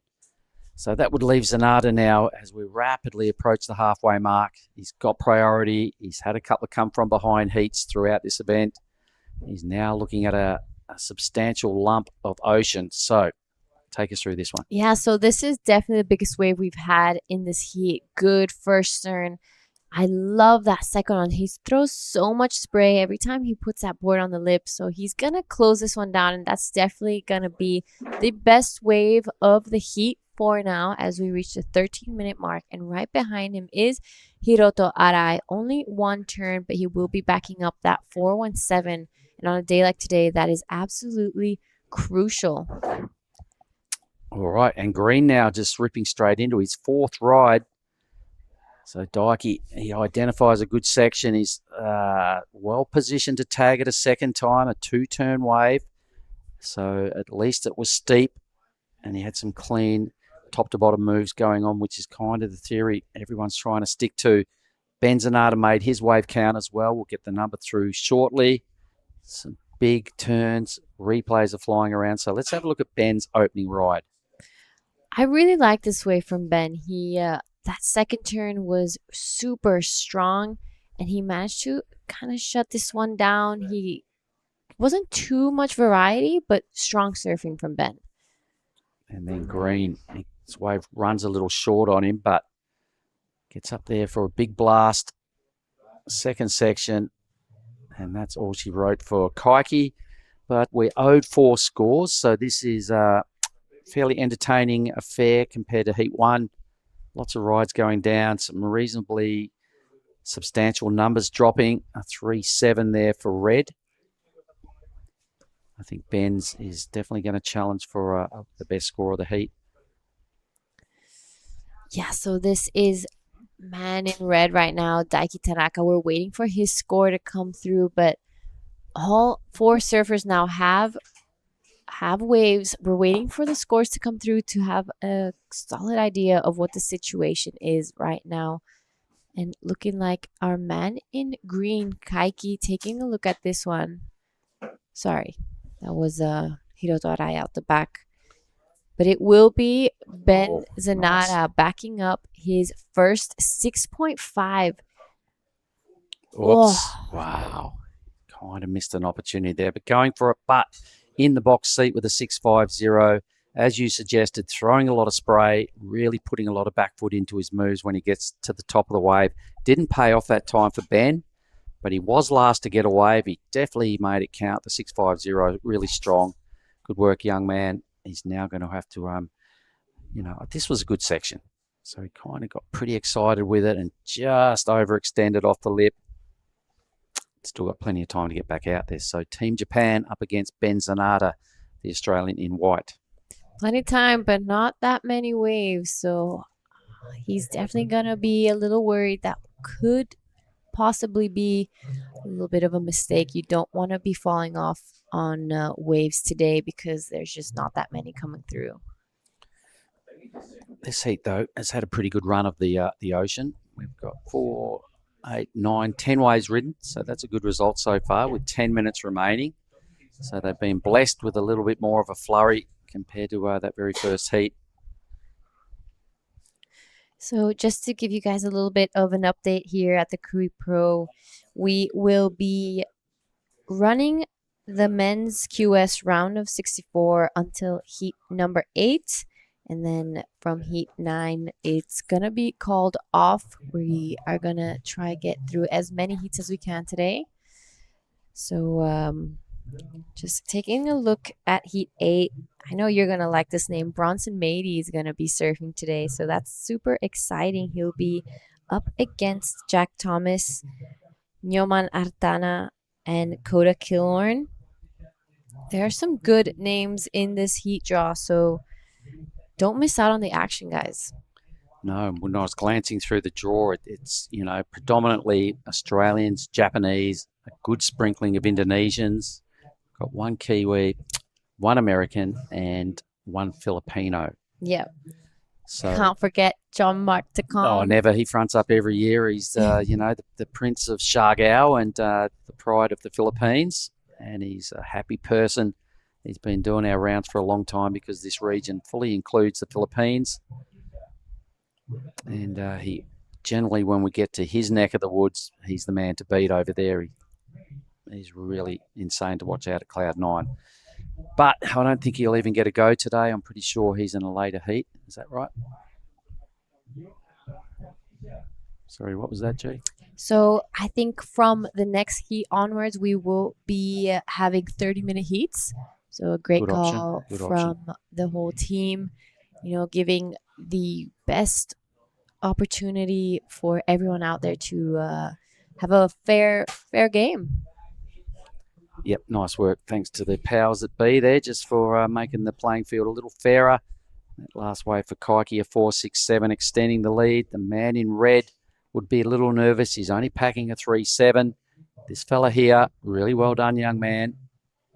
You can just see how much back foot he puts into every top turn. And this was a good read, to let the wave break and then get up there and do that foam climb, just as a sign-off move. He didn't rush it. He said, he realised he needed something else out of that wave, and he took his time and manufactured a nice big foam climb. Good work, Ben. Leaves him chasing just a score over 1 point. Now surfer in blue, Hiroto Arai. He needs only a mid-range 3. So the stage is set. It's pretty close. Hiroto with first priority. Yeah, so definitely a healthier scoreline in this heat than the previous one. We had a pretty slow heat last time, but as I said, usually when you have a slow heat, the next one tends to be a little more action-packed. This is now Ben Zanata wanting to back up that 650, taking a look, but that wave just getting away from under him. He's trying to create a little bit of distance from himself and the other competitors. Now on your screen is Daiki Tanaka. Solid first opening turn. Sets it up for that second one. And this is going to be a really, really healthy score for Daiki Tanaka. Looking to get rid of that 3.70. And he's going to get a finishing turn here. So well done, Daiki. Oh, Yep. He's taking it all the way He's through. going all the way, and why wouldn't you? I mean, a real extra spring in his step on this wave. The first connection to the lip was just unreal.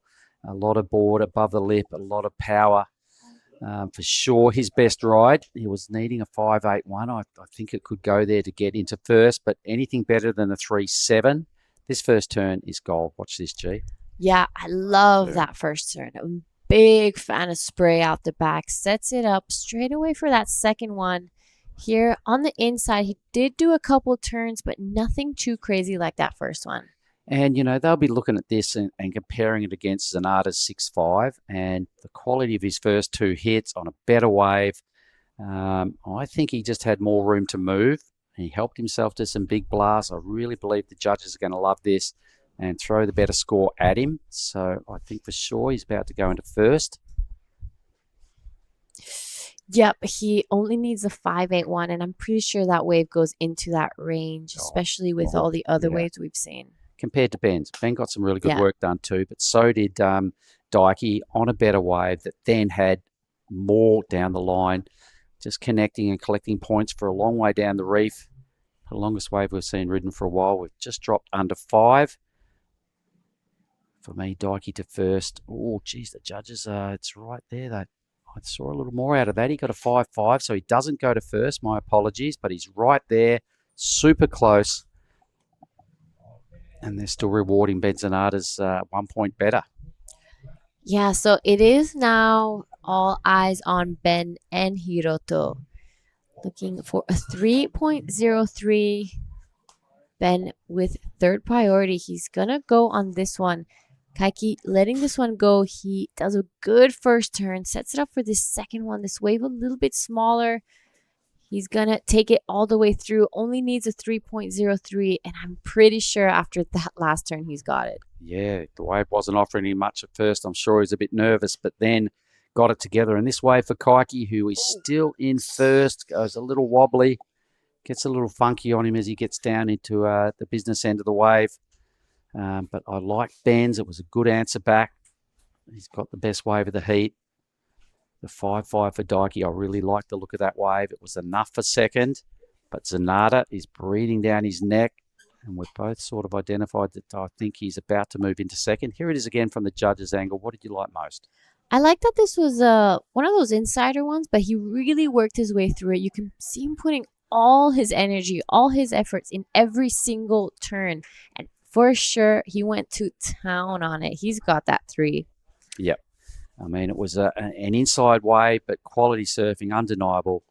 Benzonata's got a fierce backhand. In fact, he goes into the lead all the way to first. Well done, Ben. You could really see the hunger for that score in that wave. Got that real grommet enthusiasm about the way he surfs. Hey, he's gritty. He knows his backhand is good, and he's just demands. As soon as he gets a pocket, he just gets the best out of himself. I really liked it. Look at him sit right behind Daiki Tanaka, just trying to apply as much pressure as possible. So that's a very, very mature competitive surfing from Ben. But I just want to point out the Indo team right now at the competitors area, because we've got a great matchup coming up next. Just taking a quick look, I see Kutut Agus and Made Joy in Heat 3 coming up against Xavier Bryce and Soma Hirahara. So all the Indo team down there supporting the boys coming up next. All right. Zanata, the Aussie, in first. Kaiki Yamanaka holding on to second, but it's very close between him and Daiki. Gee, there's only 0.3 separating those two Japanese surfers for the all-important second qualifying position. First priority, however, sits with Hiroto in the blue. He needs himself a mid-5. More importantly, he needs a wave. He's sitting furthest out the back. This heat's been way more entertaining than our first heat of this round. They've been blessed with a lot more waves. There's been just insane backhand surfing across 4 numbers. And none better than Benzonata. He's got a real weapon of a backhand. There's been some big blasts in this heat and a lot of quality surfing. So, again, numbers all fitting into that 5 and 6 point range. There's a lot of similarities going on with what we've seen. So the judges identifying that bigger wave of Ben with not the most amount of surfing, but the best quality surfing. I think we're seeing it again. So this is it. Boom. And then he gets a phone climb to finish. So that's the best wave of the heat, everybody. That's a 6-5. Thanks for the Bonsoy replay. And here is a wave of Daiki. So this is his 5-5. Yeah, I love that first turn from Daiki. It was just huge fan of spray. He followed that lip line really nicely and just worked his way through all the way down to the inside. He really milked this wave for all it could give. But it is now all eyes on Daiki. 30 seconds left. Needs a 4-3-4 to go into an advancing position and get himself into that next round. So it's a pretty crucial moment here for Daiki and Hiroto. Unfortunately, Hiroto with priority, but hasn't really been able to get anything too major on the board. Sitting on a 4.17 and a 1.5. Looking like we will be counting this one down, and I don't see too much happening out the back. So I'm pretty sure you will be having a chat with Benzonata and see a little bit of, get a little bit of insight of what his heat strategy was and if it worked out, because it looked like it did. It did work for him that time. I'll have a chat. See you again shortly for the very next heat, Heat 3. There's one thing we all love to bits. It's a fresh spritz. A little bit of ice. Juice is worth the squeeze. Now the magic elixir. Next up, a bit more citrus. Mint. Agave. That is incredible.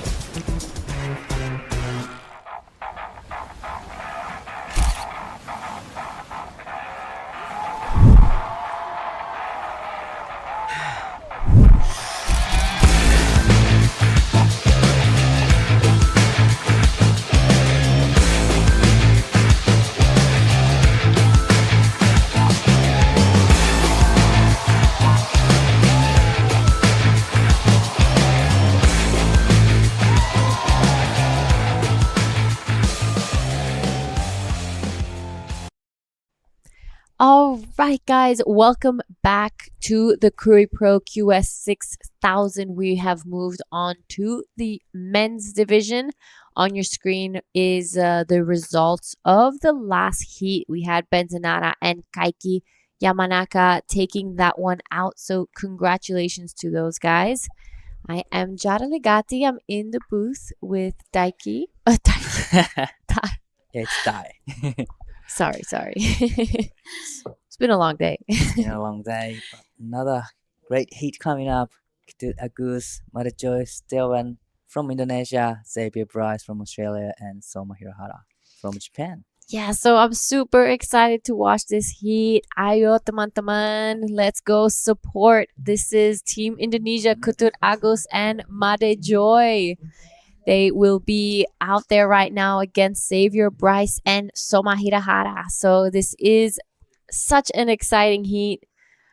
We had a quick pan of the competitors area, and it's packed with Team Indonesia. Right. They're supporting Ketut Agus and Made Joy Satriawan, both surfers from Bali. Grew up together. They have both represented Indonesia on the international stage, not only here in WSL events, but in ISAs. We had them in Maldives last year for the Asian Games. So it's they're both very, very talented surfers. Right now on your screen, there they are. Very good friends, have had many heats together, have had many heats supporting each other. So this is exciting. Very exciting heat. Maybe all the packs are just stick together at the athlete area right now. So that's a little bit of info from Ketut Agus and Made Joy. Made Joy in the past has been part of our crew here with the ASC and the WSL. He was our beach commentator for many years and many events, but now he has moved on to the big stage. He's here with the Indonesian national team that is on your screen right now. There we have them. They are all down here to watch heat.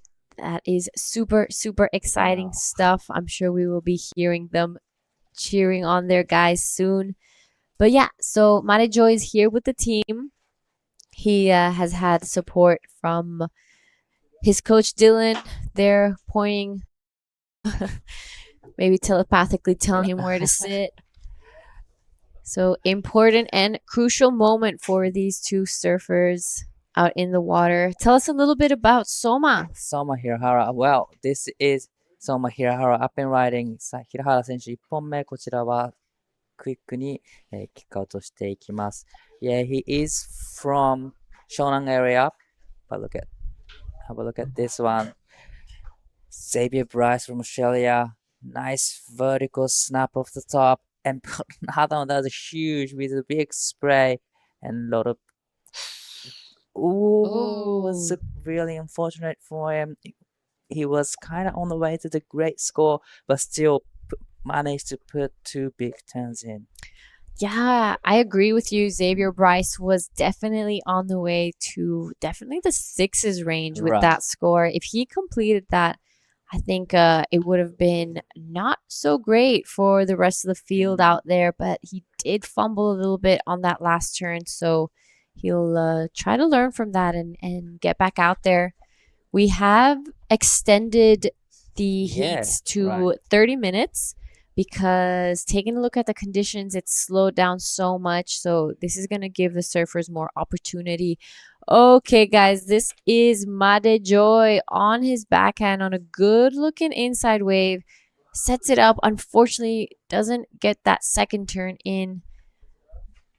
So yeah, some scores to come through for a couple of these surfers. It is Xavier Bryce, a 4.67. So he goes straight to the lead. This is Made Joy's first wave. It's a little bit of foamy face, but still managed to put 2 turns in. But unfortunately, hang up on the last section. But looks like Ketut having a look at this one. This is our surfer Ketut Agus from Bali representing the halfway Kuda board riders. Good closing section. That was really well done from Ketut Agus. A bit of a check turn, but that last turn was pretty huge. Right. 平原選手2本目のライディングになります。さあ、これはインサイドまでつなげてきて、切り立ってくるのを待ちます。さあ、ここから一発フローターでセクション抜けてきて、さあ、大きなセクション、フィニッシングターンをしっかりと決めてきました。これもいいライディングになってきています。さあ、このヒートからプラス5分追加されて30分ヒートで行われていきます。本日はヒート8まで行い、スケジュールの方が終了となる予定です。That's well served from Soma Hirahara's last wave. All right. So as we wait for some scores to come through, we're going to head over to Mark and a post-heat interview with Ben.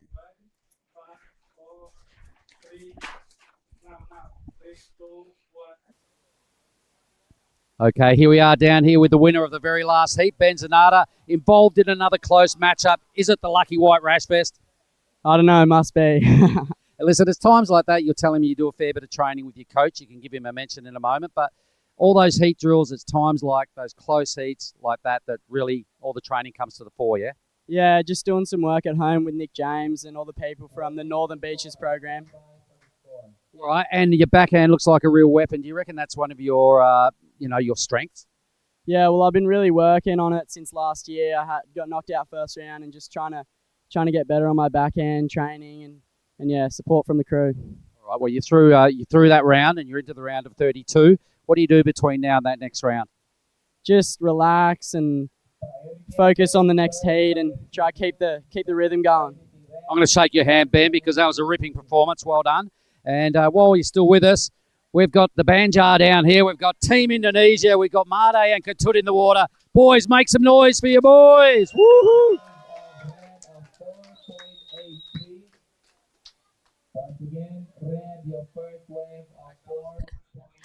Epic. Wow, epic. So there is Team Indonesia representing. Ayo guys, Ketut Agus, Mari Joy, maju terus. This is such a fun heat to watch, especially because, everyone's down there supporting and just shows what we were mentioning in the previous heat, that it's so important to have that team backing you up. And they can probably hear them every time they catch a wave out the back. And it's a long distance.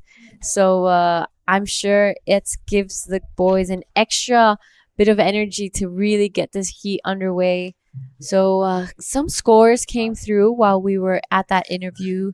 We have Xavier Bryce got a 4.67 and a 1.43.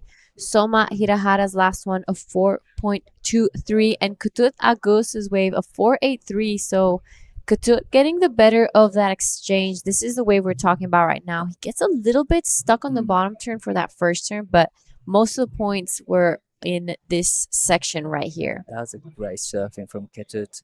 This is the last of Soma Hirahara's. He was kind of, waited for quite a long time to wave stand up, but here he is, floats a section, and it gets a finish there, right out of it, clean. That wave comes in 4.23. 平原選手の2本目のライディング、大きな2ターンのライディングでしたが、こちらが2-3をスコアし、現在第2位のポジション。残り時間が20分になるところです。Yeah, good exchange from every surface in this heat. This is a replay of Xavier Bryce's first wave, I believe. Nice off the top and even bigger section to hit with a big spray. And after this, unfortunately, comes unstuck on that one. But the first wave comes in 4.67 for Xavier Bryce. Yep. So we've had a couple waves ridden, nothing past the fours, but great surfing nonetheless. I love this finishing from Ketut. He goes upside down on that. He is such a power surfer.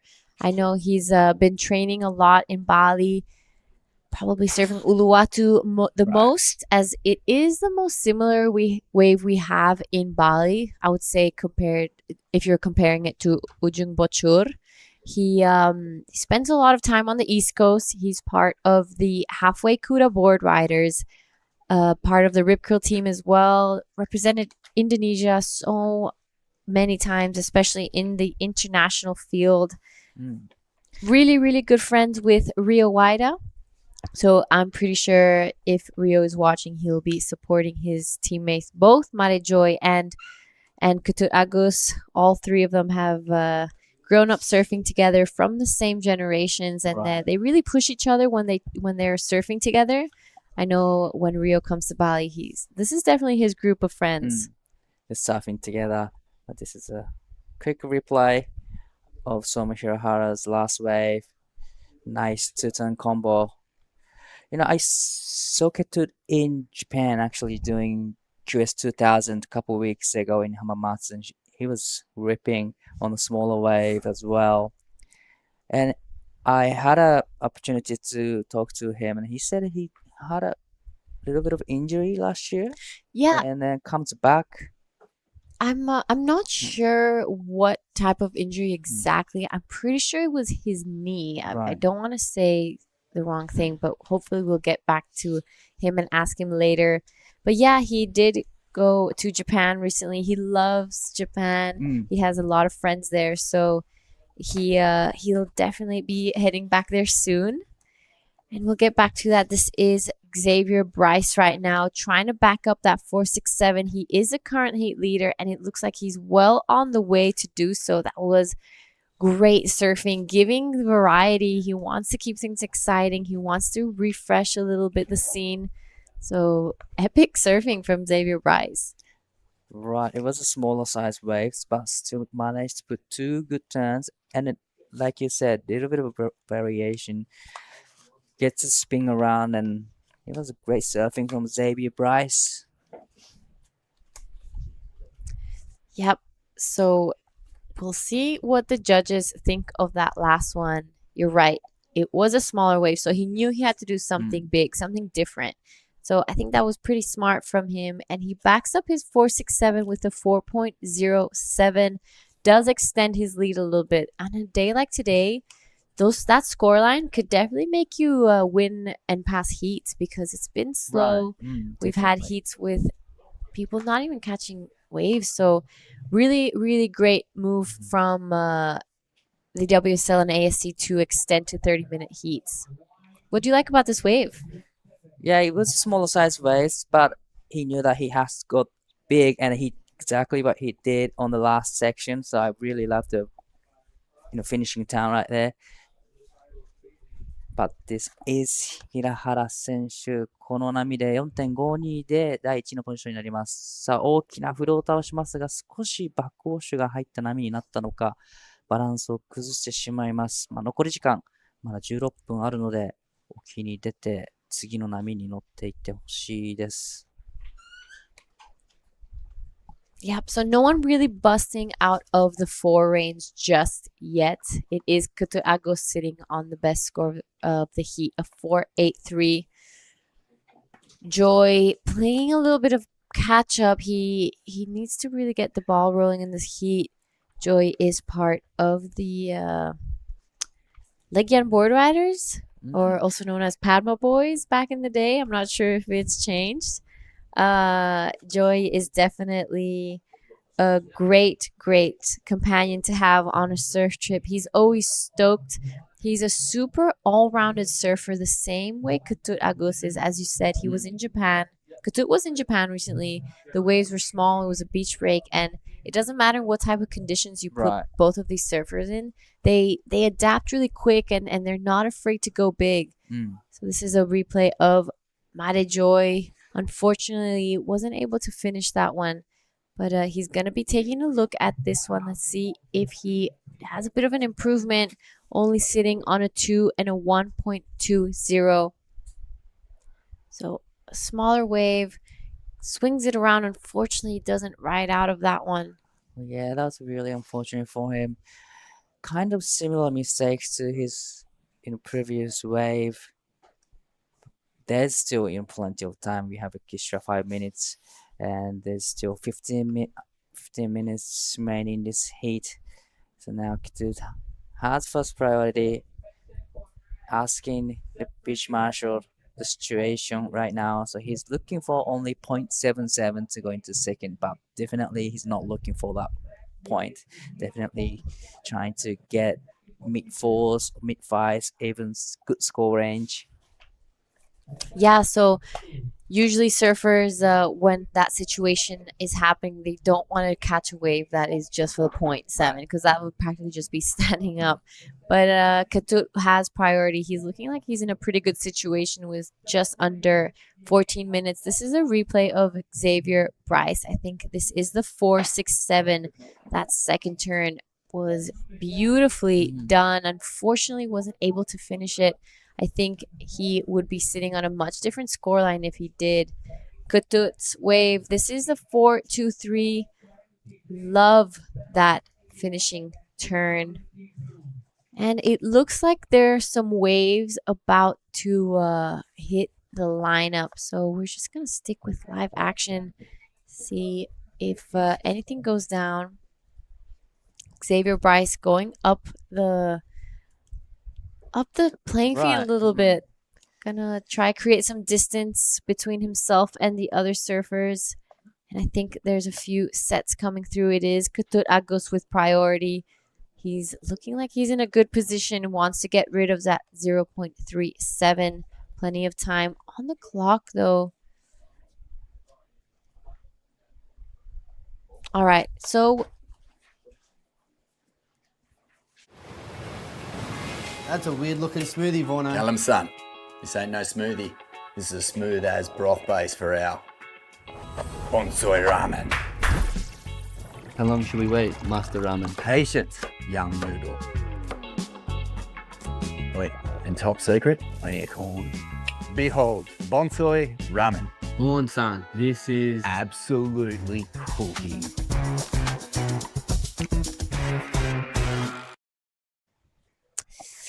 Yep, that was our quick bonsai break. We're back to live action. We thought we had a couple sets coming through, but it was yeah, the wave really, didn't really hitting the reef. Kind of opens up, but there's still over 11 minutes remaining. It's a really great decision from WSL to put another 5 minutes in, as it's not as consistent as last few days. All right, so here is Ketut Agus cashing in his priority. Good first opening turn. This is a smaller wave that's going to be hugging the reef a little more. He does 2 great turns. Will he be able to finish this one off? And he does. Right onto the reef. So he was only looking for a 0.77 to go into second. We'll see what the judges think of this one. What do you think about it? Really like the surfing here on the smaller size waves, but I think it's hugging the reef really good on these ones.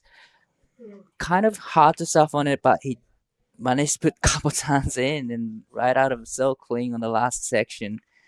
Definitely it's gonna be, it's gonna meet his requirements. That's for sure. Just whether it can go with mid fours and go into the lead, but that comes in 3.23 now in the second place. So this is Joy now playing a little bit of catch up, wants to put a pretty solid score on his board. That was a beautiful first opening turn, but unfortunately that will be all for that one. That wave not giving him too much to work with on the inside. So Ketut goes straight into second now. He showing that he's a flexible surfer. He adapts to conditions well. This is the last of Joy. I mean, he'll be getting rid of that 197, but it won't be too much of a big score. It comes in at a 2.67. Joy is a super stylish surfer. He charges. He's not afraid of the waves when it gets big.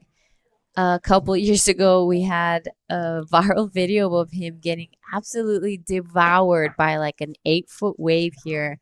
So Joy really isn't afraid when the waves reach those 8-foot faces. and also he's really, really great on the smaller size wave as well. So like you said, he's a talented guy and he just all rounder, small to big surf. I mean, yeah, like I said, both of these surfers grew up surfing beach break the most. Joy in Legian and Ketut Agus both from halfway Kura board riders and spends a lot of time in Legian, and most of that coast is beach breaks. It's a Right. perfect training ground for those contest events that are at beach breaks. But Krui and Nias, I would say, are the exception because there are beautiful waves that they would have had to go more to Ulus. I saw Joy and his teammate Danny a couple times out in Uluwatu, and I asked them, I was like, "Oh, I'm guessing you guys are training for Krui," and they're like, "Yep, you know it." On backhand on the reef point. Well, it's such a good opportunity to have a team like this on screen. All Indonesian team just packed in the athlete area, so packed. There's no space to stand. Yep, so they're all down there supporting their teammates. Really, really good vibes down there. It's great to see.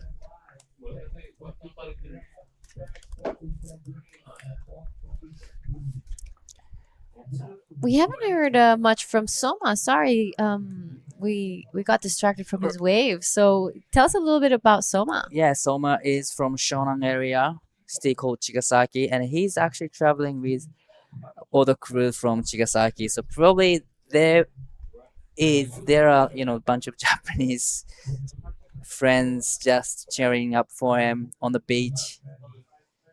This is Kuto Agos now. Will he get around this section and he decides to pull off? If I'm not wrong, right? Has Soma been on like a reality TV show? Yes, yes, he has been.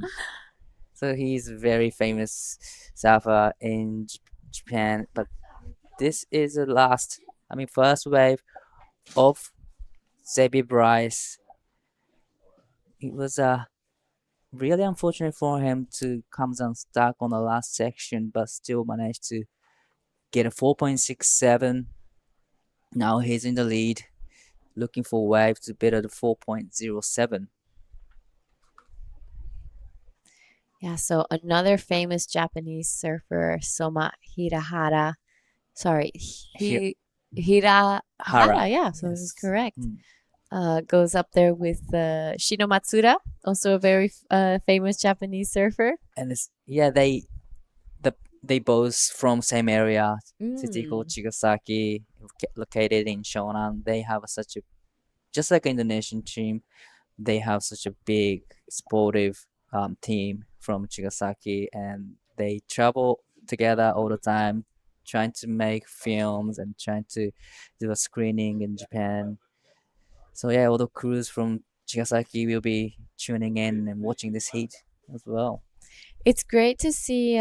We're just gonna watch this quick replay of Soma. I think this was his 4.23. He is currently looking for a 3.84 to go into an advancing position. So really, really good surfing from Soma. But yeah, it's great to see the Japanese community, not only surfing community, but more like in Tokyo, bringing in the surfers and trying to create this opportunity with the brands and sponsors. I remember Shino Matsuda did like a type of collaboration or work with Barbie, and in Japan they made a Barbie out of Shino.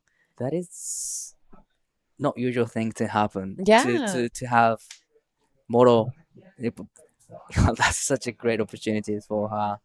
Yeah. So I remember seeing that, and I thought that was epic and a great opportunity for Shino, where such a big brand, I guess, create this collaboration with her. So strange, you don't hear it much in the surfing world, right? But great nonetheless. Yeah, and Shino has been featured in some of the fashion magazine in Japan, and also Soma is actually being featured by the Japanese fashion magazine as well. So they both from same area, and they are both really famous in Japan. So they did great. Maybe you gotta head over there too.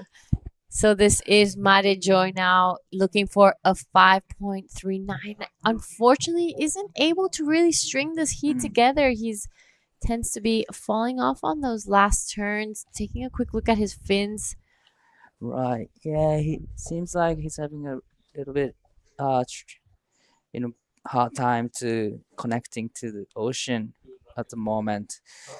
He's just having a pair of 267 and 2 looking for 539. This was on smaller size waves. Nice off the top, but didn't quite get the right in the pocket. So we will be reaching the 3-minute mark of this heat. It is currently the Australian surfer Xavier Bryce in first with the 4.67 and a 4.07. Ketut Agus closely behind a 4.83 and a 3.23. Only looking for a 3.91 to go into first. But for now, he is in an advancing position. It is Soma Hirahara and Madejoy Satriawan playing catch up. So it's going to be a vital 3 minutes here. They need some scores. Soma does have priority. So it's all eyes on him right now. Will he be able to get one more exchange and get the chance to move into the next round? But it is looking like Xavier Bryce is in a pretty comfortable position. Ketut Agus has the best wave of the heat. Yeah, definitely Ketut is just looking for another wave to secure his spot, needing only 3.91 to challenge himself into the first. Soma and Madejoy also looking for decent scores. Yep, so this is the replay of Ketut Agus 4.83. This is the best wave of the heat for now. Beautiful closing turn there for Ketut Agus. And that is him on your screen, live action right now. He is looking to get rid of a 3.23. Ketut is looking like he is in great form. He's been putting the time in back in Bali. Been training hard, not only in the water, but outside the water. And behind it is Madejoy looking for a 5.93. Big first turn. This is looking like a much better wave choice from Joy. He kind of weaves through this fatter section. Will this wave give him something to work with on the inside? Oh, unfortunately falls off on that last turn. Wow, he's been doing that all heat. It was a really good turn on the first section, but unfortunately the wave went really kind of strange, and unfortunately comes unstuck on the second one, needing 539. This is the last of red, smaller size waves, comes around the section, gets 2 turns in. Unfortunately, not much after that, but this is an important wave. But that was a huge vertical snap off the top and gets around. Yeah, wave just went really strange from here, but he's managed to connect into the inside. But unfortunately, he comes unstuck. 平原相馬選手 3.84 を出すと逆転していきます。どうでしょうか。小さい波ですが、いくつかターンを入れてきます。少し浅くなってきたリーフで難しいセクション。いくつかターンをしました。こちらの波で 3.84 をスコアすると2位のポジションへ上がってきます。Alright, we will be counting this one down now. With 10 seconds left, we're waiting for 2 scores to come through for Soma and Madejoy. The last of Ketut Agus doesn't go in his top 2. It's going to be a 2.87. So it's all eyes on Madejoy and Soma. Will they get the scores that they're looking for to be able to pass this round? What do you think? I think it's going to be a great score for Madejoy, but needing 539, I don't think it's going to be enough. 4.07 for last of blue. So it's not enough for him to go into the second. Ketut is still in the second place, but we are still waiting for the last of green as well. Yeah, so green not needing a big score. It's a 3.84. The judge is taking a good look at this. He surfed it at the best he could. I'm sure he took every advantage of that wave, but it's a very important score now for Soma Hirahara. さあ平原相馬選手の5本目のライディング、現在スコア集計中です。そのスコア3.84で第2のポジションに進んでいきます。非常に重要な点数となってきますが、どうでしょうか。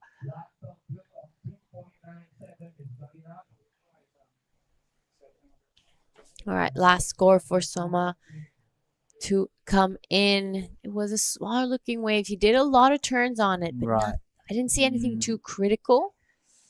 So the judges have been a bit harsh on the scores. It's hard to get past that. 2.7, so it's not enough. All right, so it is Xavier Bryce and Kutu Agos passing that heat. Congratulations, boys. We will go to a quick break, and we'll see you guys in the next heat. This is the smoothie I've been waiting all day for. I'm going to start with a couple bananas and then mixed berry frozen blend, my favourite. Bonsai almond milk and heaps of peanut butter. Nice little bit of coconut to finish off. Get that in ya.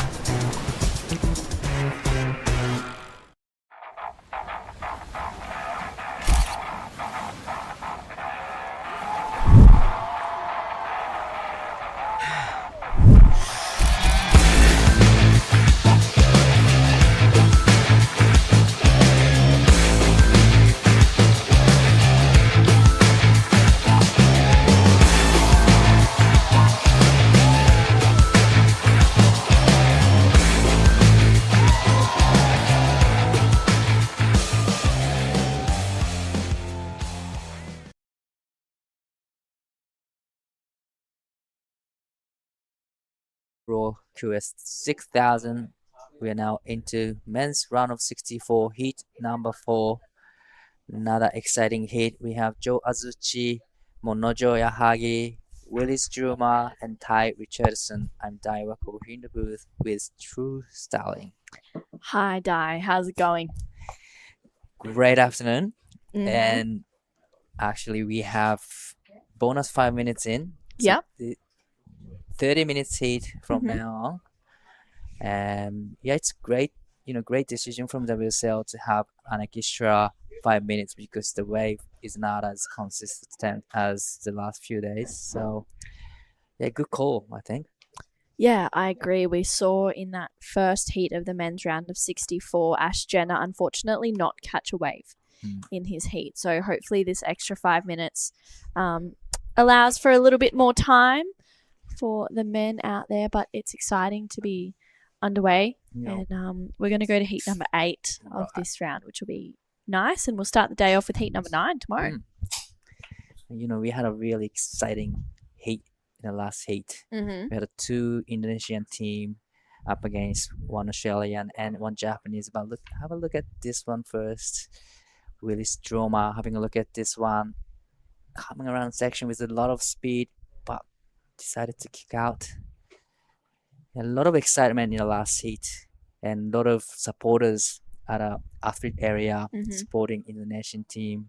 It's such a good opportunity to have team like that, especially when surfing in the competition is kind of individual thing and sometimes gets like a lonely moment. So it's great to have people around you. Yeah, for sure. And it's, so awesome to see the Indonesian team supporting each other. They just have this real family vibe that they bring each day to the contest site. And it's special to see. We're seeing that with the Chinese team as well. They're traveling together and quite a few of the Japanese surfers also. Yes. It's a big crew. Toi Tanaka, Shohei Kato as well. Is he in that group? This year probably Toy is traveling with Soma Hirahara, who just had a heat. But have a look at this one. Willis is on another wave. It was a great wave. Great combination. Yeah. 2 turns only, but still solid 2 big hits on the wave. Definitely, it's going to be a great score for White. Yeah, I agree. It'll be a good wave. Let's take a look at the replay. Nice first connection for Willis Druma, and gets his second one in. You can see his tail just sliding a little bit as well. Oh, out the back. Oh my goodness. 萩物女選手1本目のライディング、少しテールをスライドさせすぎたようにも感じました。その後ろからは、So this is Ty Richardson up and riding. This is a good looking wall ahead of him and come on a section after, 2 big turns in and just a checking turn, couple of checking turns and big curve right there and just waiting for the section to step up for him. Another beautiful curve, just connecting the dots nicely and get the steeper section here. Was so many turns already done. Great job from Ty Richardson. A lot of work done at the back, but this is 矢作物城選手2本目のライディング。これはいい波になってきそうです。1発目、2発目と大きなターンを入れてきました。そしてここもセクションを通り抜けてしっかりとフィニッシュのターンを決めてきました。Wow, that's great exchange from blue and green. Yeah, wow. That was back-to-back surfing. It looks like Joe Azuchi also got a wave in there as well. I mean, wow, this was really just fully back-to-back. I cannot believe how many waves just came through now. And, yeah, some really strong surfing from Ty Richardson on his last wave. As you said, Di, putting together so many turns. That was huge. It's a 2.67 for that first wave of Minojo Yahagi. We'll see. We have quite a few scores to lock in right now. So much work for judges right now. Probably, watching all the replays again and again. Yeah, wow. 5.17 for that second wave of Willis Drummond. This is first Joe Azuchi. 安土選手1本目、少しサイズの小さい波ですが、一発目から綺麗なターンを入れてきています。大きなスプレーを上げて、これが3発目になります。ここもクリティカルなセクションにしっかり立て、そしてフィニッシュのターンも決めてきました。Well served from Joe Azuchi, and this is a replay of the previous wave from Monojo. Wow. That was a big turn and straight into the verge off the top with a big spray, and didn't rush on the section, comes around the section and gets the finish right here. This is gonna be another healthy score, but as well as Joe Azuchi's last wave. Wow, this is completely crazy. There's so many scores to lock in right now. This is crazy, Di. Wow, so while we have a little bit of break in action, we're gonna go head over to a post-hit interview. Go ahead, Giada. All right, I'm here with Xavier Bryce. Congratulations. We've had a huge change in conditions the past few days. Have you had a change in equipment, or are you riding the same board?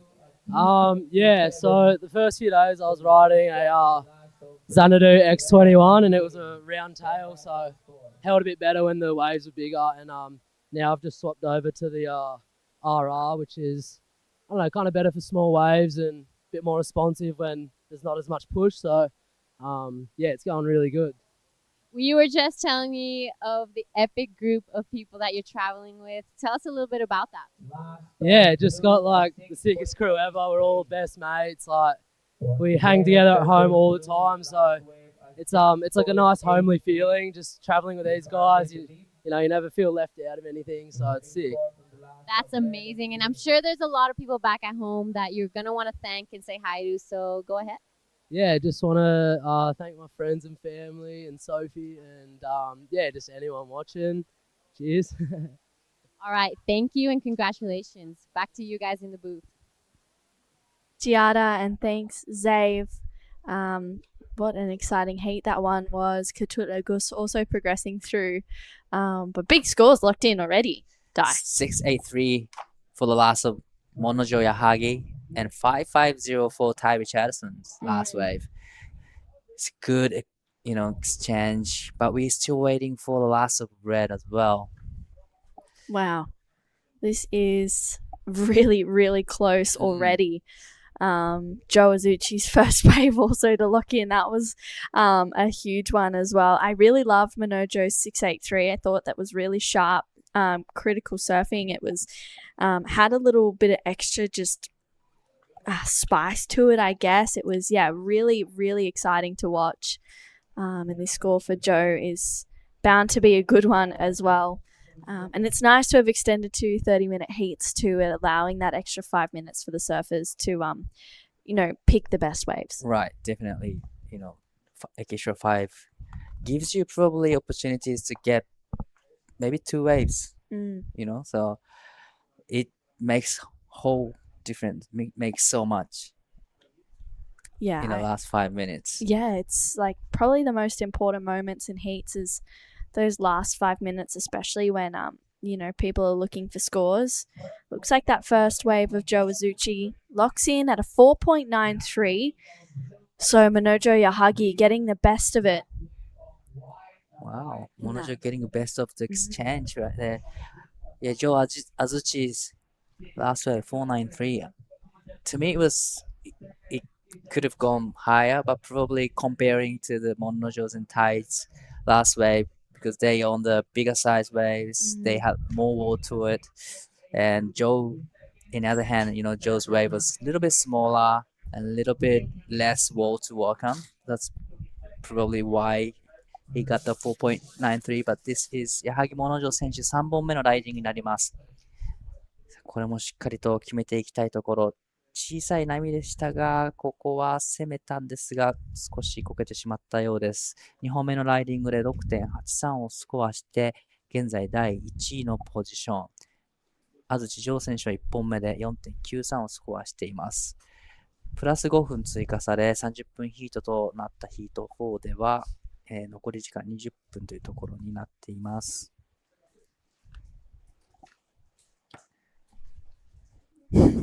I love that. I get so excited when you give the updates in Japanese diets. It's cool. Thanks. I'm in awe. You're very good.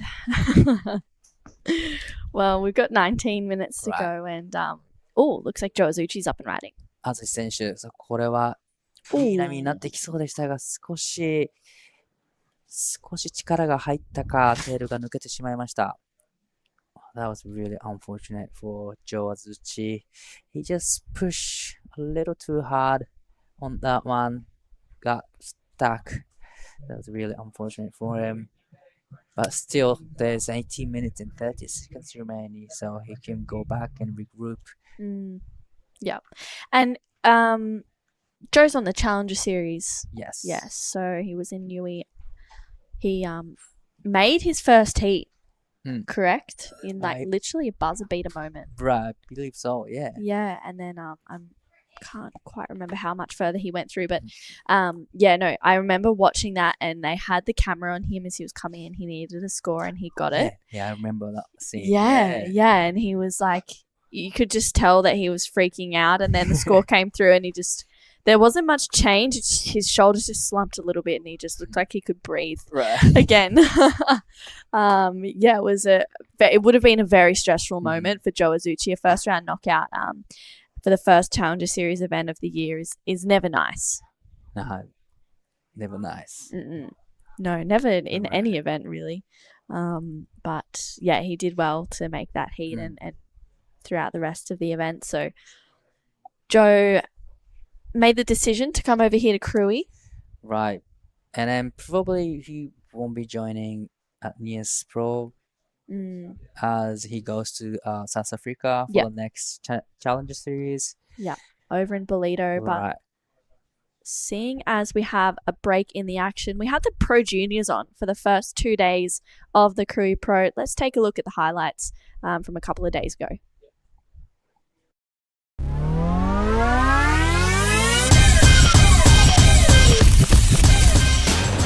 Selamat pagi and good morning everyone. This is day 2 of Krui Pro 2025. We're going to start from semi-final Pro Junior of Men Division, quarter-final division, and also we're going to start for Open Division 2. And don't forget to watch you live on YouTube, WSL and ASC. Thank you.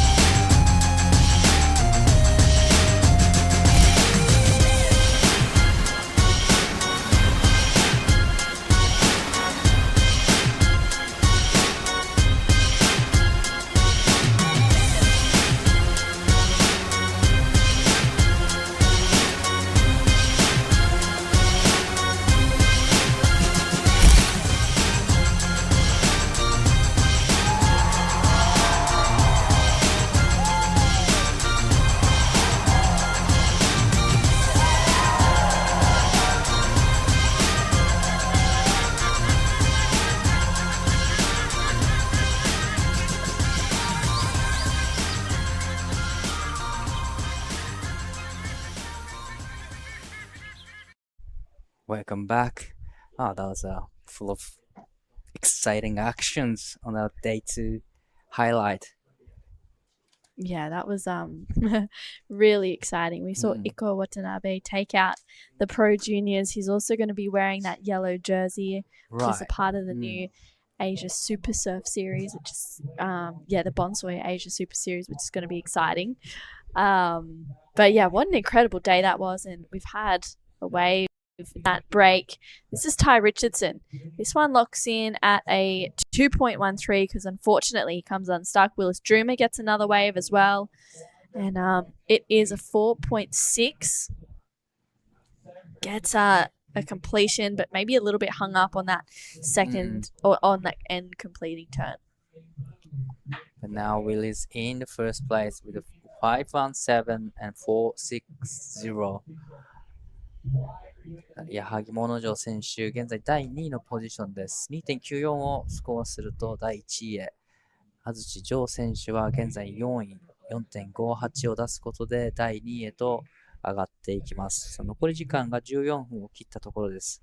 本日はラウンドオブ64メンズヒート8までを行っていく予定です。ヒート8を終えると本日のスケジュールは終了となります。Little updates for the Japanese audience. And yeah, I remember Monojo spent quite a lot of time in Australia doing coaching session with Ty Richardson's dad, Mark Richardson. Yep. So actually Ty and Monojo are really good friends. Wow. So Monojo used to stay at Ty's house, if I'm right, and they served together. They've been to Oki's Grom and all the junior events in Australia, so they're really close friends. Wow, that is really cool. Ty, it's funny that you mentioned that, is also has just launched like his own surf coaching business as well, which is super cool. But that's so cool. Yeah, this is live action though. Willis just going to town on this smaller one. Oh, his backhand is looking really strong. Finishes that one off for Willis Droomer, who's 16 years old, a part of Torquay Board Riders. And I like this wave die. It was a smaller size wave, but still, managed to put big solid turns in a critical section. It was a smaller wave, but well managed served and gets a finish. 3 big turns. So I'm curious how it's gonna turn out because it was a smaller size waves, but still managed to put 3 solid turns. So is it gonna be better his 517 or maybe less? Yeah, I don't know. I just feel like the surfing was strong. Right. Let's take a look at this wave. 矢作選手、さあこれはいい波になってきてます。こちらは2本目のライディングのリプレイですね。これが 6.83 となりました。じゃあ最後のホワイトが何点出るのか。Bang! I think that was his 683, right? Yes, that was lovely. That was really nice surfing. So last white come in 4.07. Wow, really? So he's not gonna improve his backup score. It looked great, but probably the wave size. Yeah, wave size. Yeah. Here we go. Ty Richardson up and riding, gets that quick float. Waiting for it to stand up once again. Buries a rail. Gets up and over that section as well. I'm sure that his board caddy, J.L. Kalupo, is being nice and loud right now. Ty goes for a 2-for-1 combo and gets a completion. So we'll see where that comes through. He only needed a 4.07, so it was a smaller wave once again. Right. Let's take a look at the replay. Gets the first turn in and it floats the section. Come around. Yeah, he did a couple damage towards the end and he gets a couple turns in and from here and it gets a finish. So it was a smart move, I reckon, because he only needs 4.01. And I gotta say, it's gonna be close or maybe meeting the requirement. Yeah. Yeah, I agree. I think it could be the score, but I think it just locks in at a 3 for Ty Richardson, it looks like. So with 10 minutes to go, Ty is still chasing that 4.01. That last wave, not the requirement. It was a smaller wave, so you can really see, especially from those last two waves of Willis Droomer and Ty Richardson. The judges want to see the bigger sections. This is a better looking wave for Ty Richo, and he just absolutely belts it. And yeah, that was a little bit better. Looks like that could really challenge for that 4.01. Yeah, that was looking more like fourth, you know. This last section gets vertical and tags it right in the critical section, right out of it, so clean. Oh, last comes in 3.17. Not enough. Wow. Still needing 4.01. Probably he needed to do one more solid turn and he would get one. But not enough for that one, so need to get out and regroup. But there's still 9 minutes remain in this heat. Yeah, 9 minutes to go. Gets that quick check snap. I mean, I really liked this turn. I thought it was pretty solid. It had that, through heaps of spray, but the judges are asking for a little bit more. We've been saying all day that 4s are hard scores to get. And in reality, he needs at least a 5 anyway, because when Minojo gets up on another wave, he only needs a 2.94 to go to first, and I feel like we'll see him do that. He's looking really strong, and this is Joe Azuchi chasing a 4.58. アズシ選手、重要な波になってきます。さあ、大きなカービングターン。そしてセクションが出てきました。ここで縦へのアクション、これもしっかり決めていきます。そしてもう一発、縦へストレートアップ。さあ、この波で 4.58 が必要。そして後ろからは、矢作物城選手、いい波に乗ってきましたが、少しプッシュしすぎたか。Well, that was a good surfing from Joe Azuchi, and unfortunate for Monojo Yahagi. Wow, I cannot believe that. We are going to stick with this replay, and it is Joe Azuchi's last one. Nice opening backhand carve. Gets up and into that section, and you see him just do it again. 2 vertical backhand snaps. We'll see where this score locks in, and then this last wave of Minojo Yahagi. Wow, this was really, really unlucky because, that was shaping up to be a good wave. This is a release drama, very important way, but just quick in and out. Smart decision from Safa in white, just trying to go back out, regain priority over Joe Azuchi. But yeah, I got a feeling that Joe's last wave is gonna be a really great score because it has size, bigger size, and it was great transition in between turns. I really loved the second and third turn. Just went vertical, tags it in right in the pocket. Yeah, I think it'll come in at a good number for Joe. I just cannot believe that last wave of Minojo Yahagi. I mean, if he gets knocked out in this heat, that's it. That wave is pretty much the decider. That was turning point for Monojo. Wow. He only needs 2.94, and yeah, that wave looked really great. This one, let's have a look at replay of the last blue. Yes, this had a cleaner open face, but unfortunately he probably pushed too hard on that section, as it didn't really step up for him. Yeah, that was just such a shame because it looked like it had the opportunity of just continuing down the reef, but these things happen. He's back into that second priority rotation, so he's put himself in a good spot right now. And last wave of Joe Azuchi, that locks in at a 5.53. Willis Droomer drops down into second. Minojo Yahagi chasing a 2.94. Ty Richardson now looking for a 4.27. This is a really, really close heat between second and third.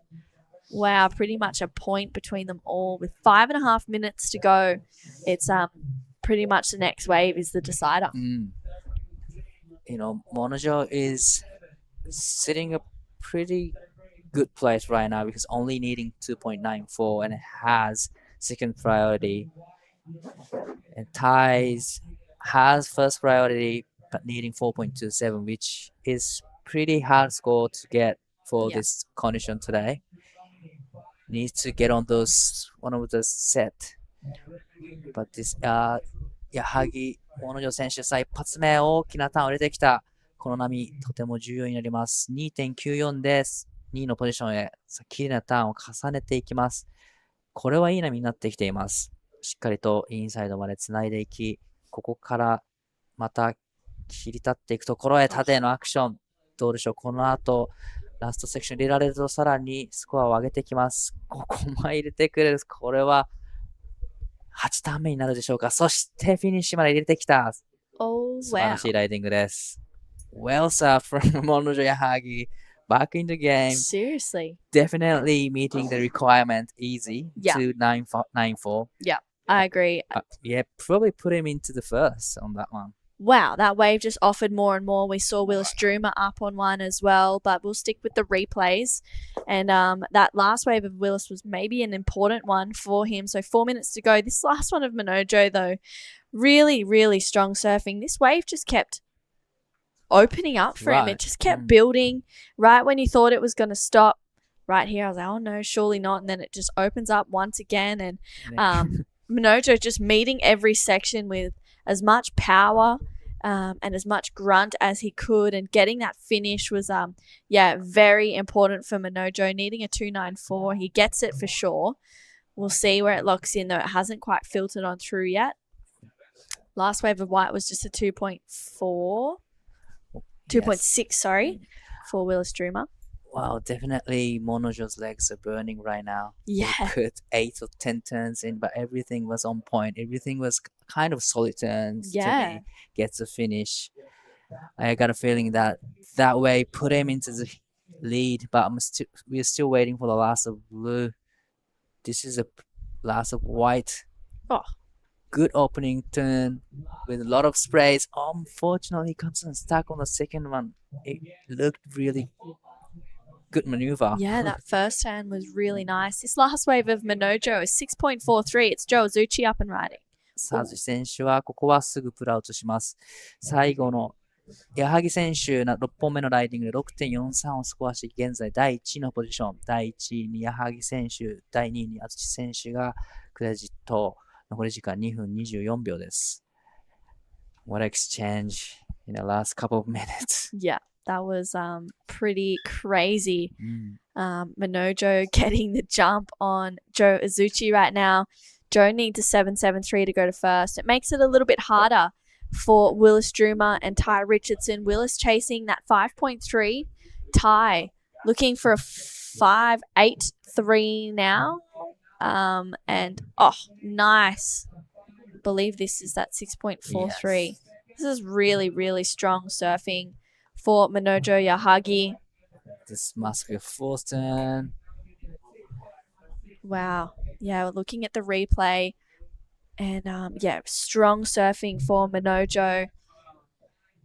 Getting a couple of more connections through here, and we're going to stick with the replay, hoping there's no live action out the back as well. The last minute and a half is pretty important, and wow, 6.43 for Minojo Yahagi. Ty Richardson looks like he gets a wave as well. So it looks like red, white, green had a waves in the last 30 seconds.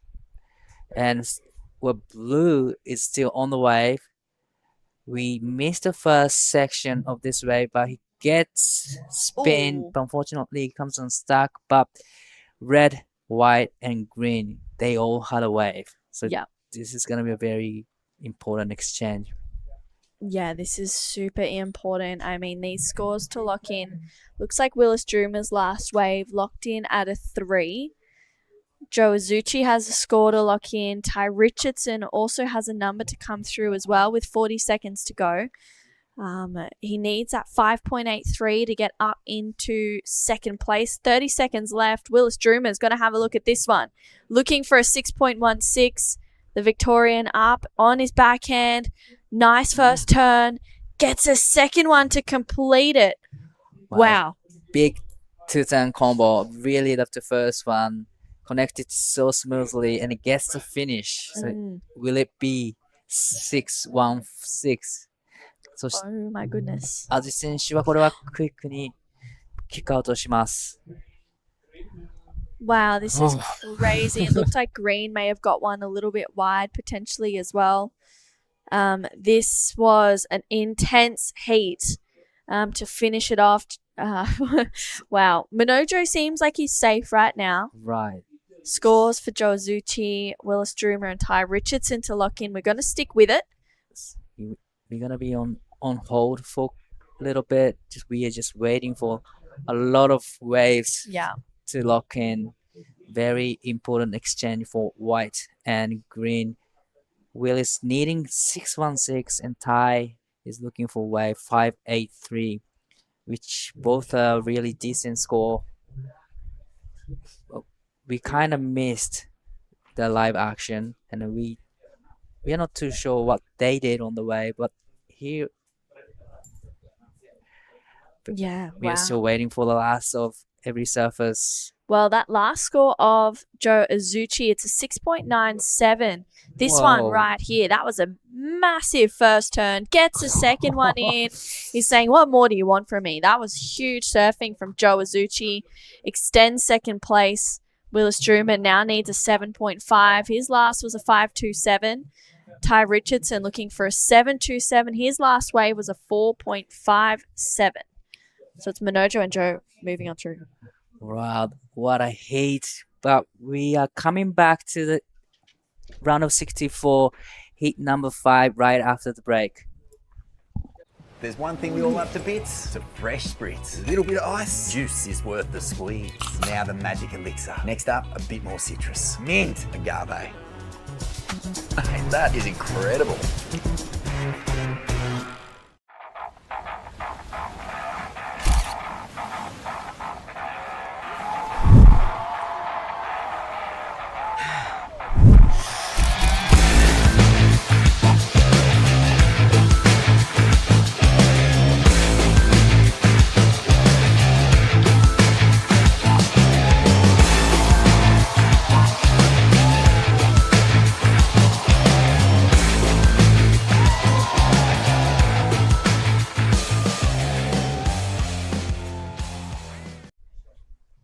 Welcome back. Day 5 of the Krui Pro. We just had a very intense finish to that last heat and we're straight into another one. This is Pajar up and riding on his forehand. Gets some solid turns in. Unfortunately, not quite the completion he was maybe looking for. He's taking on Reef Hazelwood, Mike Clayton Brown and Rafael Castro. I'm True Starling and joined in the booth to call me through this action is Mark Clift. Mark, talk me through this one. Yeah, Reef Hazelwood, quality campaigner. He's been doing the rounds for a long time. Super polished with it once he gets the rashi on. He surfed at the highest level. He's done all his junior stuff over the years. He's been kind of everywhere for a long time in the Rash Fest. So let's see what sort of experience Reef can bring to this heat. And they're all big-time heats, really, when you look at the other people in this matchup. A couple of goofy footers, a couple of natural footers. And here is Mike Clayton Brown. Yeah, nice two-turn connection there for Mikey. And, it was a really nice wave. He's getting his campaign underway. He had a great heat yesterday, I believe it was. So it was exciting to watch him. 28 minutes to go in this one. A few scores to lock in. A 1.93 for Rafael. Scores for Reef, Pajar, and for Mike Clayton Brown coming through as well. So already a busy start to this one. Good to see. And I like the addition of the extra 5 minutes as well, just levelling up the playing field, making it a little fairer. But, geez, I watched that last heat from outside. There was so much goodness going on. Minojo and Joe Azuchi taking the qualifying spots there, Team Japan, over the Aussies, Willis Droomer and Ty Richardson. Bit of a bummer. It was just quality. There was some big, what was the biggest number? Because I saw a lot of quality surfing. Yeah, I think it was a 697 or a 693. For Blue, right? No, actually for Joe on his last wave. Yeah, he got a huge, literally it was his very last or second last wave. It was a massive turns. It was really exciting to see. Joe still came in second because Minojo Yahagi got 2 sixes and solidified the lead. This is Mike Clayton Brown. He's having a look at this one. Patient there. Nice first turn. Waiting for it to stand up a little bit more, which it does. He gets a fins out. Smaller wave. as he tags it once again out behind him, Rafael Castro, as Mikey Clayton-Brown finishes that one off. Yeah, look at Castro. He's picked a better wave. It's a little bigger. It's got a lot of bowly pockets to him. A quality performer throughout this event so far. He's had a couple of post-heat interviews, so he's won heats. He's looking really slick, and this wave probably got one more big hit in it. There it is. Job well done. Liked it. Yeah, and how's this score for Reef Hazelwood? An 8.17. Wow. Huge surfing for Reef on his first wave. And you know what? That doesn't surprise me one bit. I've seen Reef doing around the traps for a long time. This is the replay again, everybody, the Bonsoy replay. So thanks to the production team for giving us a second look at probably one of the best men's rides today. I haven't seen an 8 or an 817 on the men's side of the draw yet. We saw Winter Vincent drop an 8. An 8. All right, this is an 817 wave of the day out of the round of 64 for the men. Just quality precision surfing. He is just deadly when he gets the Rashi on. He's been doing this forever, and he might be considered a little bit of a veteran in the Rashi out there because he just has surfed so many heats. Yeah, he has. He's showing the expertise right now from Reef Hazelwood. Loved that wave, that strong completion. He's looking sharp right now, and yeah, I'm excited to see the rest of this heat. It's the first time we've seen Reef Hazelwood in the Rashi for this event, but Pajar's first wave locks in at a 617, so that's a really good score as well. Scores for Mike Clayton-Brown to lock in also with 25 minutes to go. We've already got a heat on our hands here, Mark. Raf's got a good number to drop as well, so everybody is off and racing with a solidly good effort across 4 surfers. Just waiting for the natural footers numbers to drop. The Goofies have kind of set the pace here. And I feel for Ty Richo in that last heat and Willis Druma. They did some really good surfing. They had some big moments. But it was the 2 Japanese, Minojo, who's won up there in Nias in the Pro Juniors before.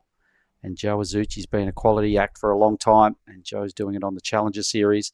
So numbers are in almost. We've got one more. Actually, we've just got another one for Mike and Raf. So we'll just hold.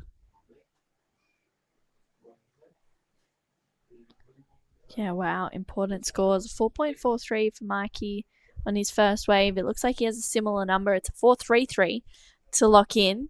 So he goes out to an early lead. Raphael has one to lock in as well for that. He's just got so many turns on that wave. I liked it. I think it'll be decent. It'll put him in the conversation. Maybe right around Marde's number. Either way, Hazelwood just showing that experience under pressure. Rafa's wave's in. Jeez, it didn't go anywhere near what I thought. A 383 must have been the size of the wave that the boys didn't really rate. Did some good surfing. Still has 23 minutes to work on it. Yeah. But he's a quality act as well. This is, mark my words, this is a really tough heat. Oh yeah, they're all tough heats in this round of 64. I feel like every heat we say that, and then you see the next one, you're like, wow. It's hectic. There's so many good surfers in the draw. That last of Raphael, 383. Potentially the wave size, you can do good surfing on it, but if it's a smaller wave, the judges do cruel you for it. And someone who was on some of the best waves in that last heat was Minojo Yahagi. He is there with Daiwako. 素晴らしいヒートでハイスコアが連続して出てきたヒートとなりましたが、まずヒート振り返ってみてどうですか？そうですね、開始早々6点出せて、で他の人が4点と5点とかだったんで、あと1本バックアップかもう1本大きいスコア出して勝とうっていう作戦だったんですけど、なかなか決められなくて結構焦っちゃいました。So he had a good start with a good score, but after that he kept falling off and it kind of get him nervous, but still managed to get through this round.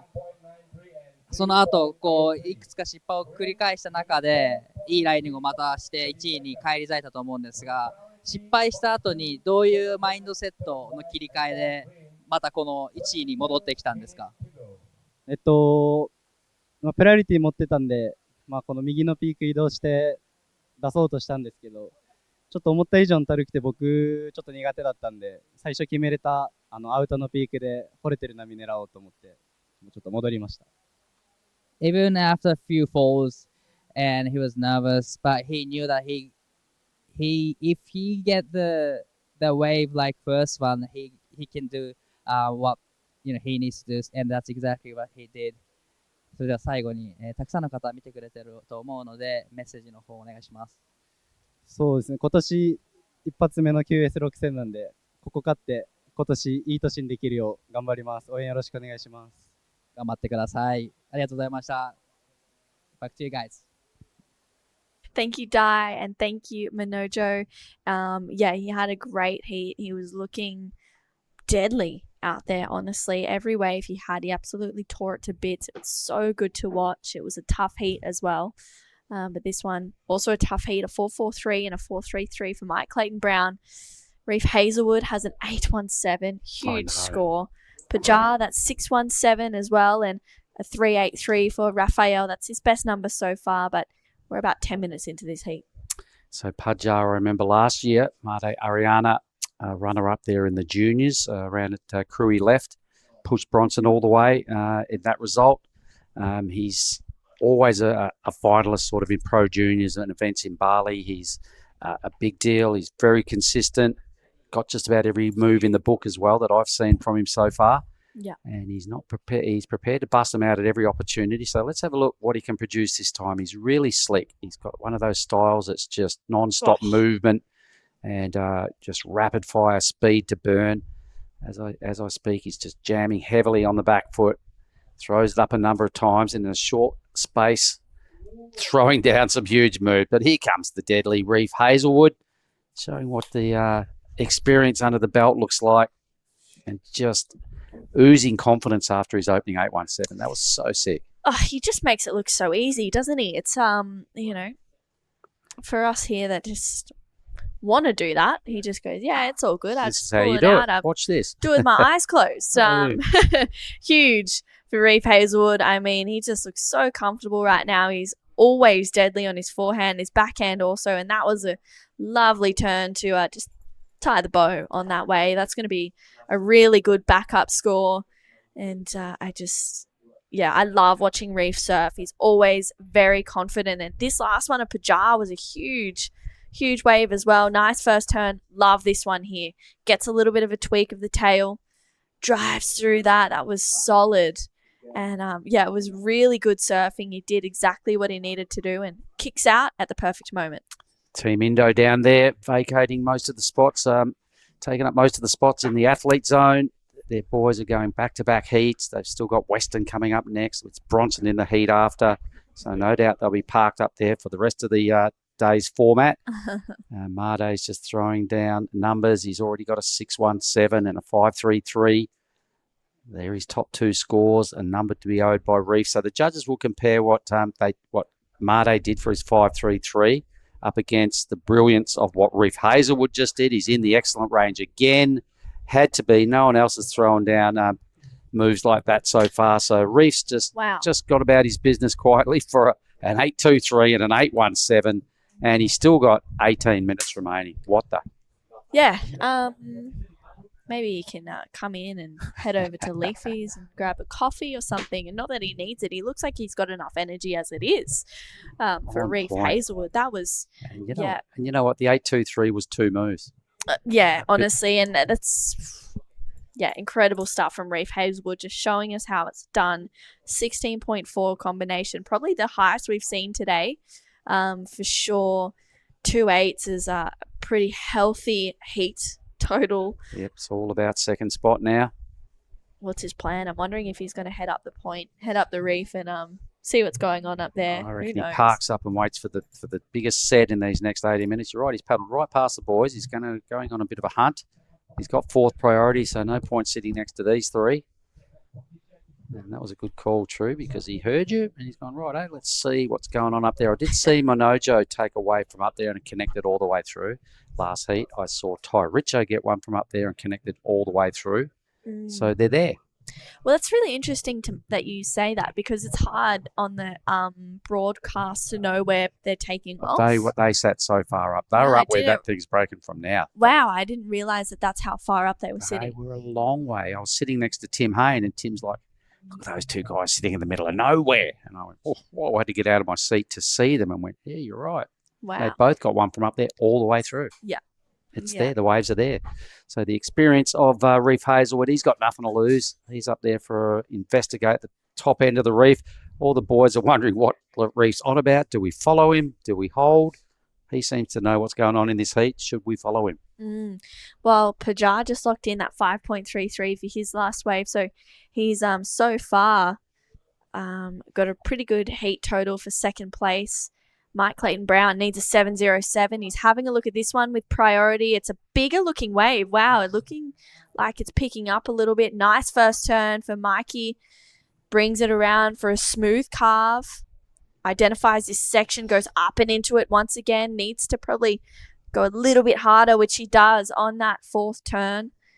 And I'm driving through another one, but unfortunately just a bit of an awkward Over and mishap out. there. Yeah, geez, he didn't need that to happen. He was just connecting everything so well. And I guess he's hearing the other numbers in this heat and he's feeling threatened.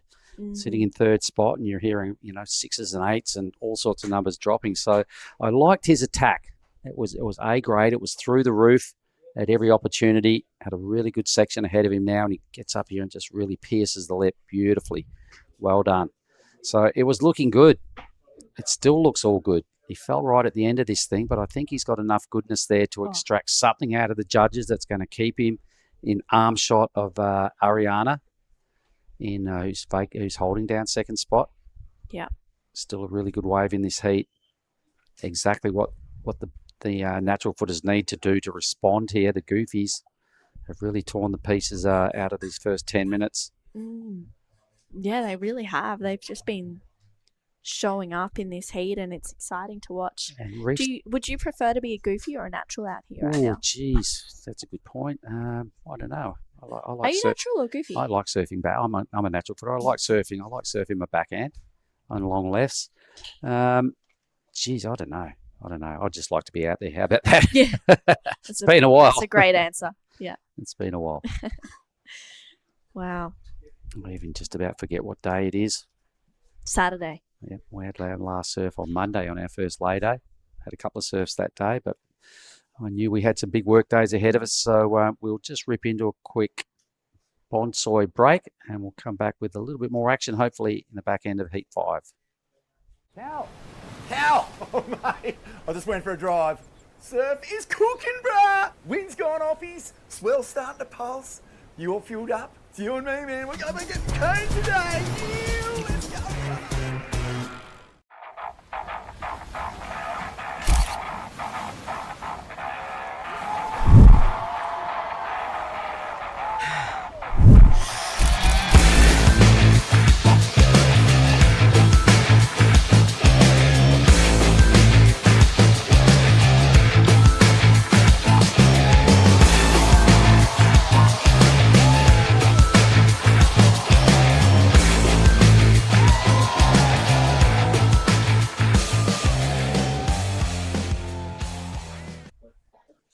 So previously, MCB, Mike Clayton Brown, a 6.37 for that long left that he fell on. It's the third best wave of this matchup and holds him in really good stead now to have a shot at overtaking Marta Ariana. Here's the wave again. He did a lot of good, strong surfing, as you would expect out of the experienced campaign of MCB. A little fall at the end. I don't think it really affected his scoreline too much. The wave was pretty done by then.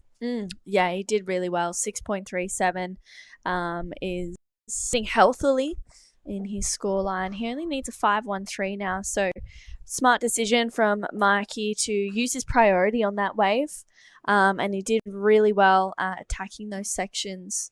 Imagine if he had opened up a little bit more on the inside, if he didn't fall.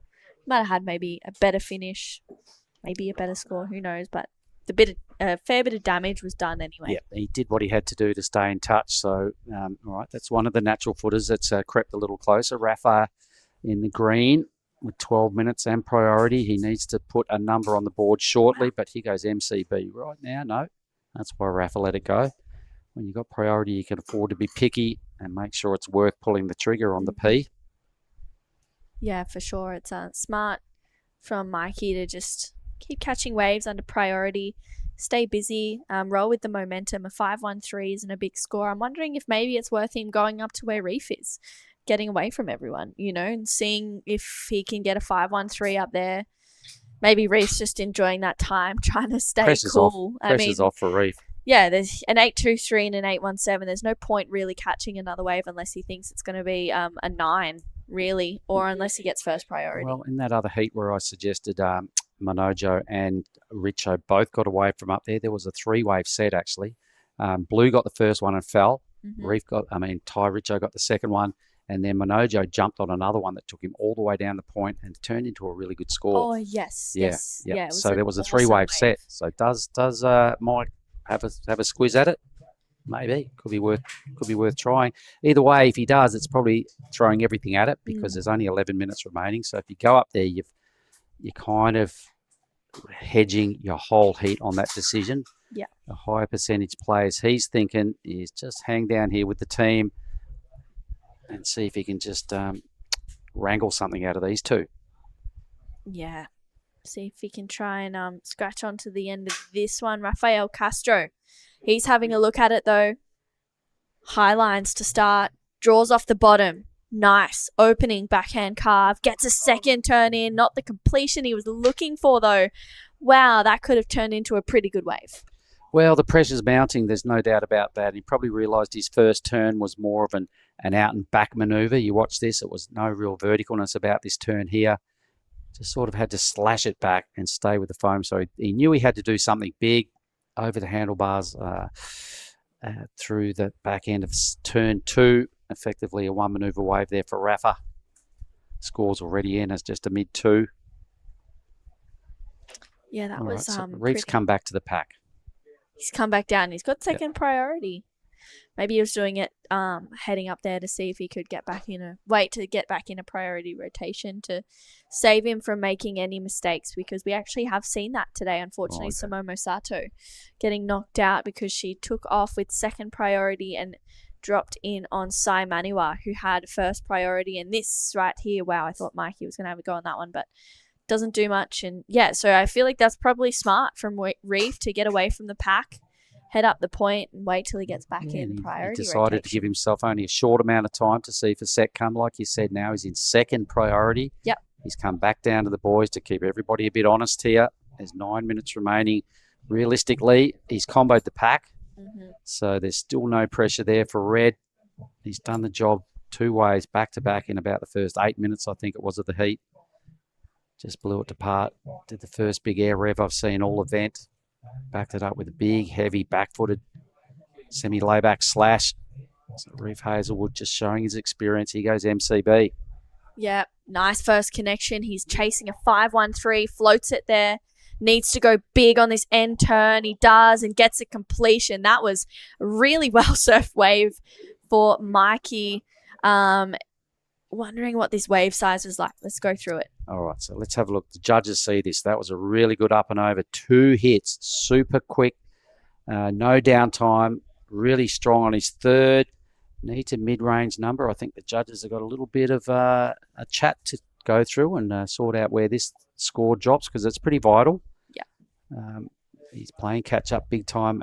Made has not budged for a little while. I think he has actually owed a number. He might have just caught a low one. So, yeah, this will be interesting. MCB, he's clawing his way back into this heat. But just rapid-fire first 2 turns. We're just strung together seamlessly and just floated over some really, good sections for a small wave with a big, spicy last hit. The judges are going to have to give him some love here. He's trying to attract the minimum of a 5-1-3. Yeah, I mean, I feel like he might get it. I think it's better than his first wave. It's, maybe I'm wrong. Definitely wrong. 4.43. So it's the same as his first wave. It's not the score he was looking for. Mikey looking for a 5.13 to take second place with 7 minutes to go. He's back in the 4th priority rotation.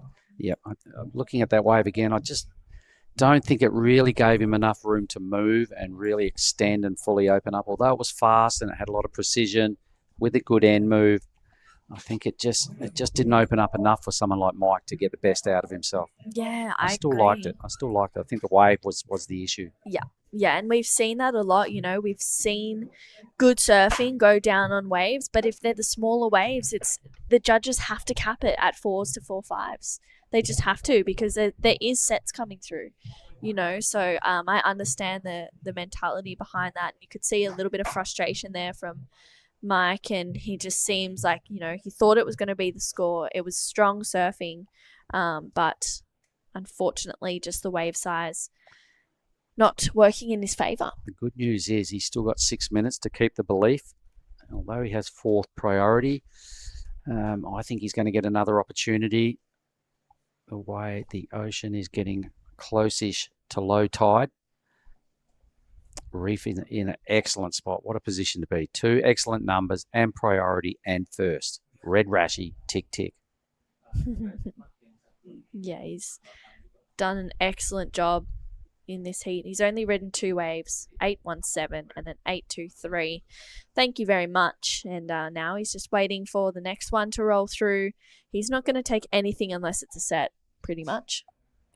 Well, he doesn't have to. He kicked off, did all his work. He surfed an 8-minute heat, and then he's just paddled around and lolled around and listened to the other boys all fussing around for second spot. And he'll want to surf it out and ride into the beach. Yeah. He'll want to just go through with a little bit more momentum into the next round whenever we get to that point. It's round of 32. I haven't seen Reef in a QS event for quite a while. He's been high end. He's been up there in the CT and the challenges and all that sort of stuff. So he's back here regrouping.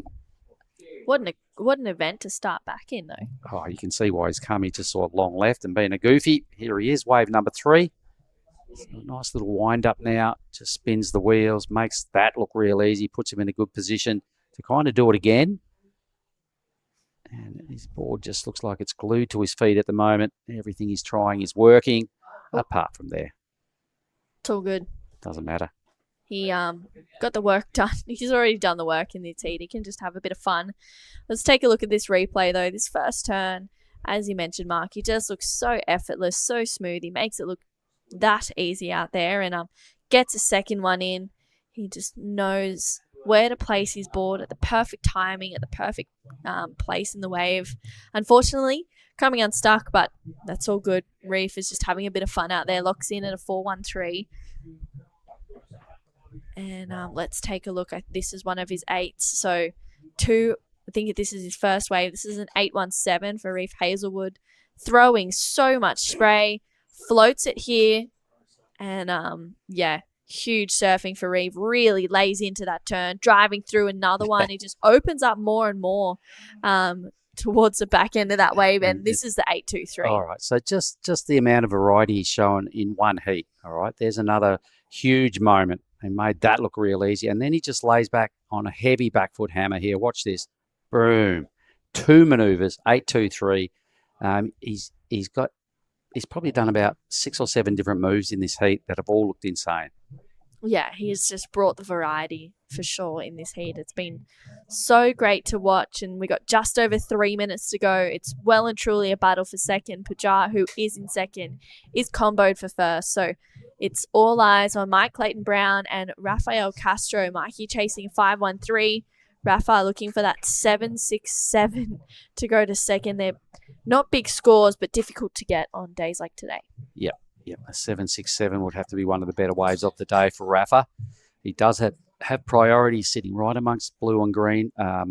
Blue and white right between them. MCB's had a good swing at the title for second. Just fell short on his last wave. So he'd be sort of thinking about that. What do I need to do?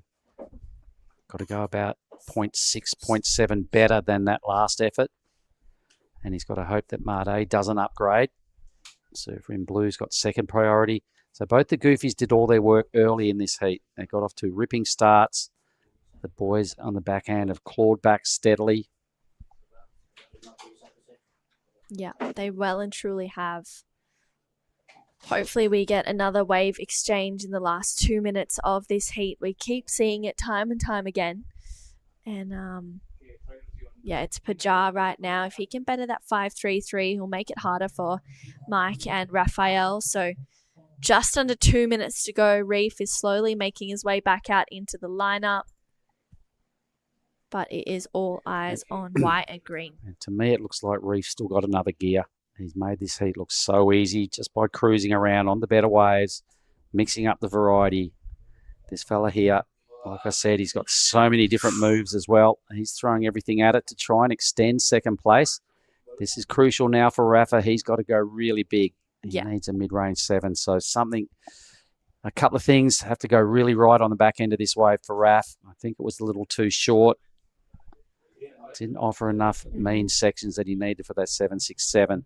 But as I just look at this next heat, I'm just going to, have a look at the replays. Yeah, this is that last wave of Raphael. Nice first turn, gets a second one in. He's a really smooth surfer, easy to watch, and tags it there as well, but just unfortunately lacking that real strong moment that you would expect to see on a 767. And this is a replay of that last of Pajar.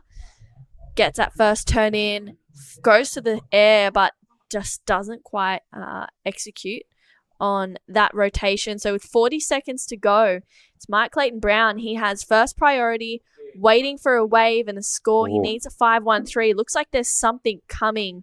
MCB. Is he going to be on this first wave? Oh my goodness. Here he goes.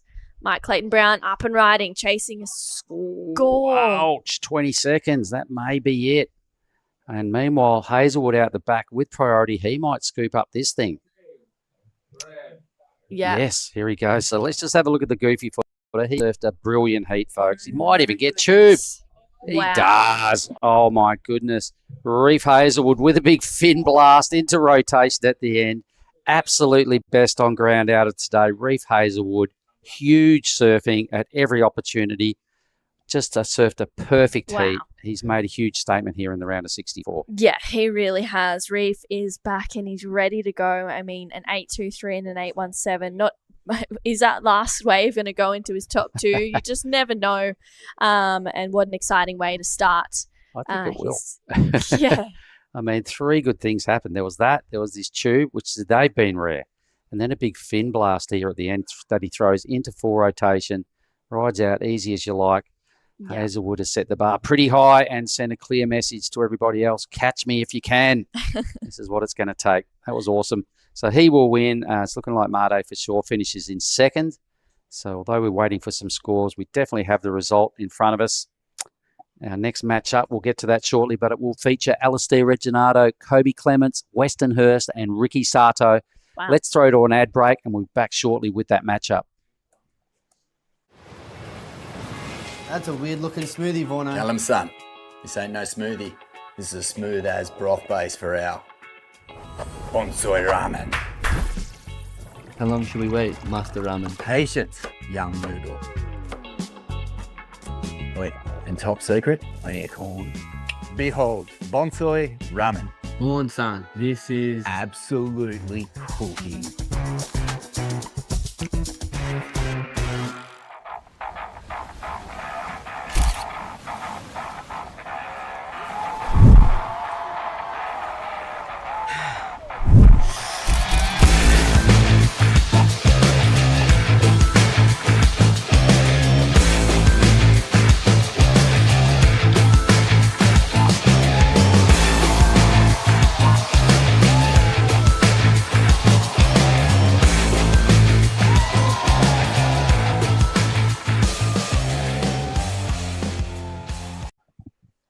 All right, Krui Pro Day 5. We're watching our third last heat of the day. It's Heat 6.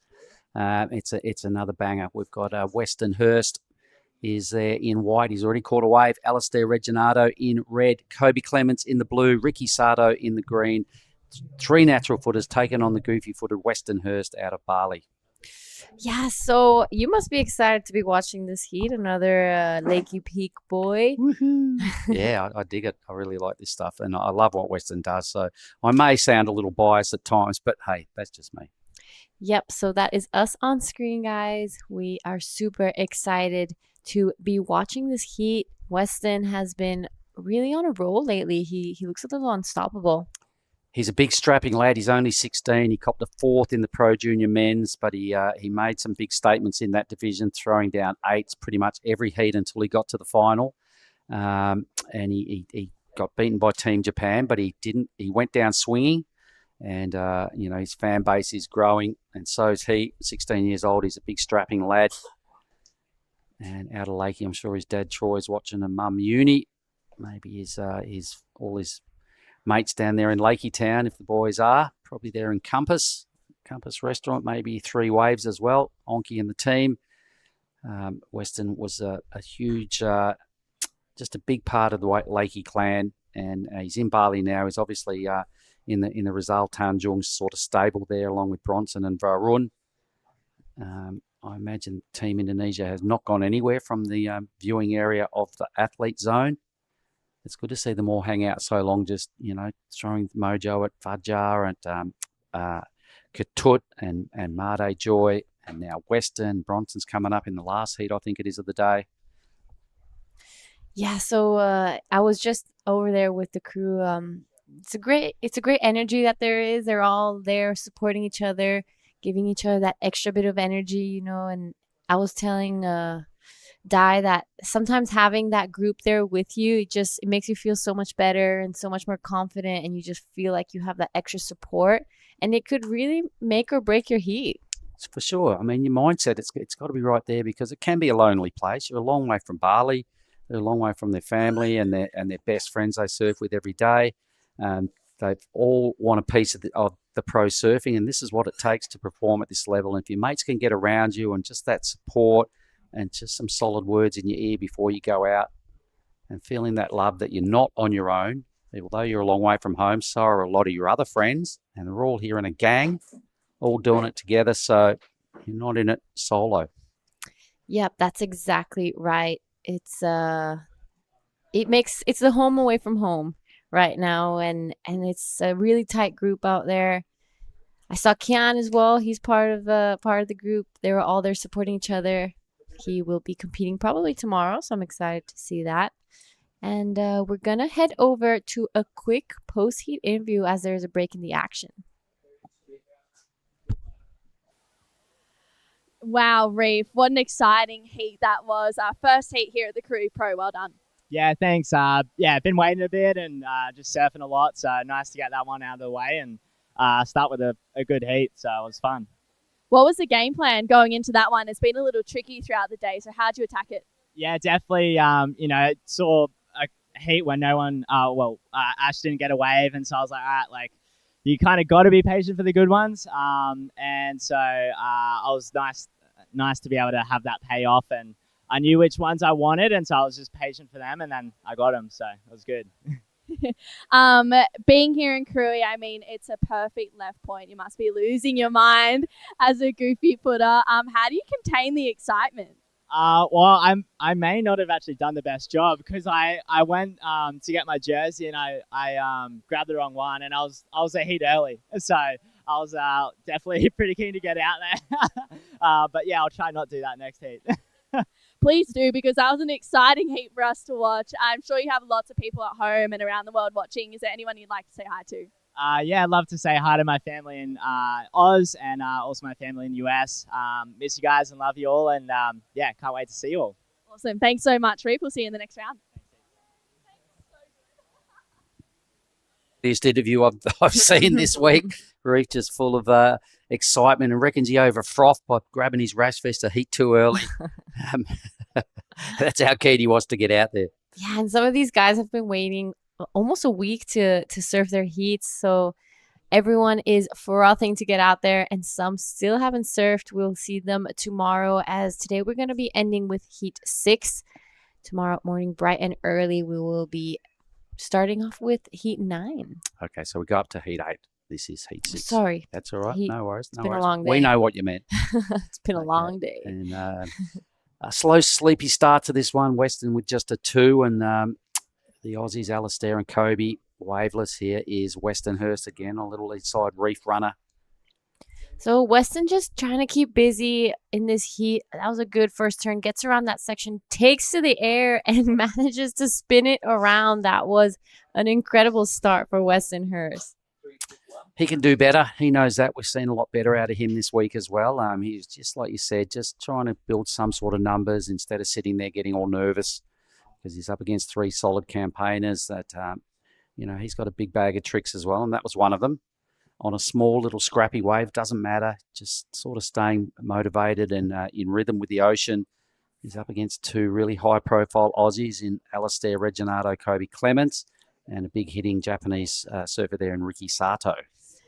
Kobe Clemens, one of the most loved surfers on the QS. He is so kind and always says hello to everyone. Every time someone mentions his name, you hear someone comment, "Oh, I love Kobe. He's the best." Well, here's Ricky. So Team Japan will be lighting up now as Ricky belts his first 2 sections, but can't stick that finishing move. So a 1 maneuver wave to lock in for the Japanese campaigner in green. And here is Kobe. This is Kobe on his backhand. Good first opening turn here. Sets it up for the second one. Goes upside down. Whips that tail around. This is an incredible start for Kobe Clemens. And will he manage to hold on? And he does. So that is an exciting start for Kobe. Red now. Alistair comes to the party. One of the burly board riders here. Just chipping away. His waves sort of dropping some sleepy sections, but he's doing some strong surfing. Just kind of hanging in there. He's hoping this inside track steepens up. There's a section. So he tags it another time, and a big finish would be really handy and a huge vertical hit. A couple of them to finish off. Get out of there, Al, and get back out. That was pretty sick. We've got a heat in our hands. That's an incredible start for both Alistair and Kobe Clemens. This is going to start to get interesting. It is Westonhurst now with the work cut out for him. Those are going to be some pretty high scores. They will be. Both the Aussies just really went crackers on the way on their opportunities. Ricky kind of fell, and we'll never know where that score could have gone. But Kobe just jammed it all in hard, high, tight, in a short wave, just non-stop motion, and really connected the dots. His final hit was just all time. I feel like this wave kind of grew as it went down the reef. It started off as a pretty small wave, and it kind of increased in size. Whereas Al starts well. His wave goes a little sleepy.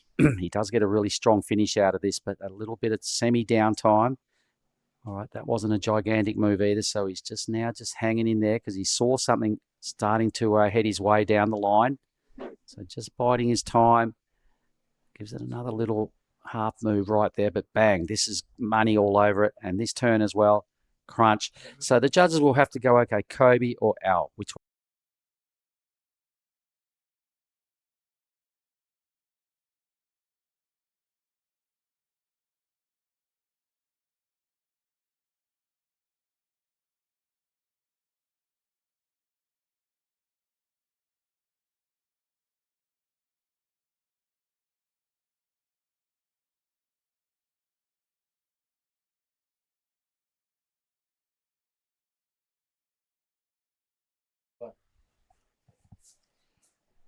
All right, we are back. Sorry for the crew online for freaking you out. We just had some little issues most of the morning before we started play down here. There were some internet moments and some power issues.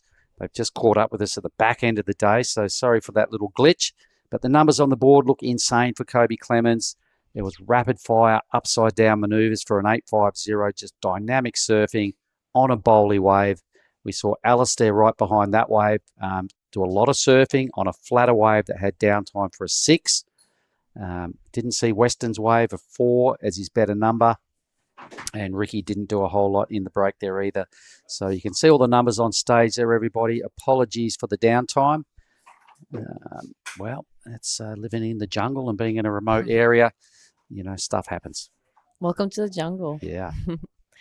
But yeah, so Kobe Clemens an 8.5, Alistair Reginato a 6. So those were the numbers we were expecting, but the judges really kind of putting the exclamation mark on the quality over quantity. You know, Kobe's only had 3 turns on his wave, and Alistair had quite a few more, but Kobe's were just super back-to-back, vertical, powerful. So really well done from Kobe. Just dynamic surfing in a small amount of time with no downtime. That's what excites the judges. And once the hairs on their necks stand up, they start throwing big numbers. Kobe lit it up. Well done. All right, so it's going to be, let's see how their backup scores start to drop. We've still got just under half this heat remaining. Western there is in second, but it's the dodgy second with Reginato looking for just a takeoff, get to his feet to move into that position. Ricky yet to really bother the scorers too much at all. But he still needs only a 388. It's kind of not really set yet and not accurate because the two highest scorers do not have second waves. Yeah, so a little bit of a slow heat. I mean, we're just past halfway. We only have had a couple waves surf. Not everyone has had a backup. But we've moved on to the 30-minute heats as we've had a bit of a decrease in the wave size and it's been a little bit slower. So it's great call from everyone from the WSL and ASC here. The conditions are still incredible. I mean, it's still glassy. We've had some great waves. Kobe Clemens an 8.5. Asa Reginato 6. Just like a quick example of the type of quality of surfing we've had. Reef Hazelwood's thrown eights and all over the place in his match, up for a 16.40 two-wave total just moments ago. He got barreled, he did air revs, he did big layback hacks, he did a little bit of everything. At the end, he even ended up throwing away a 7.5. We went off air just before that score was in. So a pair of eights, throwing away a 7.5 just for fun. So the waves are out there is where I'm going with that. So it's still highly contestable. 30-minute matchups, you know, you've just got to get it done. You've got to adapt and go out there with some clear tactics and just, you know, stick to what you know and make the most of your chances. Yeah, I think it's really important today to, when the sets do come, that you have the priority and to be in the right side of that exchange because there's not that many opportunities today. So you either have to start early and build on your score or just wait for the sets. I feel like those have been the two strategies we've kind of been seeing all day. And none better today than exactly that. Reef Hazelwood, he dropped that 8.17 and the 8.23 within about 8 minutes of the start of a heat and then just went up the top of the point for just for a bit of paddling practice, came back, rode another wave that he fell on and then put together a 7.5 when he's included a tube and a reverse at the end of it as well. So a little bit of everything going on there. In the last heat we're talking about, this heat really yet to explode other than the 8.50 Kobe Clemens was just insane surfing.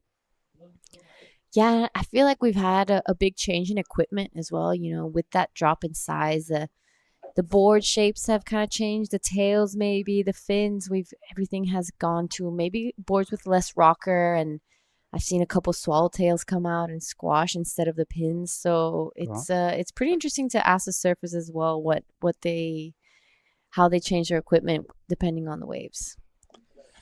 Right on. So you got to have a board for everything. It's hard to travel with the you know, the perfect board for all conditions. We are forecasting and looking ahead. Here's the replay. So let's watch this 8 again. 8.5. This is it, Kobe. Boom. Upside down. Another great section. Blast it big time again. He gets to this section now, really tees off. Even spins the wheels a little bit out the back and lands it. So much work went into a small space. It was just congratulations, Kobe. 8.5, the best number here this afternoon in the round of 64. Yeah, so Kobe feeling pretty comfortable now, just under 10 minutes with that 8.5. He's definitely going to be kind of itching to back that up. We've seen it a few times today where someone has one big score but isn't able to really back it. So that's going to be an important part here for Kobe and the back end of this heat. As we see Weston now taking a look at this insider. He's got some work to do, wants to get rid of that 2.7. One big turn. This wave is going to give him a little more to work with on the inside. He busts the fins out, all three out the back, and he's going to finish this one strongly. So huge. Oh, unfortunately, isn't able to. Fins out again, but he goes down. Red's kind of got stuck. He knows it. That's Alistair. He needed a 0.7 to move into Weston's spot, but we've also got a score for Weston. Let's stay with the dynamic Kobe Clemens. Yeah, so here we go. He's going to be trying to replicate his last wave big 2 first turns here. This wave is going to give him one more section here, and that is Kobe Clemens going to town on an insider, but he made that look great. He's going to be backing up that 8-5 really nicely. So I think it's Kobe Clemens out at a comfortable lead. Oh, for sure. 6 surfing again in a small space. You know, even his bottom turns are to die for. He brings them from that deep, and it puts him, you know, above the lip every time. Super tight. Even his finishing move again, you know, kicking the fins out, just adding a bit more degree of difficulty and variety. I'm sure we're going to see these rides again. So Weston's wave, a real mini wave, although he did kick the fins out a couple of times as well. It was going to be hard to extract a big number out of such a small wave. That was pretty sick. I liked it. I love what Weston does. And the finish again, fins out again. Boom. I mean, if he completed that last turn, I think that was actually going to be a really good score for Weston. It was a smaller wave, but he worked that out really nicely. Now this is Kobe Clemens, the man of the hour. And this wave comes in at a 7.50. So that was an incredible job for Kobe. All right, missed the start of L's wave. He flicks off. He's kind of a fair way down the reef, so I imagine there was a lot of room to move and to produce something on that wave. A big burger rolls through caddy corner down in front of Lani's. So here it is again, G. So this is the replay of the last of Alistair. Big first opening turn, and I love this second one. Super, super dynamic from Alistair Reginato. This is where we kind of caught on with him. This is a great wave for Alistair. 3 big turns. He took it all the way down to the inside, and he's going to be backing up that 6 really nicely. Oh, yeah. I think this could be the 3rd best score of the heat. It was pretty chunky surfing on a bigger wave.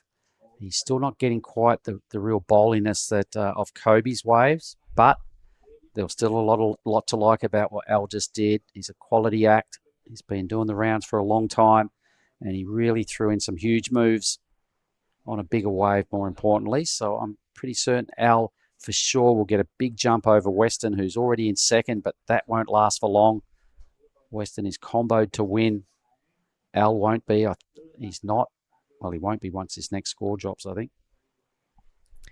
That's definitely going to be Alistair's best score of this heat. Those were some pretty impressive turns that he did. A little bit of a bigger wave than Kobe's last one, so that could definitely help him in his score line. We're just waiting for that last one to come in. It is Kobe right now taking a look at this one on the inside, but decides to just hold back. Well, the judges having a good think about Al's wave, so they probably watched it a few times. Maybe some discussion, or maybe just a couple of different angles of the wave. It's really good. Big numbers coming, and it's right next door to Kobe's last wave for a 7.67, 2nd best wave of the heat. So Al celebrates by slapping the water. His 6 looks really good next to his 7.67 now. So huge numbers. Weston Hurst, boy, needs almost the perfect number to get out of trouble. And Ricky Sato, who's yet to really enjoy this heat, is now comboed. This is Alistair now with 4th priority, just taking a look at this little one. He definitely knew that it wasn't going to improve his scoreline, but you know, keeping busy, wanting to stay on his feet. At this point, he must be feeling pretty comfortable. So he's like, you know what? I'm going to take advantage of this heat since it's so crowded on the free serves. Maybe I'll get a couple rounds in now. No, he's done some good work. He's been a quality campaigner for a long time. Alistair Reginato, all the Burley boys will know that. The Aussies are sitting pretty in 1-2 at this stage. They've really blown apart their waves. None better than Kobe Clemens. 8.50 is the best wave today for the men's. A 7.5 solid backup, but Al answered back in perfect fashion. Reginato, an 8.34 to win, or more importantly, just enjoy the back end of these 4 and a bit minutes. Something better than a 6 would be nice to really snuff out Weston's campaign and Ricky's. Yeah, Alistair has been a bit of a big performer here in Krui. He's had some good results. We've seen his backside really make him pass some rounds here. So he's definitely a name to keep an eye on in this event. Kobe Clemens as well. And we were just speaking earlier, Kobe has gotten the first 10 last year in Nias. Yeah. He had some crazy rides. So he was kind of the starting point of that run of 10s we had. The fire starter. He lit the fire up there at Nias. Indeed, he did. And it was an incredible ride. I'll never forget seeing the replays of that 10. And then throughout the day, there was about another 10 10s that dropped. It was just one of them unbelievable moments in surfing. It all went down at our next stop up there in the Gundry Bay. But at this point, we're just talking about, things we're going to see. And Reginato's been around for a long time. I believe Weston Hurst will be around for a long time. He's 16. He's got to be one of the youngest dudes still in the draw. I love what he does. Ricky Sato, it's a real pity that things haven't clicked for Ricky. He's such a good, strong Japanese surfer. Has not even had a bite of the cherry in this matchup. With 3 minutes to go. The Aussies have done it, and they've done it pretty well so far. Yeah, this has been an incredible heat, and it's gone by so fast. So there, Alistair just taking a look at this wave on the inside. He needs to improve on a 6. Doesn't look like this wave might be just that, but it looks like he's just having a bit of a... Surfing his way. Yeah. He's like, I think I've done enough. Might as well surf in rather than paddle in. Yep, lackadaisy.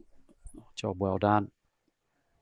So earlier in this heat, we saw that big burgery right come in. That's a good sign. When you see that, you know that there's swell on the way. All right, what do you do this Arvo G? You're going to have a little splash out there at the end of heat 8? I don't think so. I'm going to go for a paddle somewhere. I just got to get wet. I think I'm going to take it easy this afternoon. Saturday afternoon at Tanjung Sedia area. We're down here in the Pesisir Barat region, the province of Lampung. It's South Sumatra. It's a good place to come to if you're thinking of a holiday and just want to investigate what the fuss is all about and how come everybody in their post seats say they love Krui. There's so much to do. There kind of is. There's a lot of accommodation to suit everyone's budget along this point and elsewhere. There's all sorts of waves to suit people's level. There's some killer surf, there's some friendly surf, and there's some long point breaks. That's pretty cool. All right, a little mashup of what happened here in this heat. This is the man of the moment, Kobe Clemens. Deep bottom turns and piercing the lip has been the theme of his heat. At every opportunity, blasting big time. That's the 7.5. Here's Al's last wave. This was a 7.67G. Huge first opening turn and does the same on this second one. He really took advantage of that wave that it was standing up. He just weaves through this second part as he waits for this wave to give him a little bit more. So this was a really well-read wave from Alistair Reginato. Yeah, a lot of his board out above the lip and 3 sections there. Slightly bigger wave than Kobe's, so it just went a little above Kobe's last number that we just saw on the Bonsoy replay. Production team have been doing a good job bringing us these replays today, so thanks, team. 30 seconds remaining. It's going to be the Aussies moving through to the round of 32. Weston Hurst, he's got plenty more years at this level. He's still got 4 years as a pro junior. And Ricky Sato will probably have a debrief with his team and try and work out what went wrong. Could be a little sign-off wave for Ricky. Here he goes, deep on the peak with 10 seconds to go. So it's the last we see of Ricky Sato. Signs off with one last hit. He'll be bitterly disappointed, but that's the nature of competition. Not everyone can get through. Congrats to Kobe and Alistair. We will throw to a short advertisement and back with Heat 7 in just a moment. This is the smoothie I've been waiting all day for. I'm going to start with a couple bananas and then mixed berry frozen blend, my favourite. Bonsoy almond milk and heaps of peanut butter. Nice little bit of coconut to finish off. Get that in ya.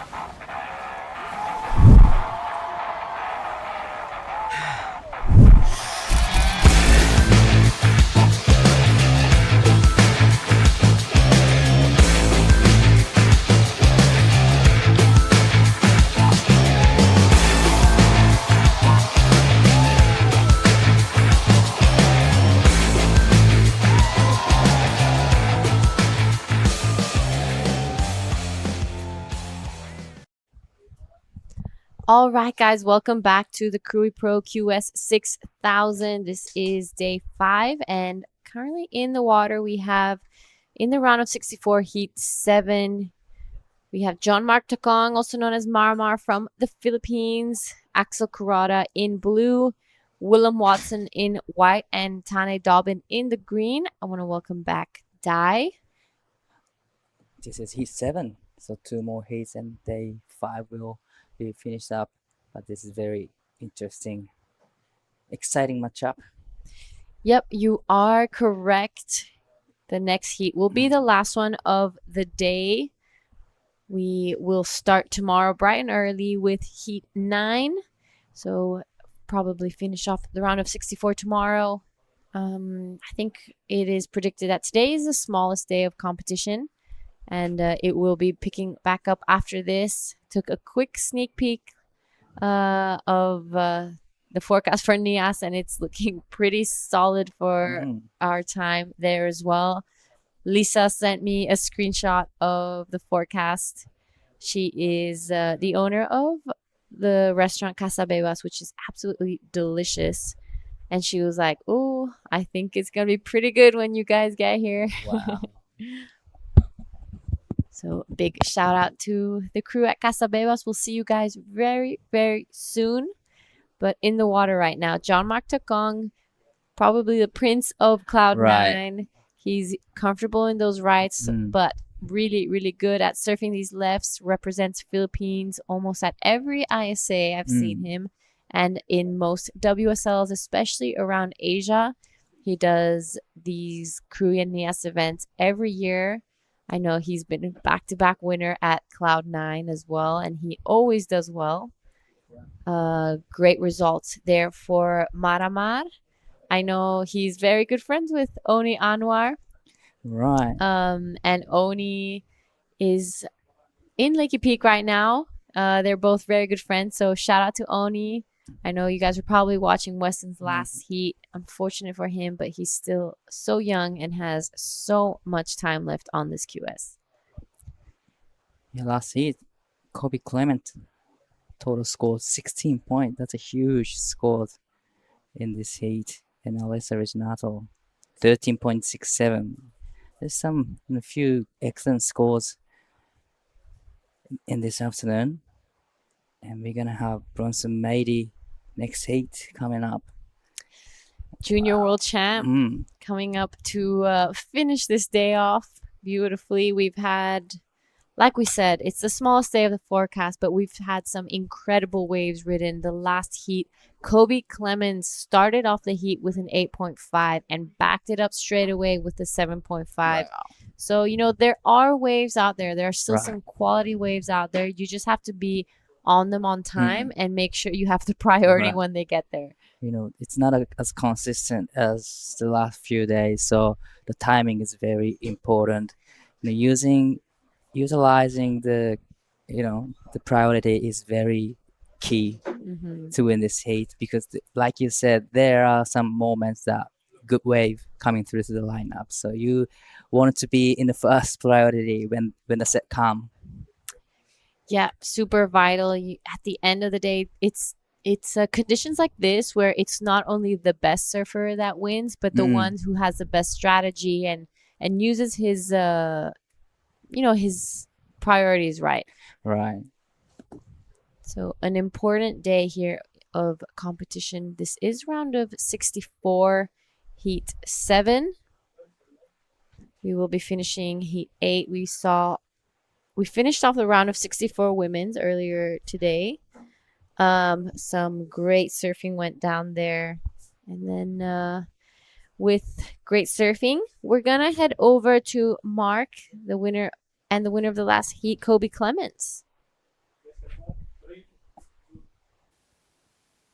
Okay, we're on down here. Winner of the last heat, Kobe Clemens. Great heat, my man. You're just teeing off on every section that came your way. You got to be feeling pretty good with how you surfed, yeah? Feeling really good. Boards are feeling amazing, and it was really slow out there, but stoked to get to. And the free surfs are way different to the surfs you get in the heat, so stoked. Good thing is this Asian region always has pretty good waves, so it must be when you see them come on the calendar, you're like, I'm so going. Oh, yeah. This place unbelievable. Pretty stoked we got crazy good waves here in NIAS for Indo, and yeah, super lucky. All right, well, the Krui Pro is we've still got some unfinished business, and you're going really well. But I remember back to last year at NIAS, you were the first guy to get a 10 up there, so I'm sure you got fond memories of our next stop also. Yeah, pretty excited. I think there's a swell coming too, so yeah. There is indeed. That's why I was asking about your bigger board, right? You ready to rumble? Yeah, I'm ready to rumble. Let's go. All right, well, listen, Krui's been kind to us all. We've had a lot of good waves here over the years. For you, what's been the best part about coming to Krui? The people and like just the waves. How there's so many waves in like such a small place. It's pretty cool. Want to say good day to Dad and your fans? Yeah, thanks to my family and Dad and my sister, my girlfriend, and yeah, everyone watching. That was a great heat. I loved watching it. Thanks for the entertainment. Good man. Cheers, everyone. All right. Thank you so much, Kobe and Mark. That was a great interview. So not too much happening in this heat just yet, but just as I say that, I think there's a couple lines coming through. Right. Looks like William Watson having a look at this one. And here we go. He wide up and riding, racing down the line and gets the first hit. That's a nicely done. A nice off the top carve and gets another one. It's a smaller size wave. Still managed to put a couple turns in. And is he going to get a finish right here? Well, waves started to stand up a little bit and gets a finish. Yep. So kind of early start, almost 10 minutes in for Willem Watson. That was a nicely surfed wave. You're right. It was a bit of an inside small one, but he had a good rhythm. He kept it all the way through and he finished it off. So we've had many slow heats, so this could possibly be top 2 scores. Right. I really like the first section, vertical, and throw a lot of sprays on the seconds, and gets a third. A little bit downtime here. He did well to navigate to the inside, and he gets a finish right here. Probably other than the first section, nothing major turns, but still it was a great way to start this heat. Yep, and for now he's the only one with a score on the board. Comes in at a 3.33, so that will be the first for Willem Watson. This is now John Mark Takong Maramar on his backhand. Nice first opening turn. This wave as well, kind of bowling up a little bit on the inside, so he will be taking it and following it through. He's getting most of the work done outside. Good finishing there for Maramar. That was a great surfing from John Mark Tagon. It was a small size waves. Still, it was a tight section to hit, but managed to put 3 or 4 turns in, and I like the finishing turn. Went solid. This is a reply of loss of red. There's a little bit of check turn in the first 1 or 2 turns, but still from here, just waiting for the section to stand up. Gets the float, and this is probably the biggest turn on this ride. So a couple lines coming through, and it's looking like Axel Karada and Tane Dobin taking a look at these waves, but we've seen that a few times where it looks like there's some sets coming, but then they kind of just fade and go closer to the reef. We will be reaching the dead low tide in around an hour. So it's we're going to be seeing that reef kind of start to show a little bit on the inside, especially with the decrease in the wave size. It could really slow down a little bit, but once that tide switches, hopefully we'll get a little bit of a push in the wave size. We saw in the previous heat, one of the rights in the caddy corner kind of breaks. So that's a little bit of an indicator that we could have a bit of a push in the swell. Even, it dropped off slightly compared to yesterday. There's still some good sets coming through, like solid 2 foot, 3 foot sets. So we've been seeing a lot of 4 foot, 5 foot amazing waves. So we've been really seeing, I think, too many perfect waves the last few days. Oh, yeah, we're being spoiled. Definitely. We've had such great conditions for the past 4 days that, this is a great contest, and I think in anywhere in the world, waves like Definitely. this would be incredible. People would be frothing to get out. But it has been so good the past 4 days that you keep hearing us say it's slow, it's this, it's that, but it's actually firing still. Still, once you're on the right ones, then you can put 5 or 6 solid turns, and people like Kobe Clement from last heat getting to 8 and 7.5. So there's no doubt that there is still opportunities for surfers to showcase their surfing skill. Yep. And you're right. So there are some, we're going to be finishing off the day with Heat 8. Some big names, but just before we get back to that, this is the last of Willem Watson.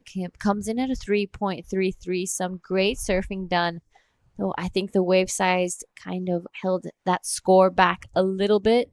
The previous heat, we had Kobe Clemens and Asta Reginato doing very similar turns to Willem, but just on maybe slightly bigger waves. Right.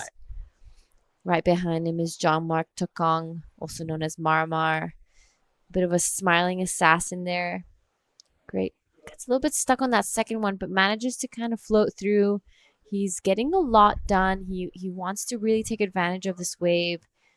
It's looking like it's a bit of a slow heat, so could be some smart surfing done from Willem and Marmar. Just getting some scores up and making sure they have some scores under their name.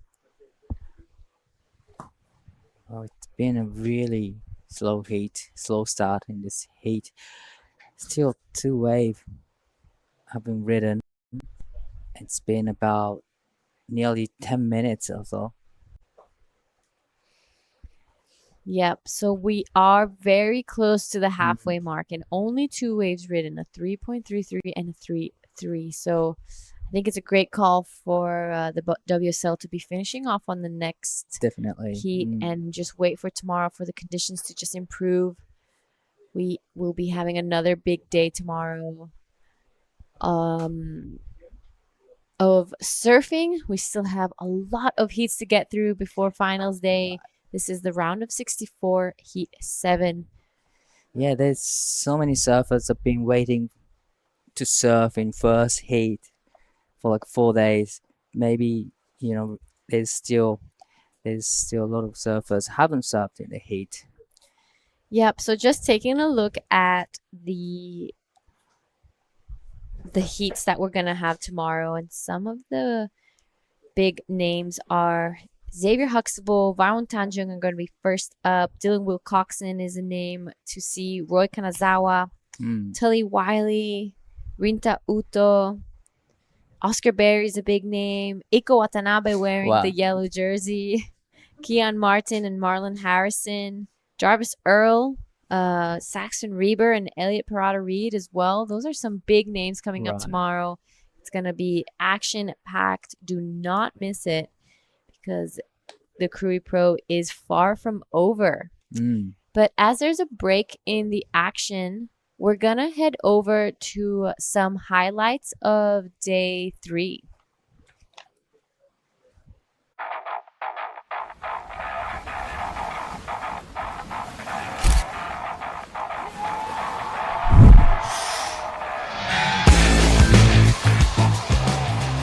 We're here at the Krui Pro. It's day 3. For you guys to know a little bit of today's schedule, we're going to be finishing off the round of 128 of the men's QS and go straight into round of 96.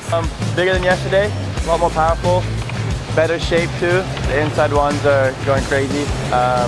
Just had a super fun wave, and yeah, should be a good day of competition. Waves are pumping.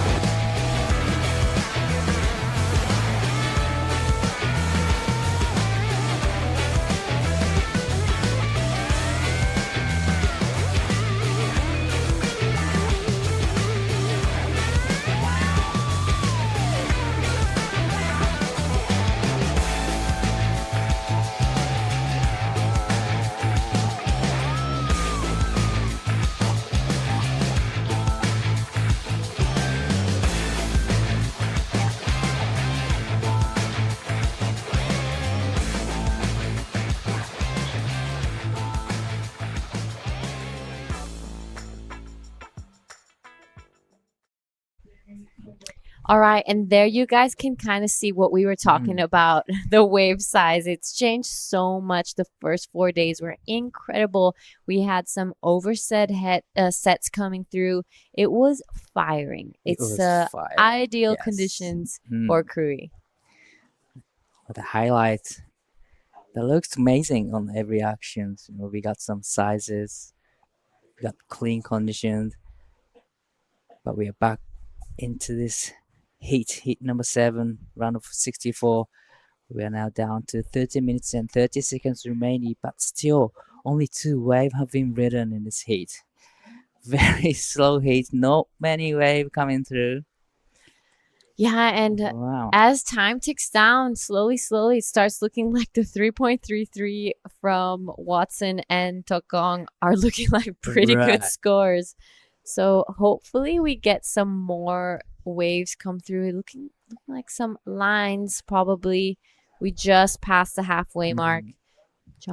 Mark Tokong taking a look at this wave on the inside here. He floats around that first section but decides to pull off.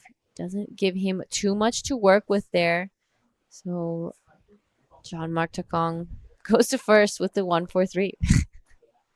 Yeah, very small score, but still, they need a score to lock in to get through this heat. John Mark Togom probably, trying to get as many as he can, trying to lock to good scores in early stage.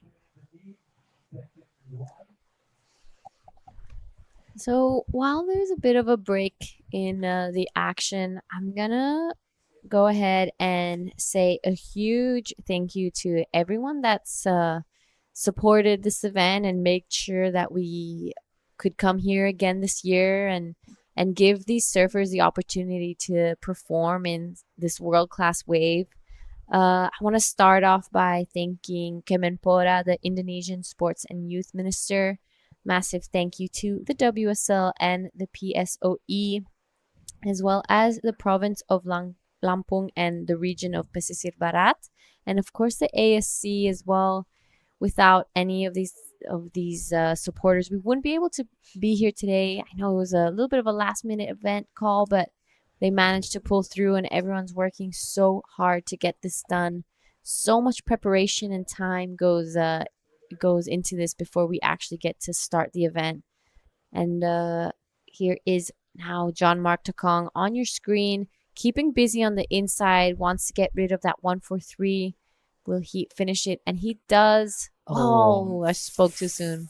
Unfortunately, he got stuck on the last one, but still, probably, he kind of get rid of the 1.43 on that wave. Managed to put a couple turns in. Nothing major, but Axel Kuroda and Tanit Dobbin still waiting for the first wave. But this is a replay of last of John Mark Togon. It's a very small size waves, but still managed to put a couple turns in. Just a couple of check downs, and once the wave stand up, he went vertical, but couldn't quite right out of it. Comes in 2.43, but now he's in the first place at the moment. The 10 minutes and 20 seconds remaining.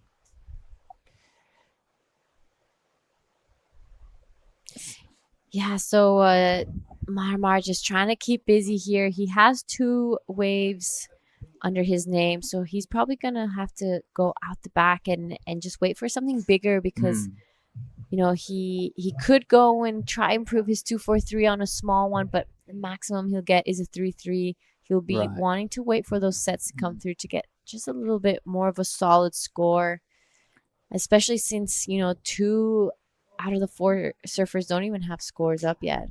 Right. Now we've seen a few lines on the horizon, but just they don't really cooperate and hitting the reef correctly, not hugging the reef. But we do have some kind of swells out there, so hopefully next couple of minutes we'll see couple waves coming in for blue and green because they haven't got any wave yet. But this is the first wave for Axel Kuroda from Australia. Couple drive turn and gets a finish. So probably that was a great wave for Axel Kuroda. He's been waiting for that one almost 20 minutes, 22 minutes. All right, so we just got an update, and it's looking like we are definitely not going to be having a Heat 8 today. We will be finishing off day 5 on with this heat. So right after this, we're going to be heading... Yeah, we're going to be finishing the day off with this heat. Great call. It's gone really slow. We haven't even reached the dead low tide, and it's already Right. stopped so much. So it will all be continued tomorrow morning. So we're coming back tomorrow with the Heat 8 and all the remaining heats in this round of 64 men's. And we're going to finish up 64 tomorrow. But yeah, like you said, it's a good call because we haven't seen any potential waves so far yet. And it's been 22 minutes. So pretty much if there's no bonus 5 minutes, then in a couple of minutes, heat will be gone. Yeah, exactly. And it's not looking too great right now for Tani Dobbin and Axel Kurata. Well, his last wave, 3.63, that is the best wave of the heat for now. Pushes him to second, only needs a 2.10 to go into the first. Now it is all eyes on Tani Dobbin. He has priority. He's been very, very quiet now. It's easy to kind of be a little, stick to your... It's kind of easy to, in these moments, kind of just, you've already been sitting there and they just want to wait for that one set, Definitely. But here we go. Well, Tani Dobbin waiting for this wave for 23 minutes, but looks like it's bigger set and floats the section a couple of times. So is the wave gonna stand up for him? Unfortunately, there's not much wall to work on for Tani Dobbin. It was his first wave, but there's not many major scores coming in, so Tani Dobbin is still in the game. There's still 6 minutes and 30 seconds remaining in this heat. Now Axel Kuroda has one of the best score here. And a few scores looking for the second one comes in 2.07. Now Axel Kuroda is in second place. Yep, so we're waiting for one more score of Tani Dobbin to come in. Wow, it's been a very slow heat. Just 6 minutes remaining and not that many score. No one has gotten past the 3. So this is the last of Axel Kurata. Unfortunately falls off on that wave, but this is Tani Dobbin out the back. Nice good check turn. Floats around that second one. And, works a little bit on the inside here, but nothing too major. A 2.57, Tani Dobbin's last wave. So just looking for a 3.14, which kind of feels like a 7 at this point. Right. Just getting a wave is a hard part in this heat. Yeah, so not ideal. We will be reaching the last 5 minutes of this heat. And look at that score line. First place, a 5.73 total. In total, one of the lowest heat total total score in this competition. But the wave just don't cooperate with us. Yeah, at the moment. That's the ocean sometimes. Yeah. But Axel taking a look at this one, looking like there's some lines about to come through. So it is Willem with priority, but looking like Blue got this one. Nice first turn, sets up for this second one.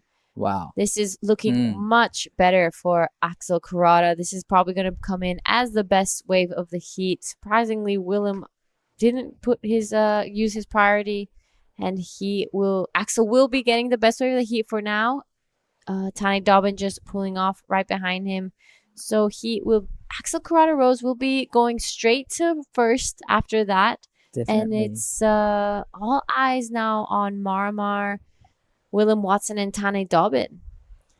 Yeah, the last of Blue was amazing. That wave, it wasn't the one of the set smaller size wave, but it offers a lot of balls to work on. But here is William Watson, important wave, needing 2.38 at the moment. Good one turning and comes unstuck, but fortunately didn't ride out of it. Wow, that could be a really important wave, but we are still waiting for the last of blue. Yep. So crucial wave for Willem Watson. That would have been a pretty good backup for the 3.33. Unfortunately, he wasn't able to complete that last turn. But here is a replay of Axel. What do you think? Really like how he, connect every single turn so smoothly. It gets a couple solid turns in, and even there's a little bit of downtime there, but still gets the last section in. So completed so clean. It's great wave choice, great surfing from Axel Kuroda. Definitely it's gonna be a best score and straight into the first place. Just under 3 minutes remaining, so good job for Axel Kuroda. Yep, so the last of Willem comes in at a 2.17, just under his requirement. Unfortunately, with us about to reach the 2.5 minute mark, it's looking like Marmar's gonna take a look at this. He has priority, and there we have it. Axel Kuroda's last wave comes in at a 5.5. That is the best wave of the heat for now. He is sitting in first, looking pretty comfortable. The rest of the field couldn't really pass that 3 or 3.5 point wave total.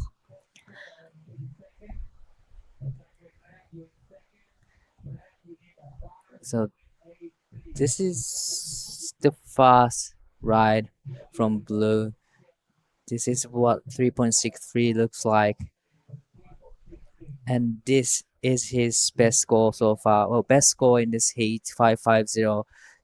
Nice second turn and straight into the third. Gets a float, come around the section, a little bit of downtime here, but nicely connected to the inside and gets a finish. So that is 5.50 right there. With 90 seconds remaining, White needing 2.40, which is very, very small score to go into the second. Tani Darby needing 3.17, which is a small score, but still really decent score for this condition. Is there going to be enough time for them to, get another wave? Jean-Marc Togong has first priority. I don't know. We're just under a minute, and it's not looking like the ocean is going to be giving out any more waves right now. It's looking pretty flat out there. So it's really well surfed heat from Axel Kuroda and Jean-Marc Togong. John starting early, getting 2 scores, but it's looking like there might be something here on the inside. Oh, it was a really small size waves. But Axel Kuroda is in first place, sitting in the first place comfortably, but this is very important wave for Tani Dobbin, needing 3.17. Wow, that was really shallow place. Landing right on the reef. But is it going to be enough for the requirement, 3.17? So it's looking like Axel Kuroda and Jean-Marc Togong will be taking out this heat. We have one more score to come in for Tani Dobbin, but it's not looking like it will be what he needs. So with that, we'll just wait for the last of Tani to come in. He needs a 3.17. Is it enough to go into second place? 2.27, not enough. Tani Dobbin stays fourth place. So all right, so there we have it. It is the last. It is Axel Kuroda and Jean-Marc Togong taking that one out, and with that, we will be thanking you guys all, and see you guys tomorrow. How's that? Fucking really? Who made it?